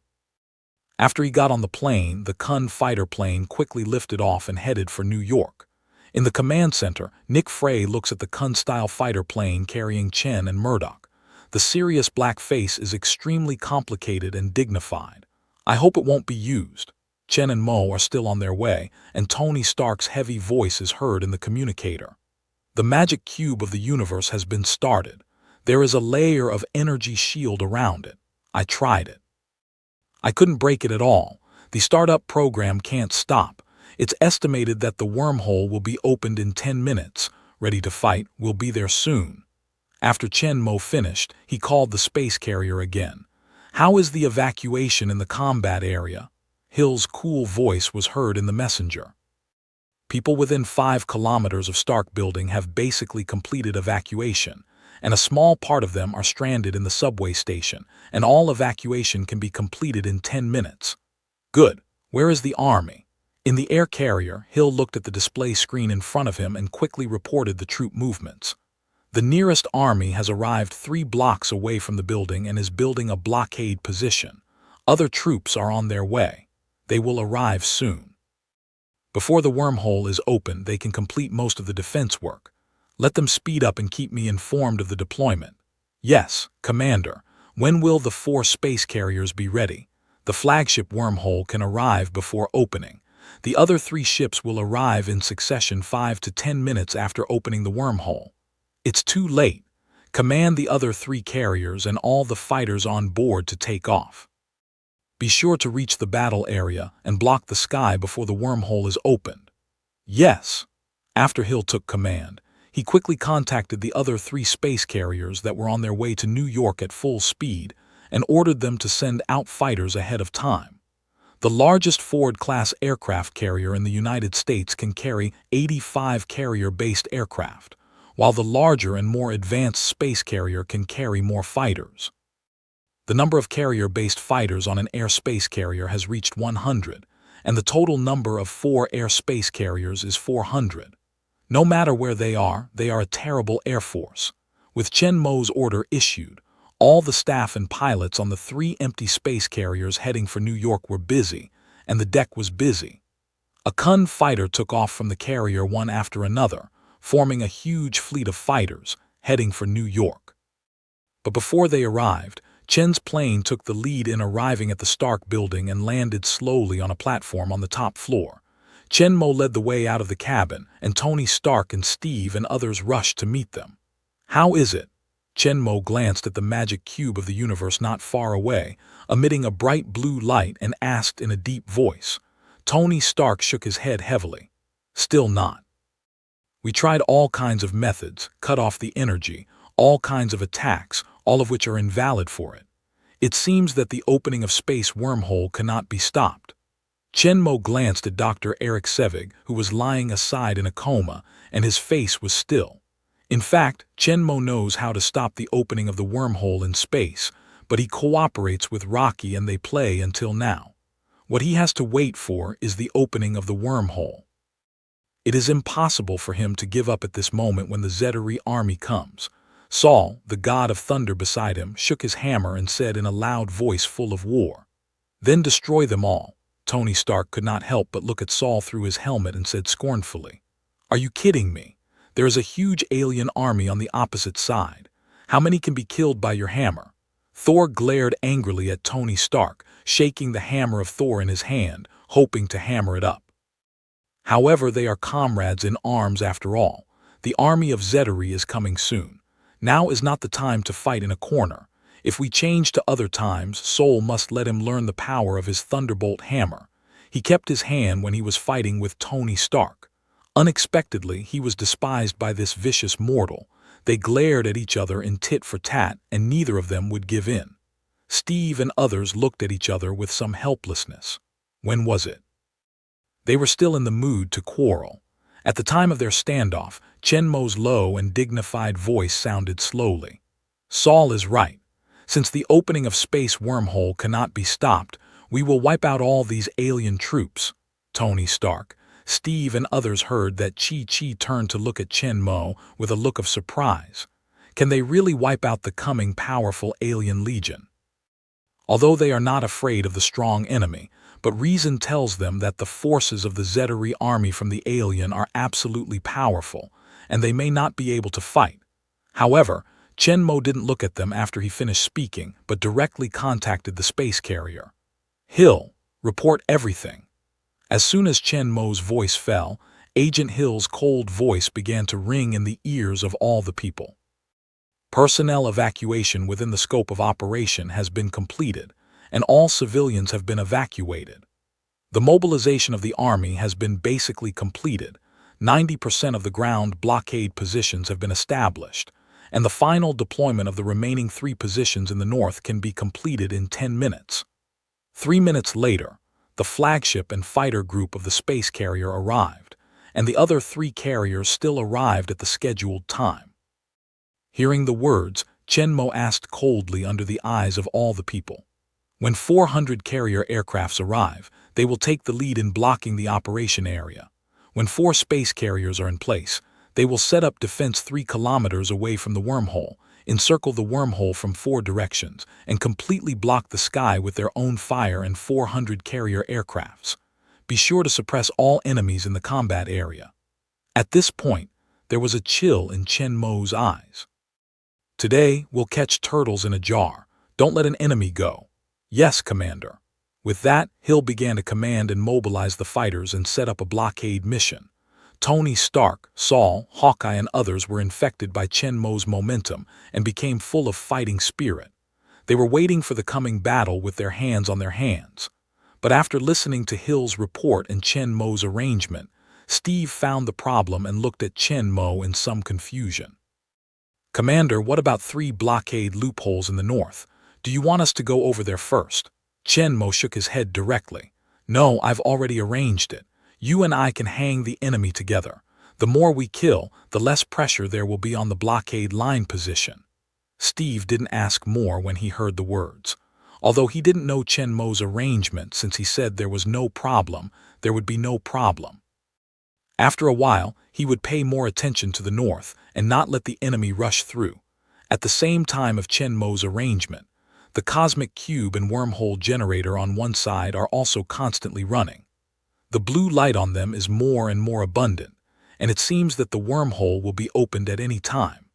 However, before the wormhole was opened, Nick Fry's flagship spaceship and 300 carrier planes from 3 other spaceships arrived one after another.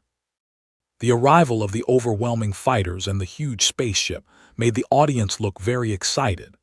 These powerful military weapons, representing the most advanced scientific and technological forces of mankind, gave them more confidence and confidence. Compared with the unprepared in the movie, now they can find the location of the space cube in advance and make arrangements in advance when the space carrier is not attacked. Although the time is not very enough, it is also enough for them to make an emergency response, evacuate civilians, mobilize the army to block the ground, and transfer 4 space carriers and 400 carrier aircraft to block the sky. Even if the opponent is a powerful alien race, they still have the power of World War I.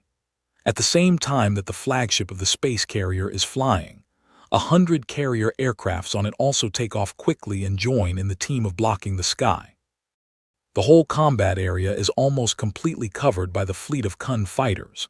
Any existence that wants to break through the blockade will be attacked by several Kun fighters. With the arrival of the flagship spaceship, the brewing cosmic magic cube is finally ready. The machine above rotates faster and faster. At last, a dazzling blue energy beam shoots out from the top of the cosmic magic cube, up to the height of 1,000 meters. At the end of the light column, blue ripples are generated in the air and slowly spread to the surrounding area. Finally, a space wormhole nearly 100 meters wide is formed. It's like a big hole in the sky. On the other side of the wormhole, there is an endless darkness. A pair of purple eyes hide in the darkness. When the wormhole is opened, they move too. Under the gaze of all the people below, a dark golden figure flew out of the wormhole and came down at a high speed. The long-awaited army of Qatari finally arrived. All the people at the bottom of the wormhole looked at Chen Mo in front of them and waited for his arrangement. "Tony, you go first," Tony Stark said excitedly. "Good dad, you can see." As soon as the voice came down, Tony Stark started the engine and flew towards the wormhole in the sky. He soon met the Zettari soldiers flying out of the wormhole. Closer together, these aliens really show up in front of Tony Stark. The Kittery soldiers flying from the opposite side are all wrapped in dark gold armor. They look like steel soldiers. They are in a group of 3, driving a small extraterrestrial aircraft like a flying car, and straight down to the city under the wormhole. When the distance between the two sides was close, Tony Stark raised his arms directly and launched an electric arc pulse gun attack towards the enemy coming from above. With Jarvis's help, each of his attacks can accurately hit an aircraft, detonate it, and destroy it together with the 3 Zettari soldiers on it. However, as more and more aircrafts came down from the wormhole above, the attack frequency of 2 electric arc pulse guns in the palm of both hands could not keep up with it. Tony Stark saw that he immediately opened the armor on his shoulder and exposed 30 micro-automatic tracking missiles inside. At the next moment, 30 micro-automatic tracking missiles were launched rapidly, and they rushed towards dozens of Zettari aircrafts coming from above. Under the guidance and control of Jarvis, 30 micro-automatic tracking missiles constantly changed their direction, crossed an arc, and accurately hit 30 aircrafts. They were blown to pieces together with 90 Zettari soldiers on them. The enemy at the top is clear in a flash, but then more aircrafts come out of the wormhole and swoop down. After Tony Stark attacked for a while, he had to launch 30 micro-automatic tracking missiles on the other side of his shoulder again. However, the sky cleared by him was soon filled with enemies pouring out of the wormhole. However hard Tony Stark tried, he could not prevent these alien soldiers from breaking through his block and thinking about the city below. And he himself, under the attack of powerful energy weapons in the hands of many Kittery soldiers, had to give up blocking, turn around, and run down to avoid the edge. "Dad, I can't stop it. There are too many of them to kill. And the power weapon in their hands is very powerful, similar to my electric arc pulse gun." As he flew down, Tony Stark reported his findings to Chen Mo. Now they all look up at the army of Zettari, who is coming after Tony Stark like a locust. They all look heavy. In the face of the great army of Kittery, each of them took out their own weapons, swords, shields, thunderbolt hammers, bows and arrows, pistols, all aimed at a large number of enemies in the sky, ready to face the coming hard battle. However, before they launched the attack, a deafening roar of huge guns suddenly sounded around them, like the angry roar of monsters, which was continuous and almost continuous. Without waiting for them to turn around to look, the amazing scene that happened in the sky attracted their eyes completely, and they could not move their eyes anymore. In the sky above the Stark Tower, hundreds of Zettari aircraft swarms that followed Tony Stark's fall suddenly began to explode, faster than Tony Stark's use of micro-automatic tracking missiles before. Almost every second, a dozen of flyers exploded in the air. The whole sky was like fireworks. In this continuous explosion, Tony Stark finally flew down and landed on the top floor of the building, looking straight in one direction. All of them took back their eyes from the bright fireworks in the sky and followed Tony Stark's line of sight to Chen Mo, who stood aside. At this time, Chen Mo stood at the top of the building. He didn't know when he had an extra 2 meters long gun with 6 thick barrels and a huge and ferocious black weapon. From the 6 symbolic barrels, people could easily see the origin of the weapon. It was clearly a 20 heavy-duty god of fire gun on board. This is a huge, heavy weapon that should have been loaded on the plane. At this time, Chen Mo easily held it in his hand, like a light machine gun, and steadily pointed to the enemy coming from the sky.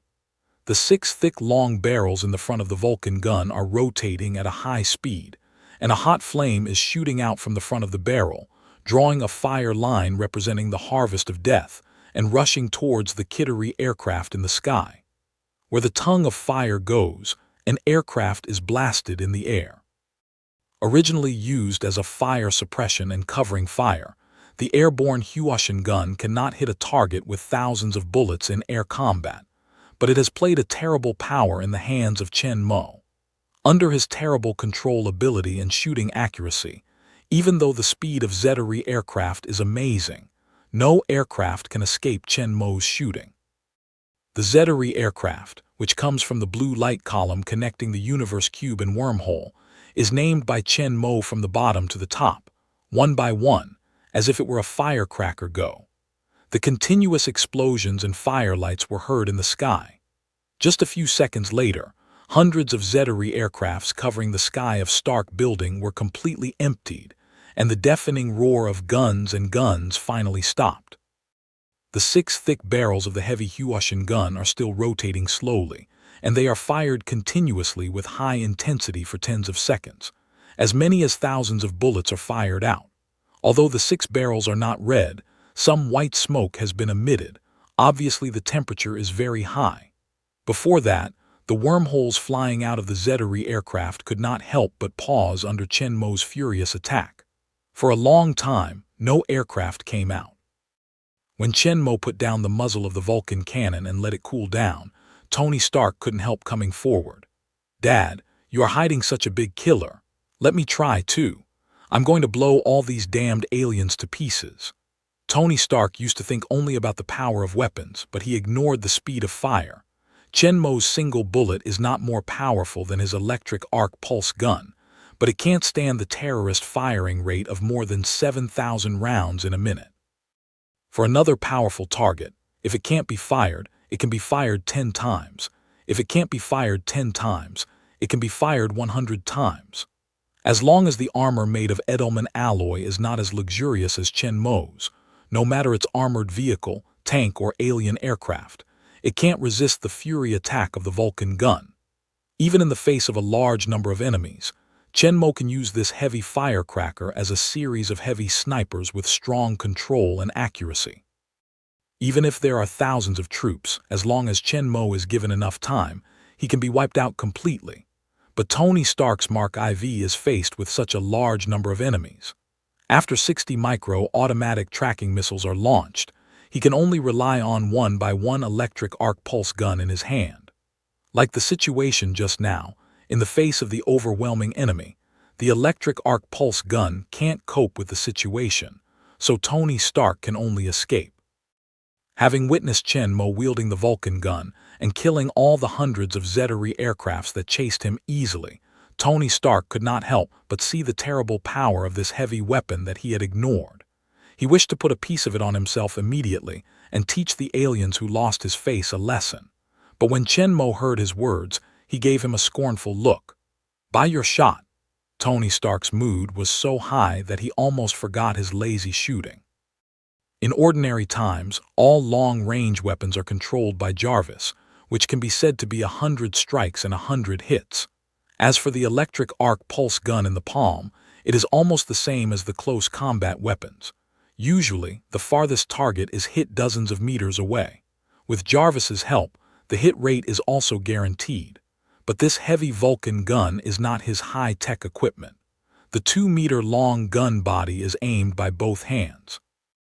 With his poor shooting method, even with the help of Jarvis, the shooting rate will not be too high. It is still like the general fighter air combat. Hundreds of bullets are fired, but even the other side is not touched.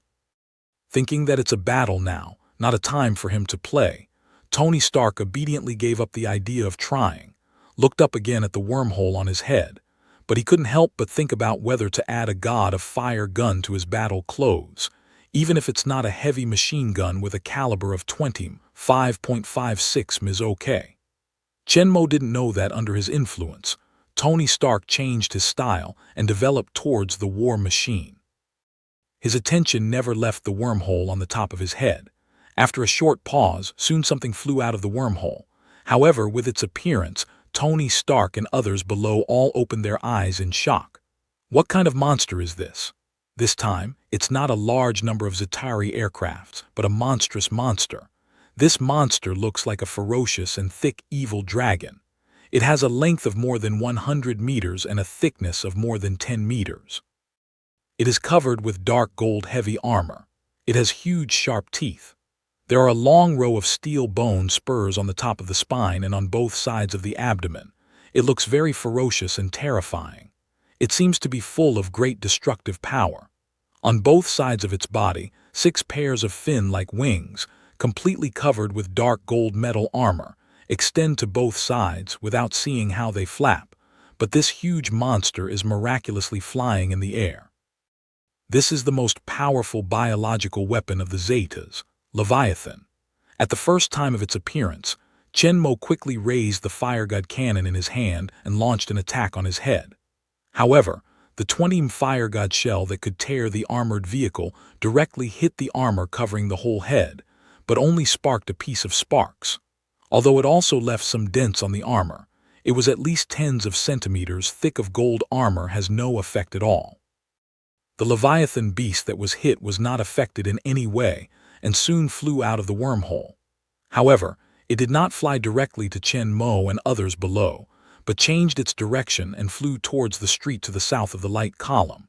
Chen Mo tried to attack his exposed abdomen again for a while, but the bullet was still blocked by the heavy farmyard, which did not cause any damage to him. Chen Mo had to stop the unnecessary attack and turn to Tony Stark. "Aren't you going to blow all these aliens to pieces? Here comes the chance." Tony Stark looked at the Leviathan beast in the distance and swallowed. At this time, the Leviathan giant beast has fallen to the top of the city. From time to time, its hard wings and ferocious bone spurs cut the tall skyscrapers, and the broken glass, cement and steel bars constantly fell from the air. Even several buildings were directly cut by the golden wings like a giant blade, and the cracks collapsed. And when it completely fell into the street, the buildings on both sides suffered, and continued to suffer devastating damage. In addition, at the same time of flying on both sides of his body, a row of originally unnoticed body depressions suddenly ejected a Zetarii soldier. Some of these soldiers smashed the glass and directly entered the buildings on both sides. Others climbed directly to the top of the buildings, drew out the alien energy weapons behind, and attacked everywhere. However, at this time, the area has been emptied. Except for Chen Mo, there are no civilians, so their attacks have no impact except for aggravating the damage to the buildings. However, they soon found out this situation and began to rush towards the periphery. At the same time, some alien soldiers found the presence of Chen Mo and others and rushed towards their positions. Tony Stark was not hesitant to see it. He immediately launched the thruster of the battle suit and rushed to the Leviathan giant that was flying towards the periphery of the blockade area. Tony Stark ignores the large number of Zetarii soldiers ejected from Leviathan, but directly targets the alien beast, which is not only devastating, but also has the function of troop transportation and delivery. Tony Stark first used the electric arc pulse gun to make a tentative attack, but found that it had no effect on Leviathan beast's armor, which was heavier than the tank's armor. So Tony Stark quickly changed his strategy and used the high explosive armor-piercing bullet in his arm. When the armor is released, a high explosive armor-piercing bullet is launched quickly and flies straight to Leviathan beast. However, at the moment of collision, the high explosive armor-piercing bullet that can penetrate the front armor of the main battle tank is directly ejected. Although the high explosive armor-piercing projectile exploded enormously at the same time, the hot flame enveloped the small half of Leviathan's body, but as the flame dispersed, there was no damage to the hit armor except for a dent and an explosion mark. The huge Leviathan monster didn't seem to feel the violent explosion on its back. It didn't even bother to look at it. It continued to fly forward in a slow manner, causing damage all the way, and at the same time it kept throwing out the Kitari soldiers. At the same time, there are a lot of Chi-Tarui aircrafts in the sky scattered around, flying away. Chi-Tarui soldiers on the aircrafts are constantly launching energy attacks on the cities below, continuously causing damage. Just now, when Leviathan giant beast flew out of the wormhole, its huge body blocked the whole wormhole. In addition, Leviathan giant beast attracted Chen Mo's fire. When Chen Mo attacked the giant beast, A large number of Zettery aircraft flew out of the wormhole behind Leviathan Giant Beast. This time, they didn't rush down in the same dense formation as before, but scattered directly. Even if Chenmo later found that he couldn't kill Leviathan Giant Beast and aimed the Vulcan cannon at these Zettery aircrafts again, he couldn't kill all the scattered Zettery aircrafts. It's more than one size larger than the ordinary heavy machine gun. It's more than 2 meters long.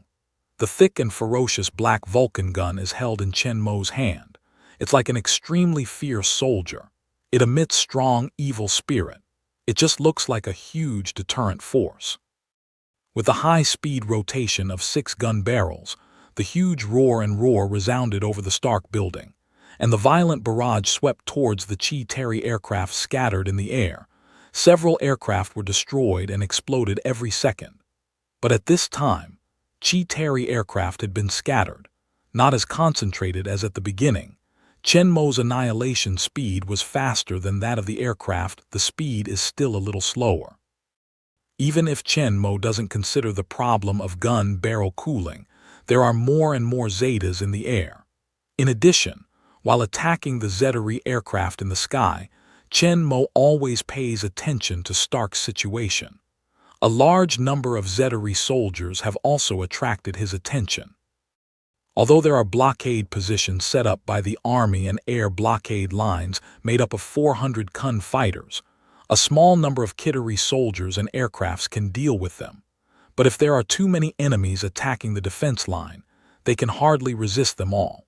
Once these fierce alien troops break through the siege, the civilians who have not been evacuated outside the blockade area will suffer huge casualties.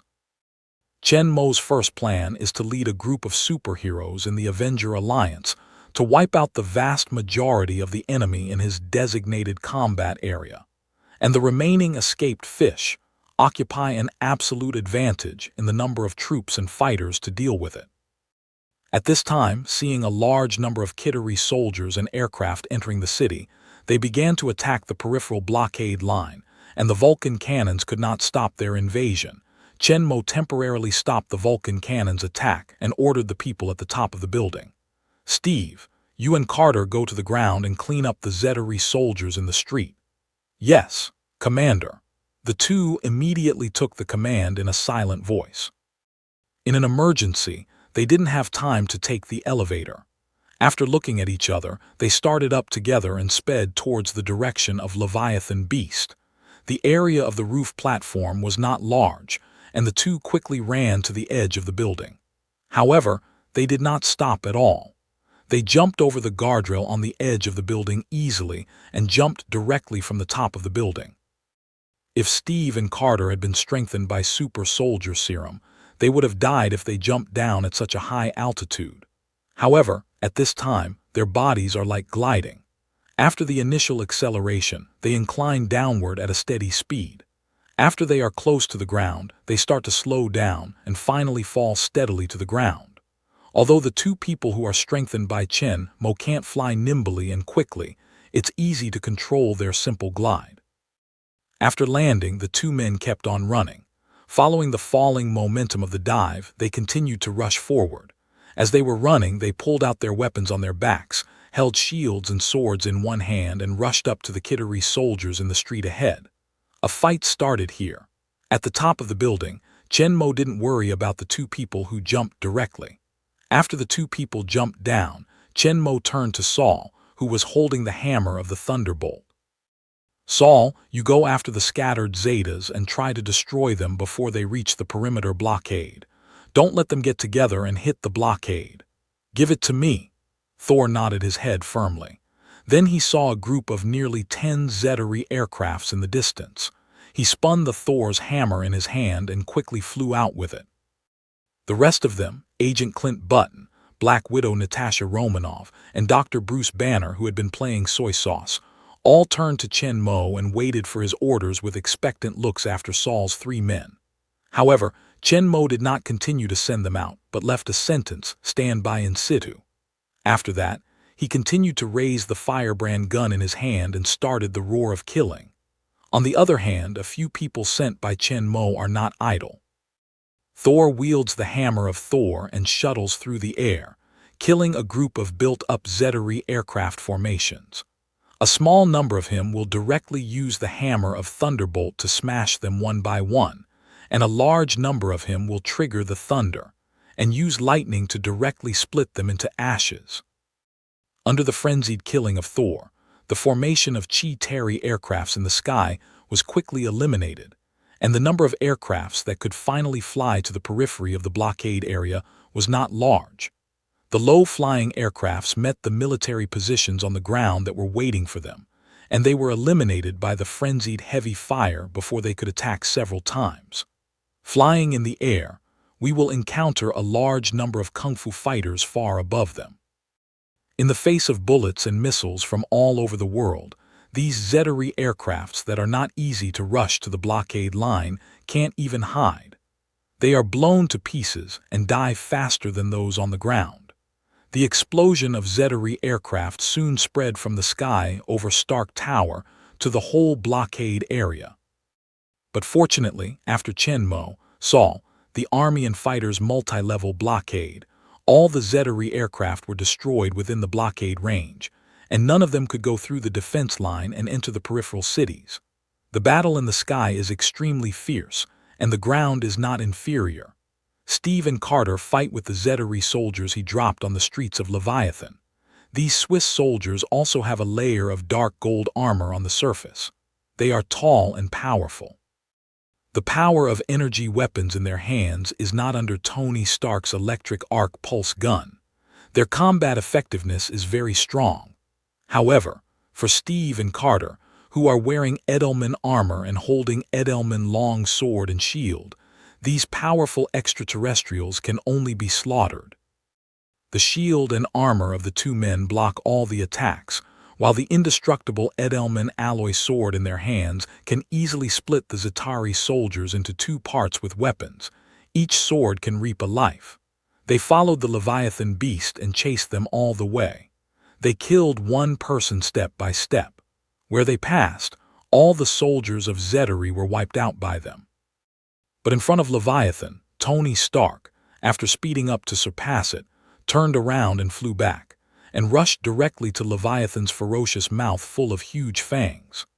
After the arc pulse gun and high explosive armor-piercing bullet failed, Tony Stark tried laser-cutting weapons again, but all of these attacks had no way to deal with the huge alien beast in heavy armor. He had vowed to blow all of these aliens to pieces with Chenmo before, but now he has no way to deal with the Leviathan beast.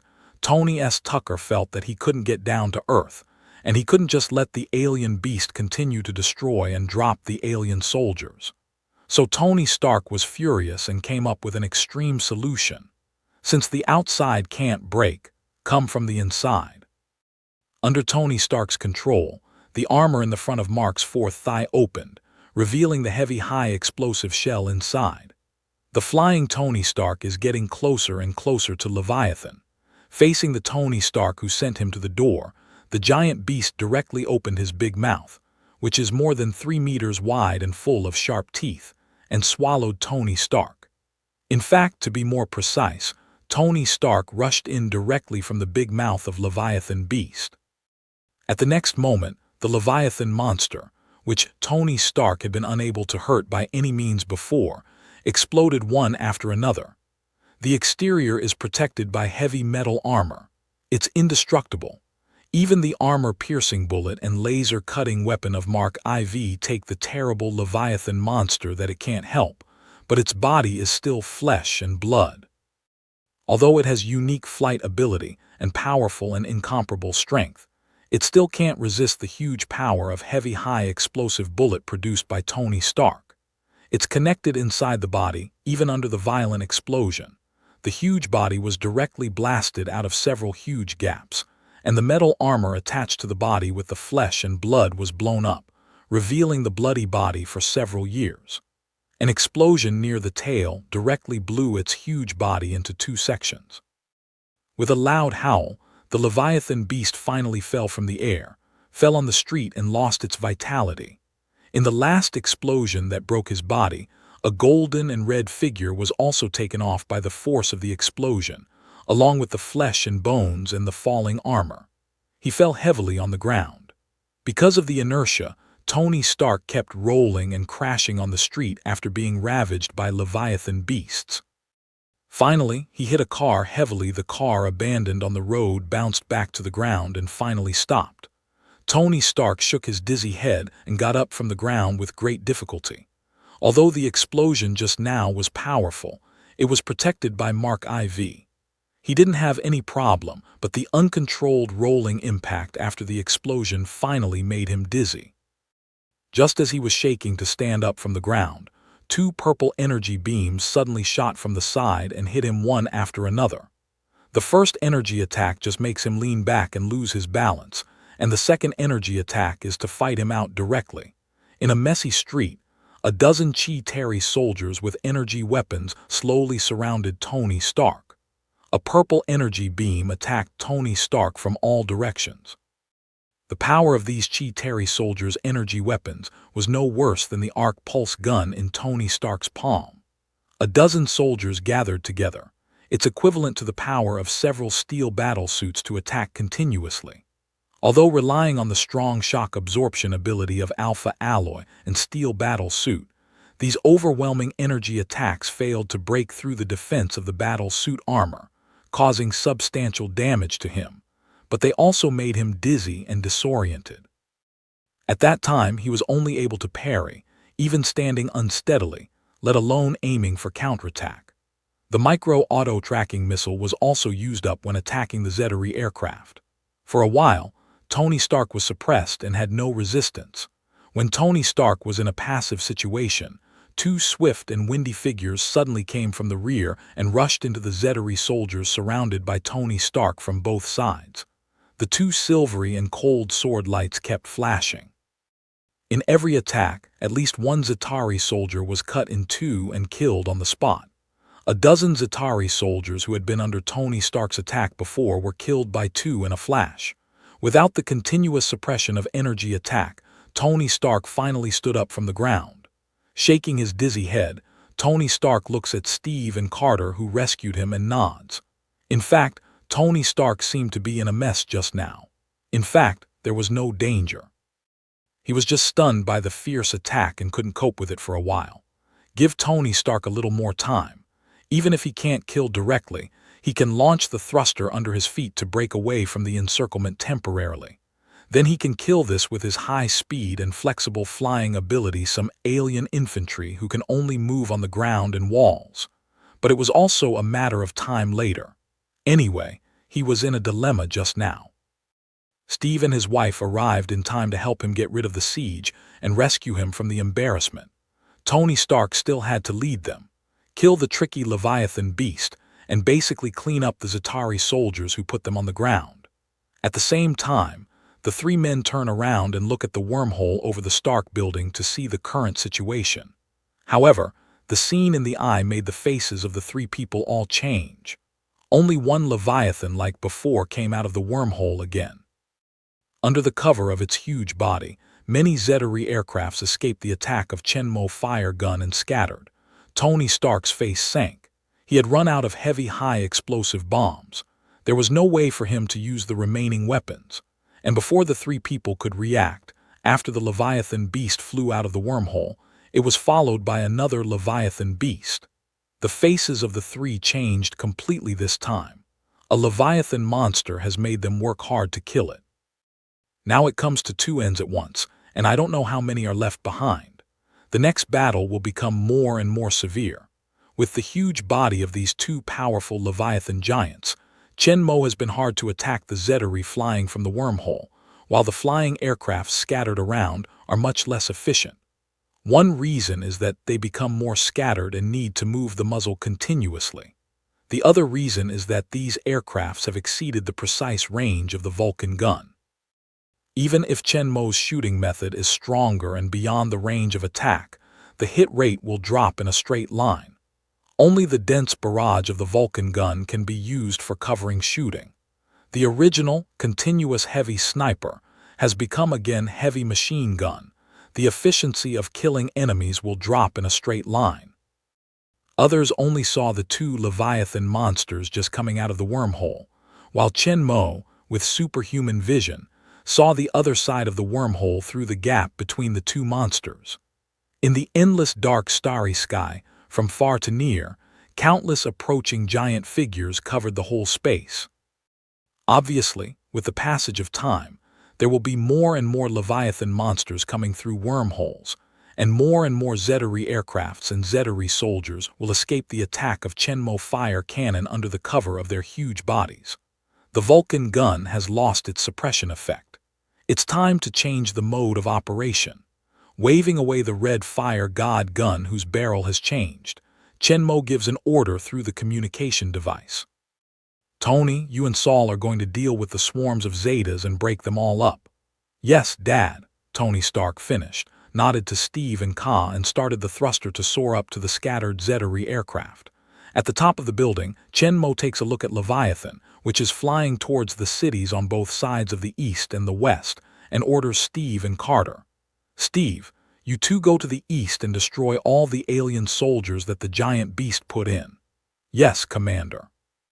Steve and Steve looked at each other after taking the command. Chi put the shield sword back on his back and looked up at the Leviathan giant that was about to land in the east. He started up and ran.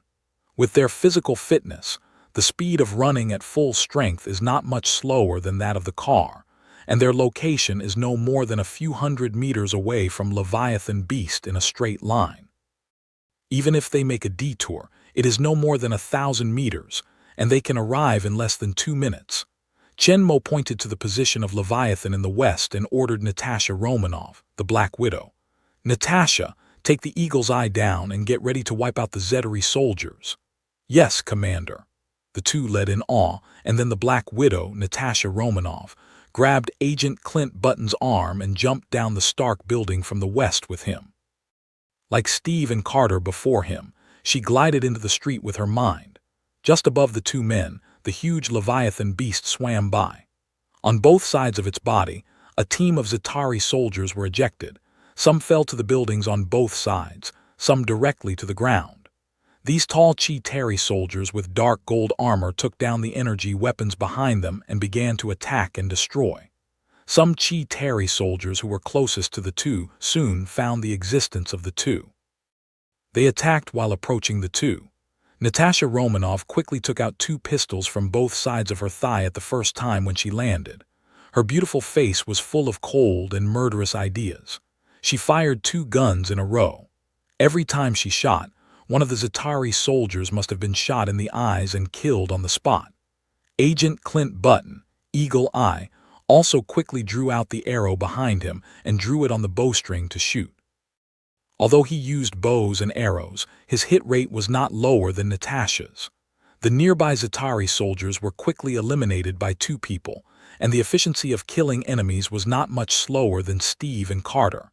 At this time, only Chen Mo and Dr. Bruce Banner were left on the top of Stark Building. Seeing Chen Mo turning to him, Dr. Bruce Banner, who had been waiting for a long time, was excited.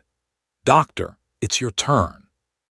Hearing Chen Mo's words, Dr. Bruce Banner flashed an excited light in his eyes and nodded his head hard. Dr. Banner turned his head to the Leviathan beast in the west and ran directly to it. While running, Dr. Bruce Banner's body changed rapidly.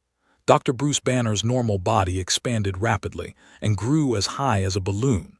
His shirt was directly broken, revealing his strong body and completely green skin. In a short time of 1 or 2 seconds, his whole body has changed dramatically. Dr. Bruce Banner was only about 1.75 meters tall. He was not fat, thin, or muscular. At this time, his height soared to more than 2.1 meters in a flash, and his body became very strong. His whole body was full of explosive muscles. The whole body seemed to contain infinite strength. Looking at the body shape, Dr. Bruce Banner, who transformed into Hulk, is stronger than the fortified super soldier serum, and his height is also more than 2 meters 1. Like the spirit god, King Wakanda's leopard, Eric Kermango, and Jabari's ape, M'Baku, are even stronger and bigger. With his green skin and violent expression, he looks more like a fierce beast. After his transformation, Dr. Bruce Banner is no longer as gentle as before, and his eyes are burning with anger and fury. At this time, he has become Hulk. However, thanks to the psychological guidance before Chenmo, after taking the initiative to accept Hayok, the connection between the two meanings became closer. Under the active transformation, Dr. Bruce Banner still maintained a certain control ability, so he did not completely lose control as usual. At the same time of completing the transformation, Hayok kept on walking. After a few steps to the edge of the building, his legs were strong, and he jumped up with great force. The huge force directly crushed the concrete ground on the roof, forming two huge pits full of cracks, and his huge body also catapulted out like a shell under the impetus of this huge force, flying high and up, across the building below, toward the Leviathan beast in the distance. Look at the speed of the flight, not slower than Tony Stark. One force down 10 will. This is the best embodiment of health relying on the strong and incomparable strength. To achieve the effect of the flight, Hulk's strength can be seen. Seeing that Hawk fell on the back of the Leviathan beast, he started a savage and crazy attack. The hard and long metal bone spur on his back was broken by him directly, and his backhand was inserted into his body. It was painful that he could not help whining and howling, and the flight path could not help changing. It was only a matter of time to see the situation completely solved. Chenmo takes his eyes back and looks at the Leviathan beast in the east. Steve and Carter are okay to deal with the Zittery soldiers on the ground. To kill the Leviathan beast, it's still a little reluctant. Thor, the god of thunder, is busy dealing with more and more Kittery aircrafts in the air. He can't pull them out for a while. It seems that he can only do it himself. Chenmo takes out the steel battle clothes from the space and finishes dressing quickly. Just about to start, he sees a black figure slowly appearing in the sky in the distance. Chenmo's body shape can't help but stop temporarily. At the same time, Hill's cool voice was heard in his ear's communicator. "Commander, the other 3 space carriers have arrived." In Chenmo's vision, a virtual map quickly appeared, centering on his Stark building. In addition to the already arrived flagship of the space carrier, there are 3 aircraft carrier icons that are also marked as striking blue, which are rapidly approaching from the east and soon can reach the blockade area. Finally, Chenmo couldn't help showing a smile at the corner of his mouth, and then ordered. 4 carriers spread their defenses, blockade the airspace of the operation area from the east, west, north, and south. All carrier weapons enter the combat state, and cooperate with the fighters to eliminate the extraterrestrial aircraft. Keep the peripheral fighters locked and attack actively. With the arrival of several Leviathan giants, there are more and more Zittery aircrafts in the sky, and the pressure of aircrafts carrying out air blockade on the periphery is greatly increased. This pressure is not from the Zittery aircraft, but their own logistics supply. Although Kun Fighter is the most advanced fighter in the world, its ammunition load is still limited. With more and more Zittery aircrafts hitting the blockade line, their ammunition consumption is more and more serious. They can only save ammunition as much as possible, only attack the enemies approaching the blockade line, but they are unable to attack the aircrafts that are ravaged in the city. An empty space carrier can't finish the replenishment task of 400 fighters at all. Once a large number of fighters are out of ammunition, they will directly become furnishings, and the blockade line will also have loopholes, which is likely to be broken by the Zetas, causing heavy casualties to the civilians who have not completed the evacuation from the outside. Now, all 4 space carriers have arrived. With enough air logistics base, 400 Kung Fu fighters blocking the outer airspace finally don't have to defend passively, but start to attack actively, with airborne guns and air-to-air missiles, as if they don't need money to shoot towards the Kittery aircraft in the sky. However, under the command of Chenmo, they remained in the peripheral blockade line, did not break into the combat area, but attacked the Zittery aircraft in the combat area through air-to-air missiles. The Chi-Tarui aircraft itself has no attack ability, which is equivalent to a flying car. In addition to a Chi-Tarui soldier who is responsible for driving, All of them are attacked by two Chi Tarui soldiers who hold energy weapons at the back. Although their energy weapons are powerful, they can only attack in a straight line, with no guidance function. The close range is good. The hit rate is actually hundreds of kilometers away, very low. The air-to-air missiles of the Kung Fu fighters have a range of at least 10 kilometers, and the whole blockade area is within their range. At this time, when they attack with all their strength, the Chi Terry aircraft, which is not very flexible, suddenly loses a lot.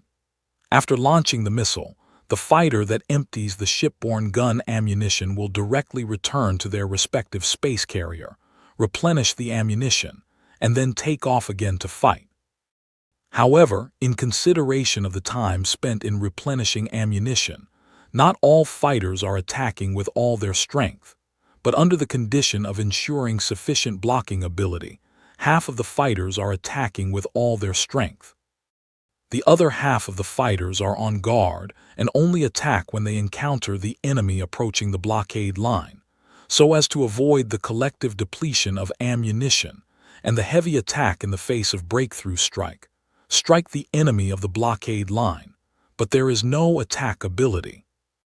Even so, the entire combat area of the Zeteri aircraft also suffered from the disaster. From time to time, there are aircraft hit by missiles that don't know where to shoot at high speed, exploding into a ball of fire in the sky.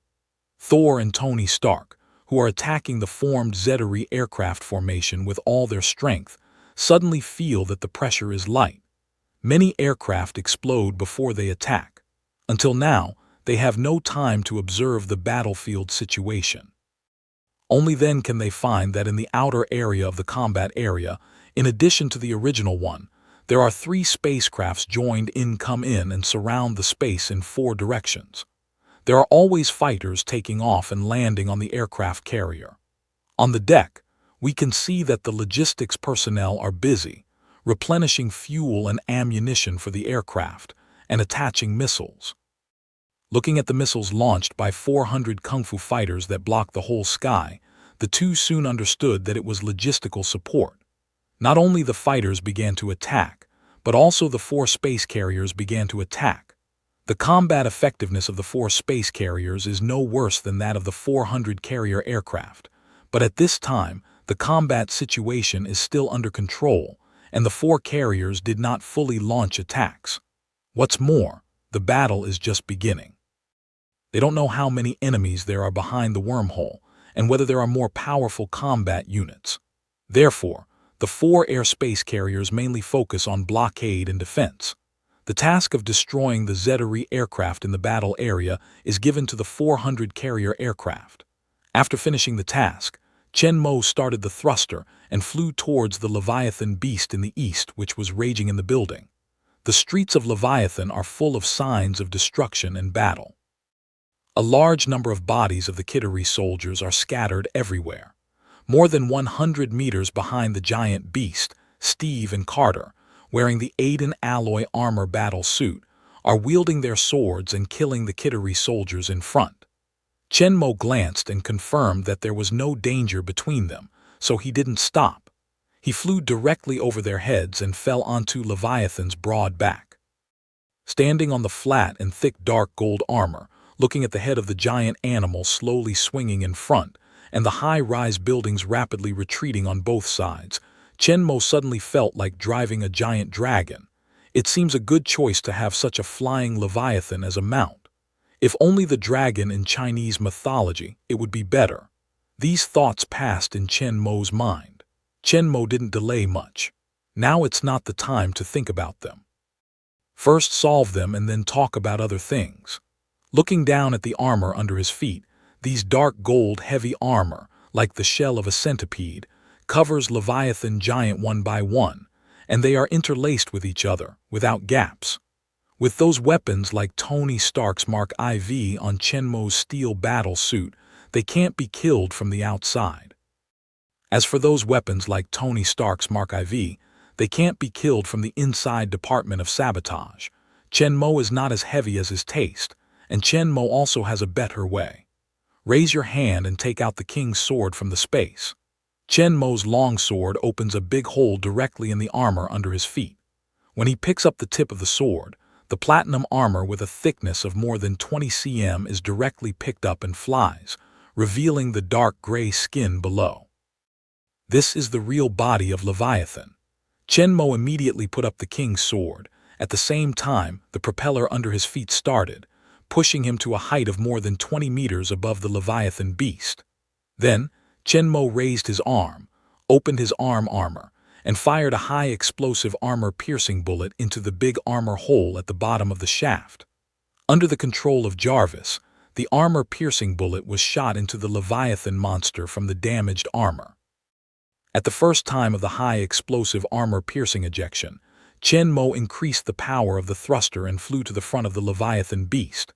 This Leviathan behemoth saw Chen Mo in front of him. He opened his huge mouth full of tusks and wanted to bite him. At this time, a huge explosion suddenly sounded behind Chen Mo, and the front of the Leviathan beast suddenly exploded violently. The fire burst out from under the armor and directly blew its body into two sections.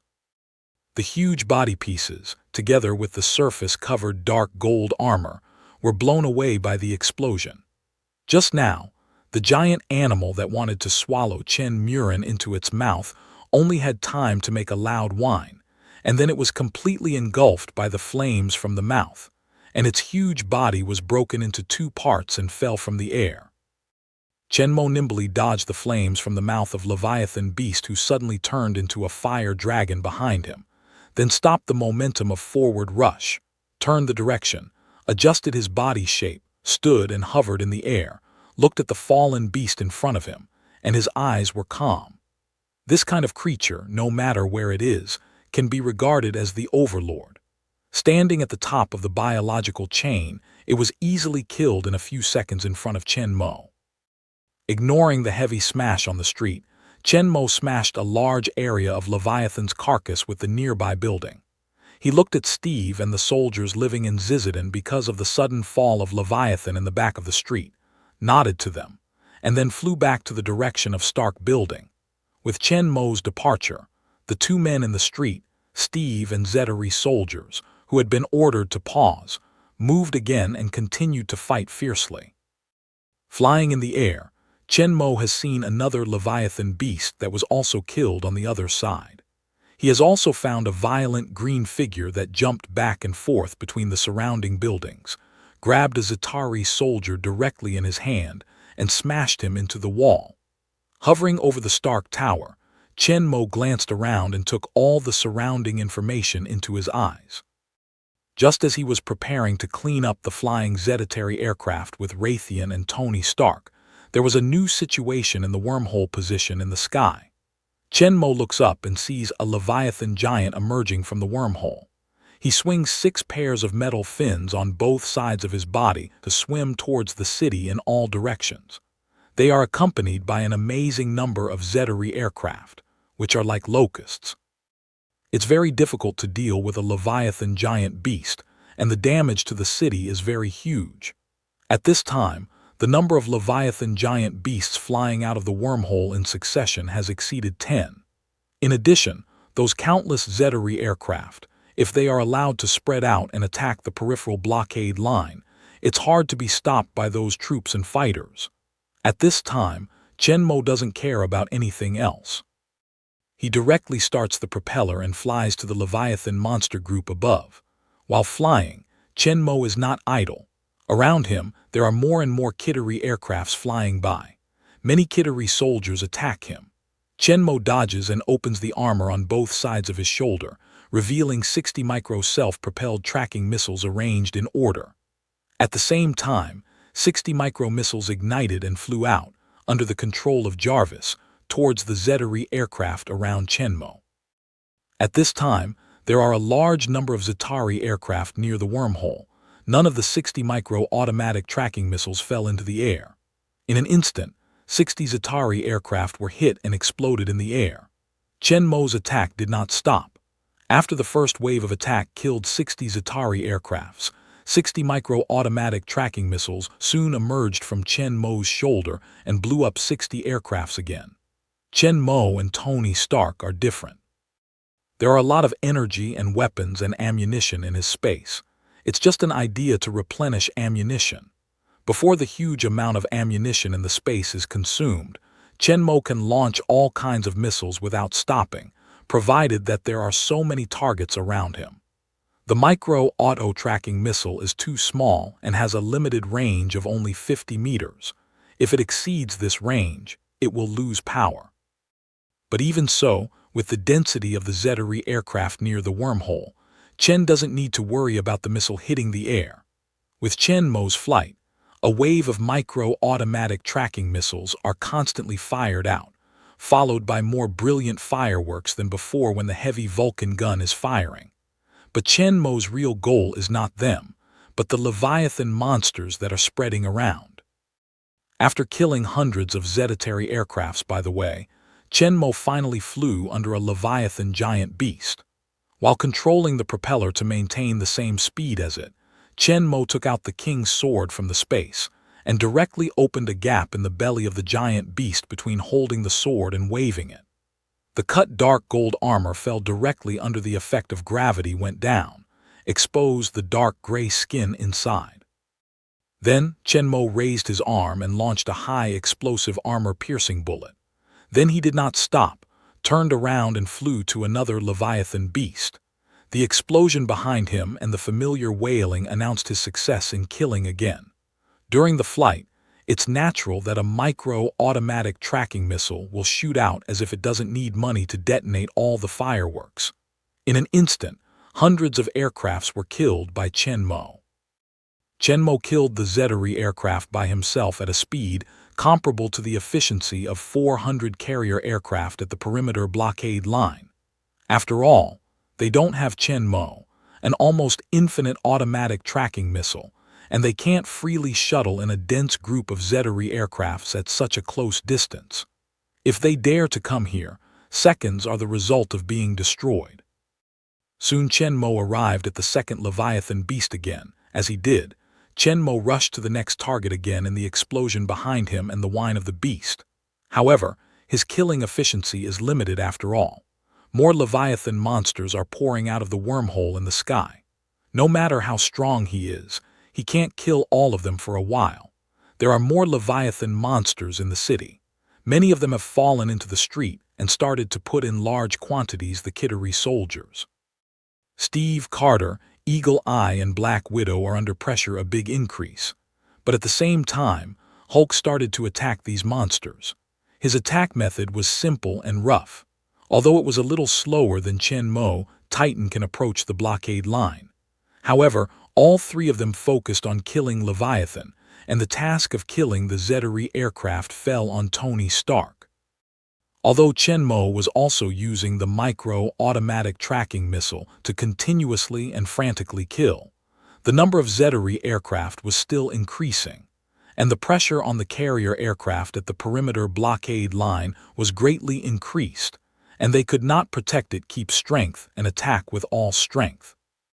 Even so, from time to time, there are aircrafts breaking through the blockade, but then they are blasted by the carrier weapons of the space carrier, who always pay attention to and master the war situation in the blockade area. All over the battlefield, from the sky to the ground, there are extremely fierce battles. The Zetas are flying all over the sky. The purple energy beams are shooting everywhere. There are explosions and destruction everywhere. Everyone is fighting with all his strength. However, in accordance with the current situation, the blockade on the periphery will be broken sooner or later, and the civilians who have not completed the evacuation on the periphery of the blockade line will suffer huge casualties.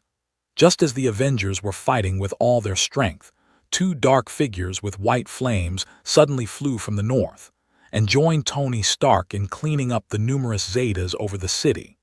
Tony Stark felt a little relieved. He turned around and found two steel battle suits coming to support him. One of them was as like as two peas in his suit, the black Mark IV Steel War suit, and the other one obviously featured with femininity. He was the Mark No. 5 that he had tailored to Sharon Rogers. "Ethan, Sharon," Tony Stark was surprised to hear from them. "We have come to help you. It's me." Sharon is on the ground. In addition to Dr. Ethan's voice, the other female voice is Pepper Potts' voice. Tony Stark looks at Pepper Potts, who is wearing the powerful and beautiful Mark V steel battlesuit, flying in the sky flexibly and constantly destroying the Zetteri aircraft. His eyes are shining. He is the first time to see the heroic appearance of Pepper battle. However, the fight is still going on, and he has no time to continue to appreciate it. He immediately and two people continue to fight together. With the cooperation of two people, the efficiency of killing is greatly improved. Three people form a formation and shuttle in the air. Where the number of aircraft is the largest, they will fly to where. More and more aircraft are blasted by them in the air, and the pressure of the external blockade line will follow one of them is light. On the ground, Steve and Carter also have a new force around them. Sharon Rogers, dressed in the same dark women's Aiden alloy armor battle suit as Carter, joined his parents in the battle with sword shields. Together, the family of three accelerated the strangulation of Zetteri soldiers. "When did you come?" Carter asked as he fought. "As soon as the wormhole was opened, we arrived, but Dad arranged us in a vacant blockade position in the north to stop the enemy and adapt to the atmosphere of the battlefield." Sharon Rogers cut the two soldiers in front of her into two parts with a sword and then said, "The troops in charge of that position are finally in place. We are almost used to it. Dad asked us to support you." Looking at the fighting, heroic, not less efficient than the two daughters, Steve and Carter in the fight at the same time, cannot help but look at each other. Heart is full of joy. On the other side, Black Widow's Natasha Romanoff and Agent Clint Button, the Eagle Eye, also receive support. Two people are hiding behind a car, and from time to time they lean out to attack the Kittery soldiers on the opposite side. Behind them, the broken street is full of the corpses of Kittery soldiers in dark gold armor. However, as more and more soldiers are put down by Leviathan beasts, their pressure is also increasing. From the beginning of the leisurely attack, they have to rely on the cover now, and the speed of killing the enemy is also slowly reduced.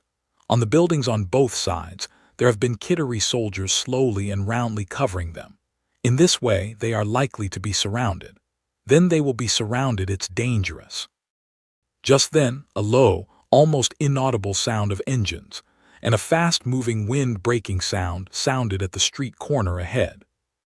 Just as the Black Widow Natasha Romanoff once again leaned out to shoot, accompanied by a sharp tire friction sound, a cool, sharp black armored vehicle rushed out of the street on the right side of the intersection. Four independent the supporting tires turn at the same time, and turn flexibly in the middle of the intersection, and then the front of the car is aimed at dozens of Kittery soldiers in a semi-surrounded state. Squeak! Just as the chariot turned, the armor on the roof suddenly moved away, and a 6-barrel machine gun popped out from below. Although the caliber is not as large as 20 as the airborne heavy-duty Vulcan gun used before Chen Mo, it is also 12.7, which belongs to airborne aircraft gun, and its power is also very huge.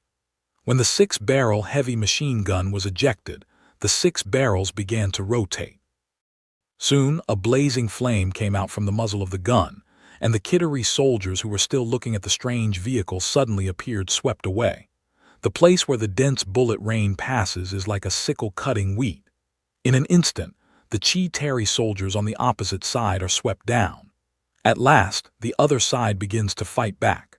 However, the powerful energy attack hits the armored vehicle, but it has no effect, only leaves a scorching trace on the armor surface. The first time I saw the armored chariot, the eyes of the Black Widow Natasha Romanoff suddenly brightened. Agent Clint Button, Eagle Eye, has not seen the car, but Natasha Romanoff, the Black Widow, is very familiar with it. When Chen and Mo built the Bat Chariot, she was always present and witnessed the birth of the Super Chariot.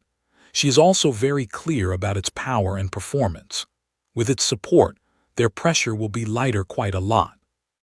At this time in the Bat Chariot, Wang Jin is sitting in the driver's seat, while in the co-pilot's seat, Hardy is excitedly handling the 6-tube heavy machine gun on the roof, quickly killing the enemy in front. After Dr. Ethan's arrival, everyone's pressure was lighter, except for Chen and Mo. In a short time, Chen Mo alone has killed more than 10 Leviathan monsters, but he can feel that the number of monsters in the city has not decreased, but is becoming more and more. After killing a Leviathan monster again, Chenmo looks up at the wormhole above the Stark building. A large number of Zettery aircraft and a Leviathan monster are still pouring out, which is not the way to go. Saul, find a way to plug the wormholes and summon lightning to burn them to ashes. Saul, as a Thunderbolt, can use his Thunderbolt hammer to control lightning. However, his current ability has not reached its peak, and he cannot control lightning without limitation. So Chenmo didn't let him use the power of Thunderbolt to block the wormhole until now. Saul received Chenmo's order and immediately gave up the half-dead Leviathan beast that had been hammered by him. Turning the hammer of Thor, he flew up to the nearby skyscraper roof, which looks mainly made of metal and glass. Looking at the sky full of clouds, Saul raised the hammer of the Thunderbolt in his hand and summoned the Thunderbolt. With the power of blue thunder shining on Thor's hammer, the original white clouds in the sky quickly became thick and dark, and soon a thick thunder fell from the sky, connected to Thor's hammer held high in his hand, and then spread to the building under his feet through Thor's body, turning the whole building into a shining one-thunder tower with silver light. Feeling that the mobilized Thunderbolt is close to the upper limit he can control, Saul finally stops to summon Thunderbolt. Points the Thunderbolt hammer to the wormhole in the sky, mobilizes the Thunderbolt force and launches it. A blue lightning as thick as before shoots from the Thunderbolt hammer to the wormhole in the sky. Where the Thunderbolt passes, all the nearby Zettery aircrafts are blasted in the air by the bifurcations of the lightning. However, a Leviathan beast, which just protruded half of its body in front of the wormhole, was directly hit by the Thunderbolt, which originally provided it with strong defense platinum armor, has no stopping power under the thunder. The energy of lightning directly penetrates the heavy armor and erupts in the body of the giant beast, causing a series of violent explosions. At the same time, it also places the body of the giant beast in the position of the hole, which is impossible to come or go. Behind it, a Leviathan monster is blocked by its body. Before it turns back, a thick electric light separates from the previous thunder, passes through the gap of the first Leviathan monster's body, and directly hits the blocked monster. The fierce electric light easily passes through the armor, erupts in this Leviathan monster's body, kills it quickly. The insect hole's position once again produced a huge corpse. For a while, the wormhole was completely blocked by thunder from Thor and the bodies of two Leviathan monsters. The army of Zettery on the other side of the wormhole was unable to pass for a short time.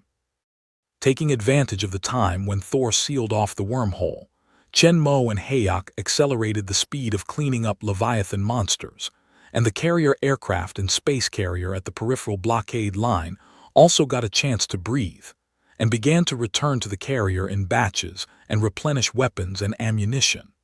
The remaining Leviathan monsters were quickly solved under the crazy killing of Chen and Mo, but they did not stop at all. They quickly changed their targets and began to attack the Chi-Terry soldiers on the ground and the flying vehicles in the sky. Chen first drives the thruster power of the battle suit to the maximum and flies fast in the sky of the battle area. At the same time, the micro-automatic tracking missile on his shoulder is continuously launched like a raindrop. Where his figure passes, the Kittery aircraft within 50 meters is inevitably hit, leaving a long flight composed of explosive firelight in the sky trajectories. The dense sky of the Zettery aircraft were quickly cleaned up and soon became much thinner.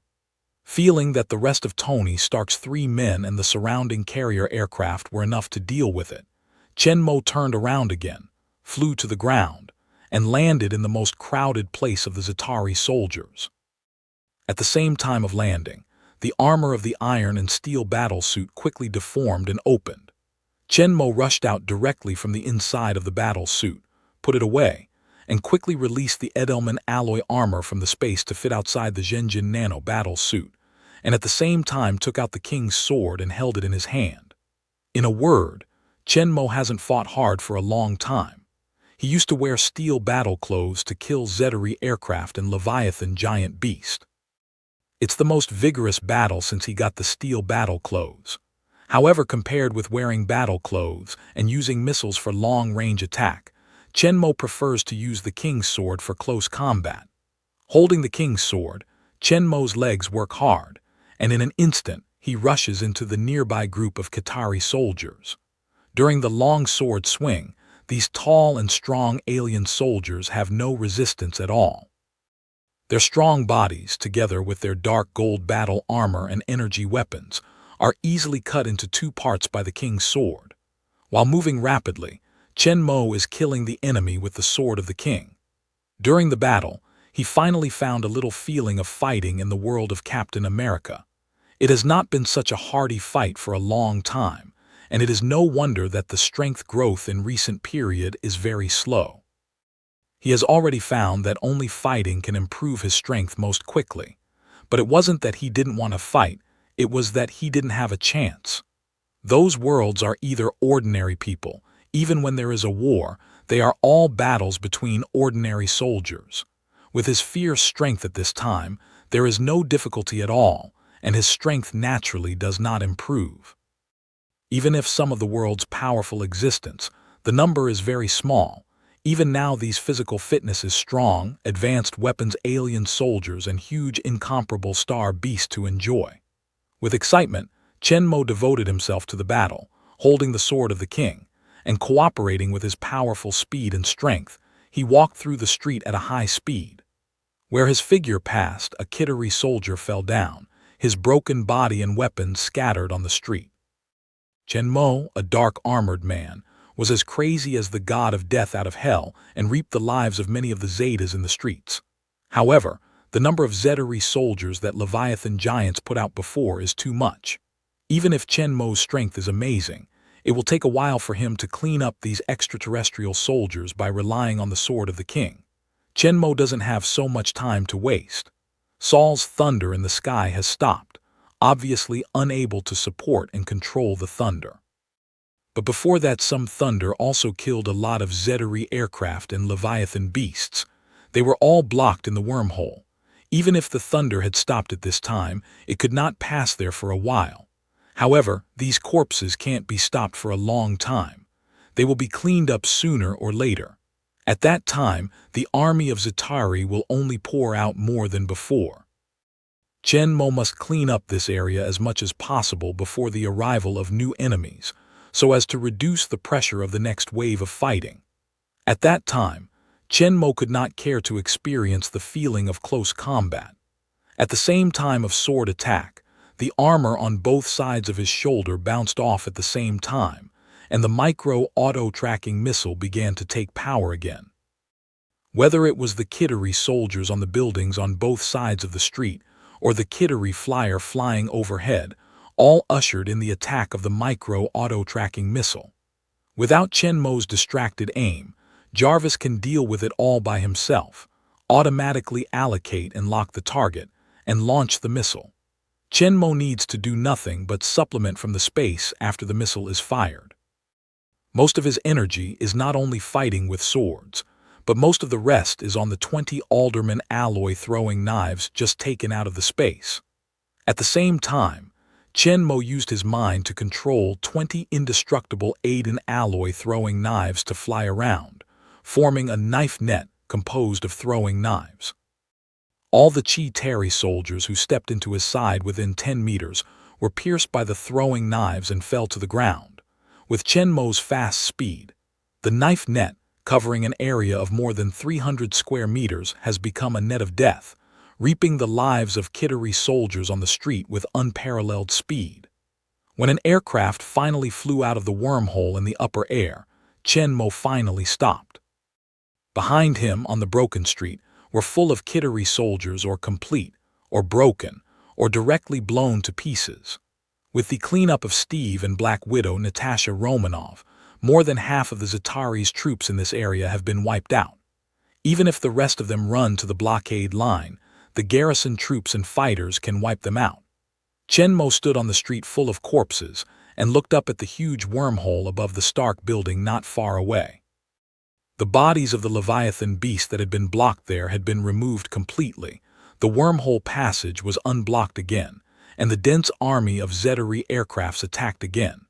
And through the wormhole, Chen Mo can see a huge figure swimming towards the wormhole not far behind. So many troops have been wiped out that the Zetas have not only not stopped attacking, but also increased their forces to this side. But it's also normal. According to Chen Mo, in the starry sky on the other side of the wormhole, the Zetari still have a large number of troops.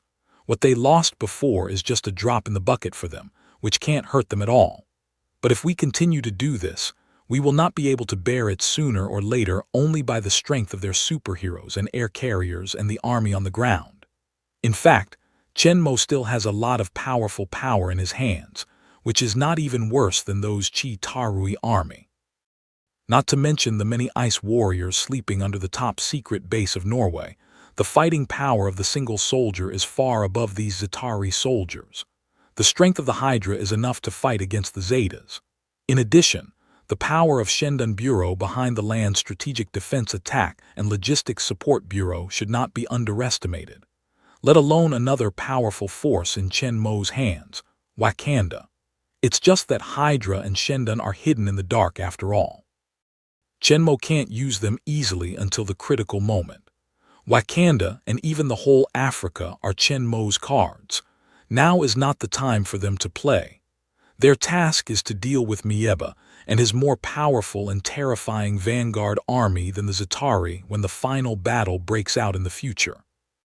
It's very likely that exposing these forces too early will increase the wariness of exterminating tyrants to the earth and make them spend extra time and energy to recruit more and stronger troops to invade the earth again.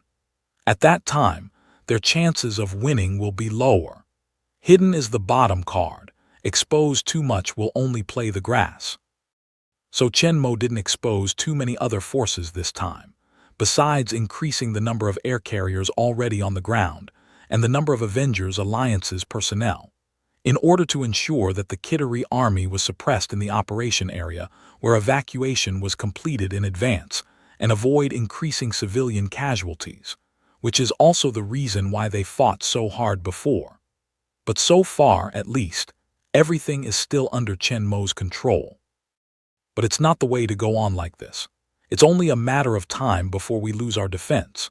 With the increasing strength of the Zetas, their weapons, ammunition, and physical strength are constantly consumed.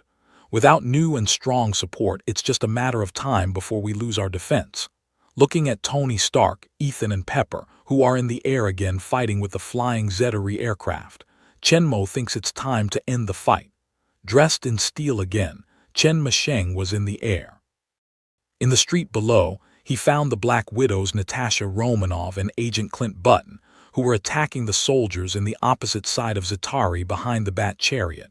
Then Chen Mo turns around and flies towards the two, falling directly between them in the roar. The two instinctively turned around with weapons on their faces. When Chen Mo was found, they laid down their weapons.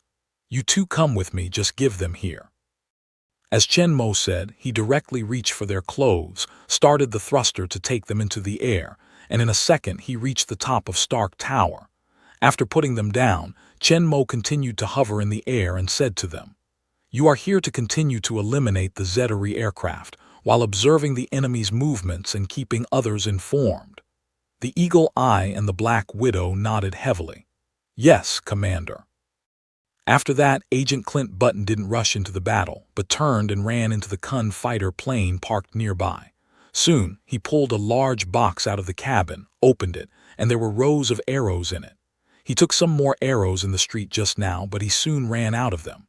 Later, he started a close-up attack with a folding bow. When he returned to the top of the building, he quickly replenished his ammunition. At the same time, he couldn't help but feel lucky. Fortunately, he followed Chen Mo's advice and brought all the arrows. Otherwise, he would not after the famous archer, "We will always fight by fighting kung fu." Natasha Romanoff, the Black Widow, also started to replenish the magazine. The bullets she used were much smaller than the arrow of the Eagle Eye. Naturally, there were many more magazine clips on her body. Besides, she didn't shoot randomly, but hit every time, so now she has some ammunition left. Instead of taking care of the two, Mr. Chen gave orders directly to everyone through the communicator. Steve, you are in charge of the command next, and others cooperate with each other. Before I come back, all enemies must be stopped. Steve, who was cleaning up the Zatari soldiers in the street, asked in surprise. Where are you going? Others listened with puzzled eyes and waited for Chen Mo's answer. Chen Mo looked up at the huge wormhole in the sky above his head and said slowly, I'm going to the other side of the wormhole. What? No, it's too dangerous. When they heard about it, they all objected, but Chen Mo was not affected in any way. He continued, We don't know how many of these alien armies there are. If we go on like this, we will not be able to defend them. We must find a way to destroy their source. You try to hold them back until I get back. Dad, I'm with you. Tony Stark's excited voice was on the channel. When Chen Mo hears the words, he teaches them rudely. I don't want to carry a burden. I'll hold the enemy down here honestly. Don't let them break the blockade, or I'll have to skin you when I come back. Tony Stark heard that he knew that he could not help a lot when he went. Instead, he could become a burden in Chen Mo's words, so he had to say with dismay, It's Dad. When other people saw that Chen Mo had made up his mind, they didn't dissuade him anymore.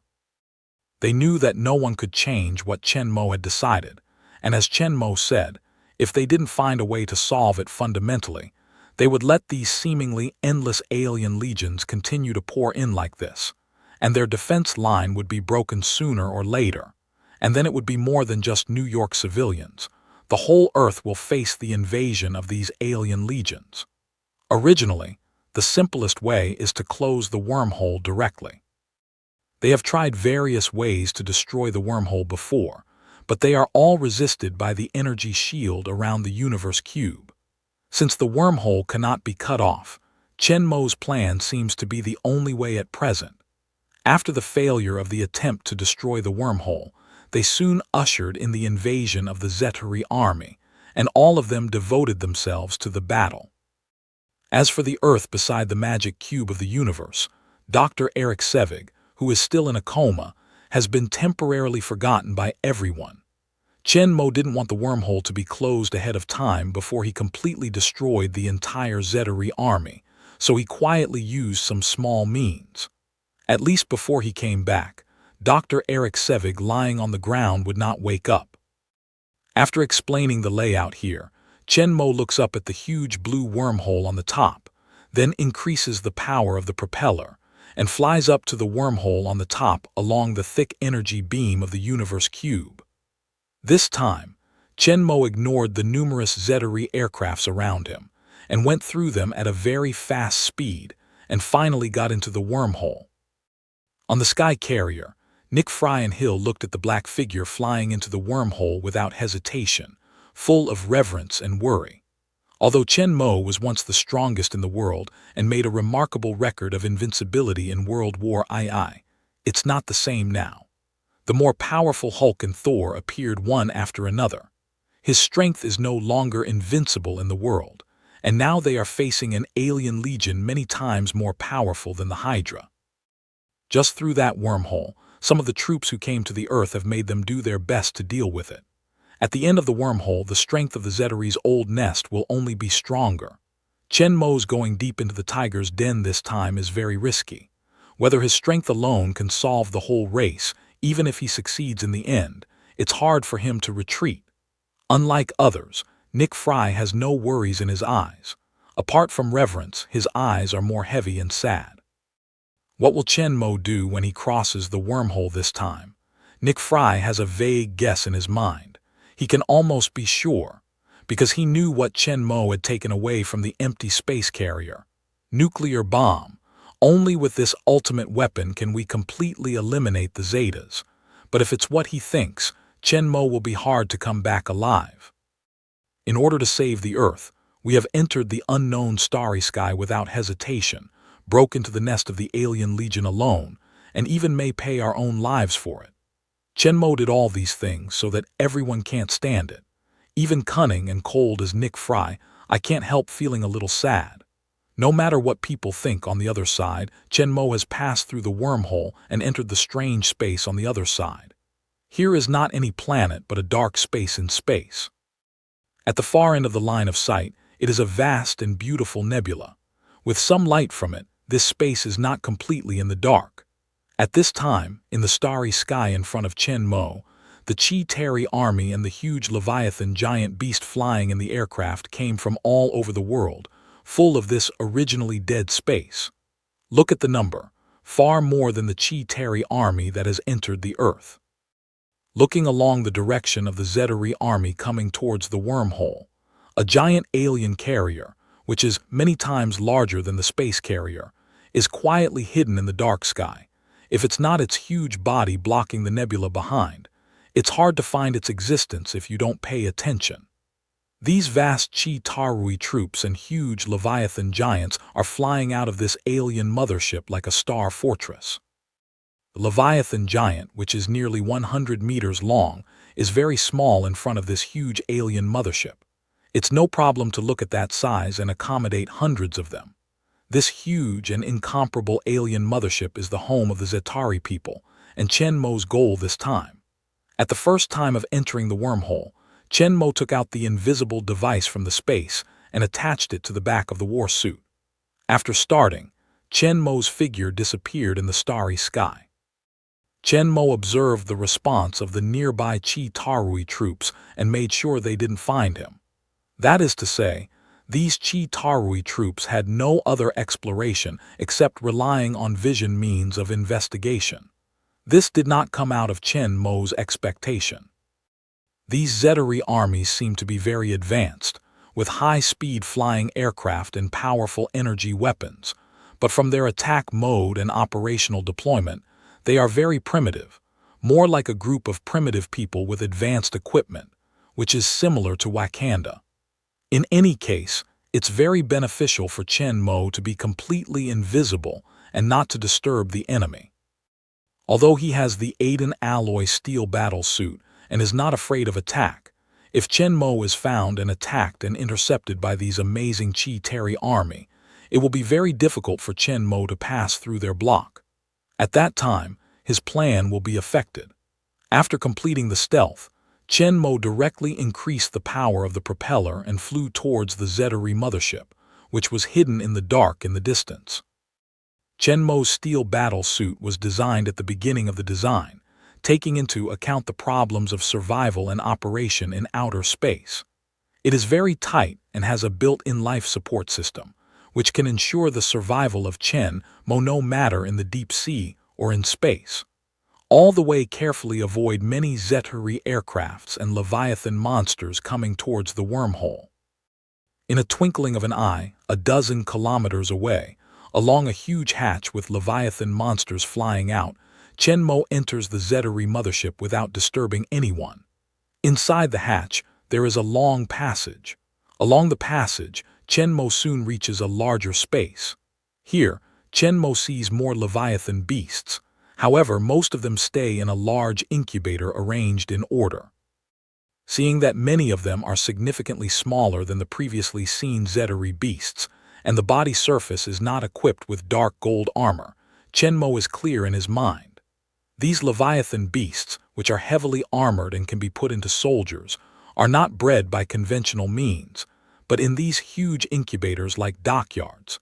These monsters are biological weapons at all. Chen Mo didn't spend much time in this Leviathan monster training room.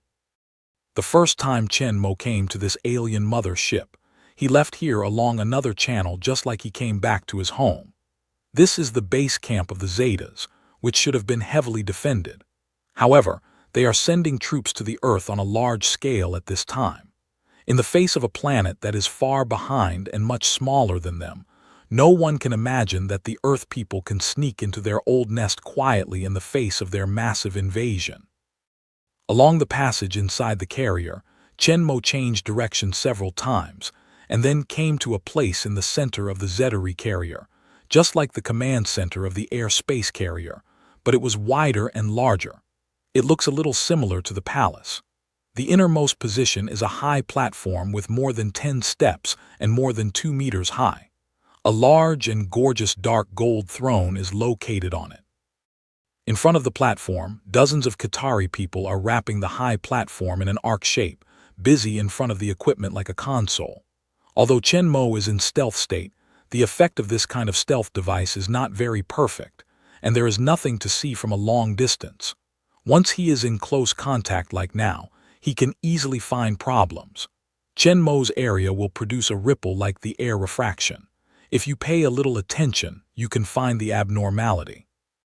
Therefore, his arrival has attracted the attention of some people in it, especially the Qatari, who is sitting on the dark golden throne on the high platform, wearing different gorgeous golden armor and is taller and stronger than other people, is more directly from the king he sat up in his seat. Who is it? With his shouting, a dozen soldiers with guns on both sides of the door soon found the door's abnormality. Chi-Chi turned and pointed his gun at the ripples that suddenly appeared in the air at the door. Chen Mo didn't understand the words of the tall Zetari population. Before he killed the Zetari aircraft, he found a special Zetari who was like a commander, commanding dozens of Zetari aircraft to attack the Hulk together. Instead of killing him directly, Chen Mo gave him a loan after killing other Zetari aircraft grab it and read his memory. However, Chen Mo only learned about the wormhole and the distribution of the internal structure of the Zetari. He didn't learn the alien language that was destined to be lost completely after today. It was a waste of brain resources. So Chen Mo didn't listen to the words of the Zetari who seemed to be the leader, but directly launched an attack. Instantly retract the stealth device behind. The armor on the shoulder will be opened. Dozens of micro-automatic tracking missiles will be launched, and they will cross an arc in the air and fly towards the numerous Zetas in the command room. Under the control of Jarvis, all the missiles hit the target accurately, and in order to avoid blowing up the bomb here, they did not detonate the explosive part, but only relied on the kinetic energy of flight, just like ordinary bullets, to shoot through the heads of the Zetas. In a flash, dozens of guards at the door and dozens of Kid-Harui people in front of the Arc console were all killed. Only the leader of Kid-Harui standing in front of the throne was left in the room. It's not that he dodged the attack of the micro-automatic tracking missile, but that Chen didn't attack him. Chen Mo is still useful to keep him. However, the other side naturally won't cooperate with each other honestly. Seeing that his subordinates were killed by the Iron Man who suddenly appeared, the leader of Zetari roared angrily and jumped down from the platform. His figure directly crossed an arc, crossed the arc console under the platform, fell several meters away from the platform, and then rushed up to Chen Mo. He's a lot faster than the average Zetas. According to Chen Mo's previous understanding in the battle, the physical quality of those ordinary soldiers in Zetari was about twice that of ordinary people, while the officers in Zetari who had been captured and memorized by him had almost tripled that of ordinary people. As for the tall alien who is coming to Chen Mo at this time, who should be the leader of all the Zetas, his speed is almost 5 times that of ordinary people. Then his attack on Chen Mo proved that. Seeing that the other side rushed forward, Chen Mo didn't move, so he stood in the same place and waited for the other side to come. After the leader of Kitari launched an attack, Chen Mo raised his left hand in his spare time and quickly and accurately grasped the quick punch from the other side. From the strength of this punch, Chen Mo confirms the strength of the other side, which is almost the same as Steve, who has been strengthened by the enhanced super soldier serum, reaching the physical quality of about 5 times that of ordinary people. Compared with the 2 or 3 times physical fitness of ordinary soldiers and officers, the leader's strength is very powerful. After all, they rely not on individual strength, but on human sea tactics. Even the mighty Leviathan giant beast actually relies on its huge body, strong defense, and its unique flying ability. Besides body impact, it does not have a strong attack ability. It is more a platform for launching Chi-Teri soldiers than an armed transport aircraft. Of course, this is only relative. After all, few people like Chen Mo can freeze a large number of super ice warriors with physical fitness 3 to 5 times that of ordinary people under the base. The Avengers Alliance is also the most powerful superhero and foreign aid on the planet, so it can crush the Zetari soldiers in local battles. For the Earth and most of the stars and races in the universe, the individual strength of the Zetari army is actually quite strong. In addition to the powerful energy weapons they have, They cooperate with small aircraft and Leviathan beasts to carry out land-air coordinated attacks. Few races can resist their attacks. The strength of the tall leader of Zitari should have been the most powerful among all the people of Zitari. It's enough to crush all the other people of Zitari. No wonder he can become the leader of Zitari. But compared with Chen Mo, his strength is not enough. The height of the Qatari people is higher than that of the ordinary people. The leader of the Qatari people is taller than that of the ordinary Qatari people. He is more than 2 meters tall. However, Chen Mo's height is not much lower than that of him. When they stand together, they seem to be equally powerful, but in fact, they are just the opposite. After Chen Mo firmly grasped the right fist, the other side again made a heavy left fist and opened it towards Chen Mo's head. However, just like the previous attack, Chen Mo firmly grasped his right hand again. The two hands were captured at the same time. The leader of Zitari struggled hard, trying to take back his arms and break away from Chen Mo's control, but it didn't help at all. Chen Mo's hands, dressed in steel battle clothes, are stronger than the tongs. His powerful force, which has been invincible among the Zetas, has no resistance in front of Chen Mo. And before he can continue to attack, Chen Mo will have further action. At the same time, with his mind moving, a reinforced handcuffs, like the one used to bind the evil god Loki, appeared in front of him. Under the control of mindfulness, he flew to the position of the hands and wrists of the leader of Zitari. With a click, he was bound up. The leader of the whole army of Zetari became a prisoner in an instant. Then, Chen Mo directly uses his mental power to probe into the other party's consciousness and begins to read the other party's memory. Compared with his strong physical quality, the spiritual strength of the leader of Zitari is much weaker, about twice that of ordinary people. After all, except for some special races, it is very difficult for most races to improve their spiritual strength. The spiritual strength of twice that of human beings is stronger. Not everyone can be like Chen Mo in improving physical quality at the same time. Mental strength can also be improved. This is quite cheating, but this is Chen Mo's talent. Just like his ability to shuttle through space, others can't envy him. According to the information read by consciousness, this tall and gorgeous Zetari in golden armor is indeed the leader of this Zetari army and the king of all Zetaris. Moreover, in his memory, Chen Mo saw the figure of exterminating hegemony. Before the final battle, Chen Mo met this super-villain who wanted to destroy half of life in the universe in advance. This time, Loki, the evil god, joined up with the Zetas to invade the Earth. He was the master of extermination of hegemony, and his purpose was the magic cube of the universe. This is also the condition for the Zetari people to help Loki invade the Earth. After success, Loki can become the king of the Earth and rule the Earth, while the Zetari people can get the magic cube of the universe and give it to Mieba. Looking at the memory of that tall and strong, full of suffocating strong breath of purple figure, Chen Mo heart extremely dignified. According to the timeline of the movie, in a few years, Mieba will personally lead the army and his men to invade the Earth and seize several infinite gems scattered on the Earth. Maybe he will face the strongest boss next time he comes to the world.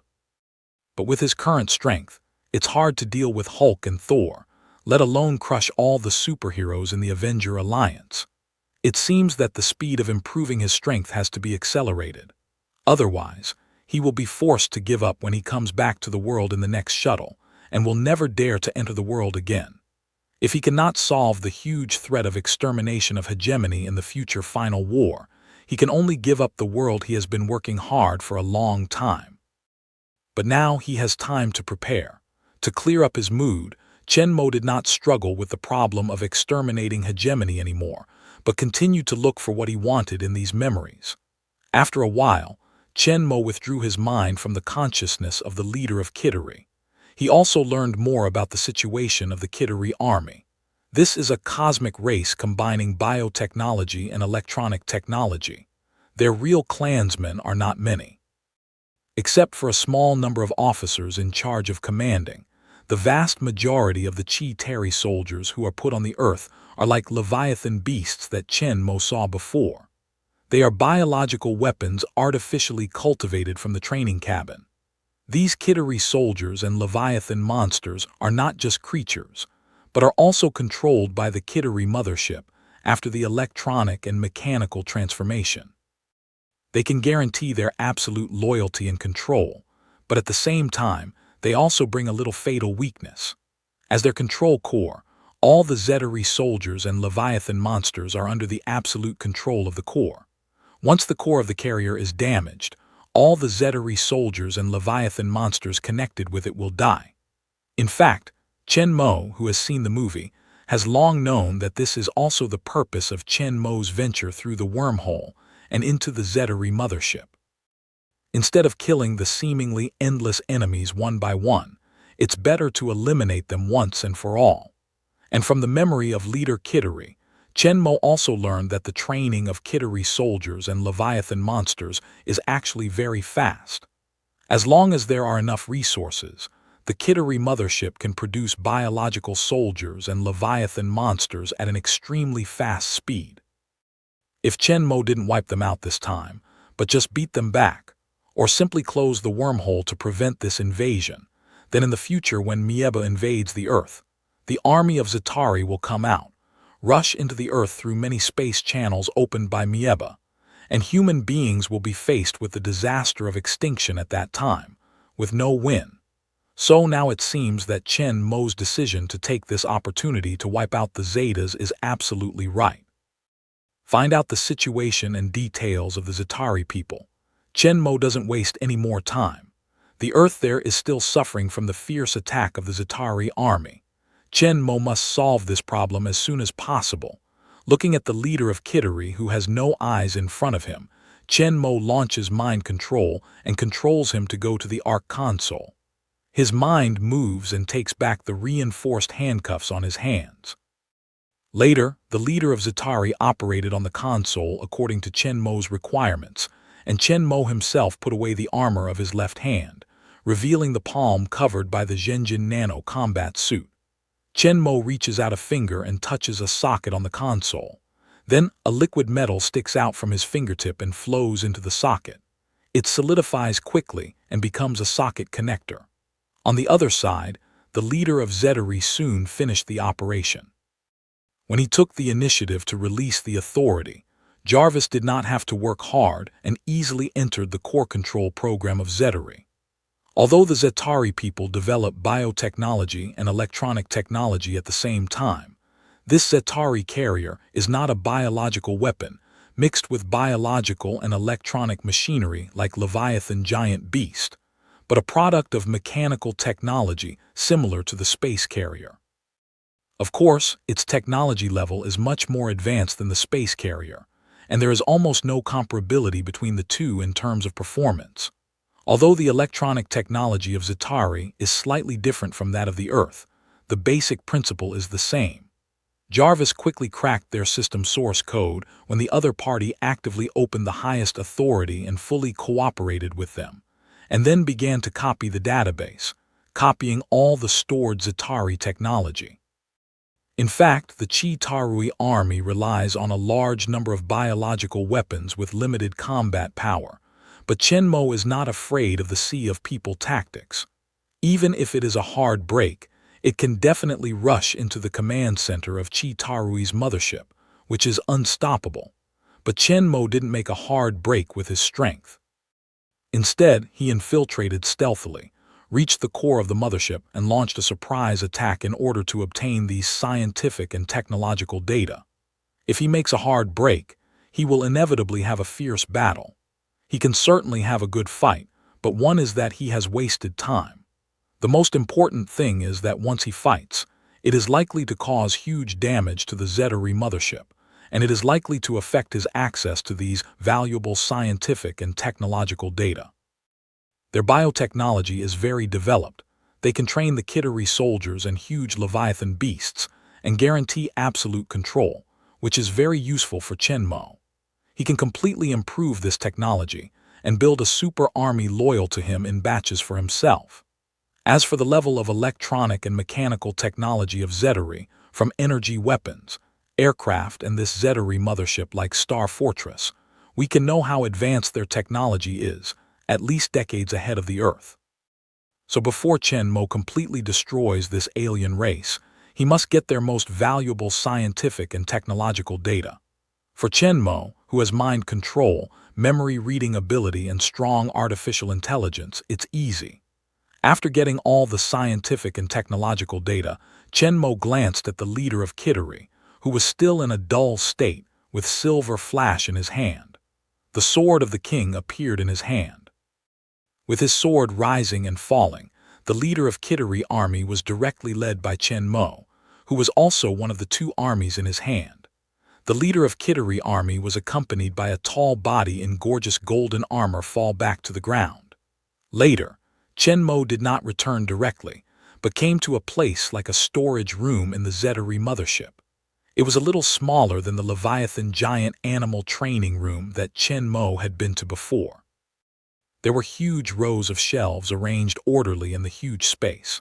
Chen Mo casually opened a drawer at the bottom of the shelf, accompanied by the cold white fog drifted out, and the things in the drawer unfolded in front of Chen Mo. In this 1-meter square drawer, there are hundreds of glass tubes. Chen Mo pulls out one at will and raises it to the front. The glass tube is half a meter long and nearly 10 cm in diameter. It is evenly divided into 10 layers from top to bottom. In each layer, an egg-sized biological embryo is quietly suspended. The embryo inside looks like it has a human shape. It's obviously the embryo of the Zetari soldier, and they're all frozen. Chen Mo tries to put the glass tube in his hand and take it out again. Then he uses his mind power to probe and finds that there is no change before he put it into the space. That is to say, Chen Mo can safely put them into the space without fear of death. The state of the embryo in this glass tube is equivalent to that of the person frozen in the freezer. All vital signs are suspended, so it can be stored in space. When Chen Mo is about to insert the glass tube back, he waves to put the drawer full of glass tube into the space. Later, Chen Mo found the embryo of Leviathan giant. Their embryo was also packed in the same glass tube, but only one was only 30–40 cm long in a glass tube, slender and slightly thick, and the shape looked similar to that of eel. After taking away a drawer of Leviathan giant embryo again, Chen Mo didn't look at the remaining massive embryos calculated in 10,000 units and directly turned around and left here. However, before going out, Chen Mo took something out of the space and left it on the ground of the embryo storage. It looks like a huge missile. It's 4 or 5 meters long, but there's a black and yellow circle on it. If you open the shell, you can see the red numbers on a digital display screen. This missile with radioactive mark is actually the nuclear bomb Chen Mo got from the air space carrier. As long as the control core of the Zetari is destroyed, all the Zetari soldiers and Leviathan monsters will die. But don't forget that there are many real Zetaris who are not biological weapons on the ship. If they just infiltrate and destroy the control core of the ship, the rest of the Zetaris can repair it sooner or later, and then they can make it again. More Kittery troops can't achieve Chen Mo's goal of completely destroying this race. With the strength of the Zetari carrier, conventional missiles and bombs can't completely destroy it. Therefore, Chen Mo found Nick Frey before he set out from the space carrier, and asked for the ultimate human weapon with amazing destructive power. If it was normal, Nick Frey would not agree to hand over the nuclear bomb to Chen Mo, but now they are facing the invasion of aliens, and the safety of the Earth is in the front line. As long as they can win, Nick Frey is willing to do whatever it takes. What's more, he was not optimistic about the battle. He had already made plans to use nuclear weapons in his mind. Of course, he would really order to use nuclear weapons only when the final resistance failed and he was forced to do so. When Chen Mo explained his intention to put the nuclear bomb into the Zetari base camp when the situation was not favorable, Nick Frey hesitated for a moment and agreed to his request and gave the nuclear bomb to him. Compared with the fragile fighter that can only launch missiles in a long distance, he still believes in Chen Mo's strength. It's more reliable for him to launch by himself than the fighter.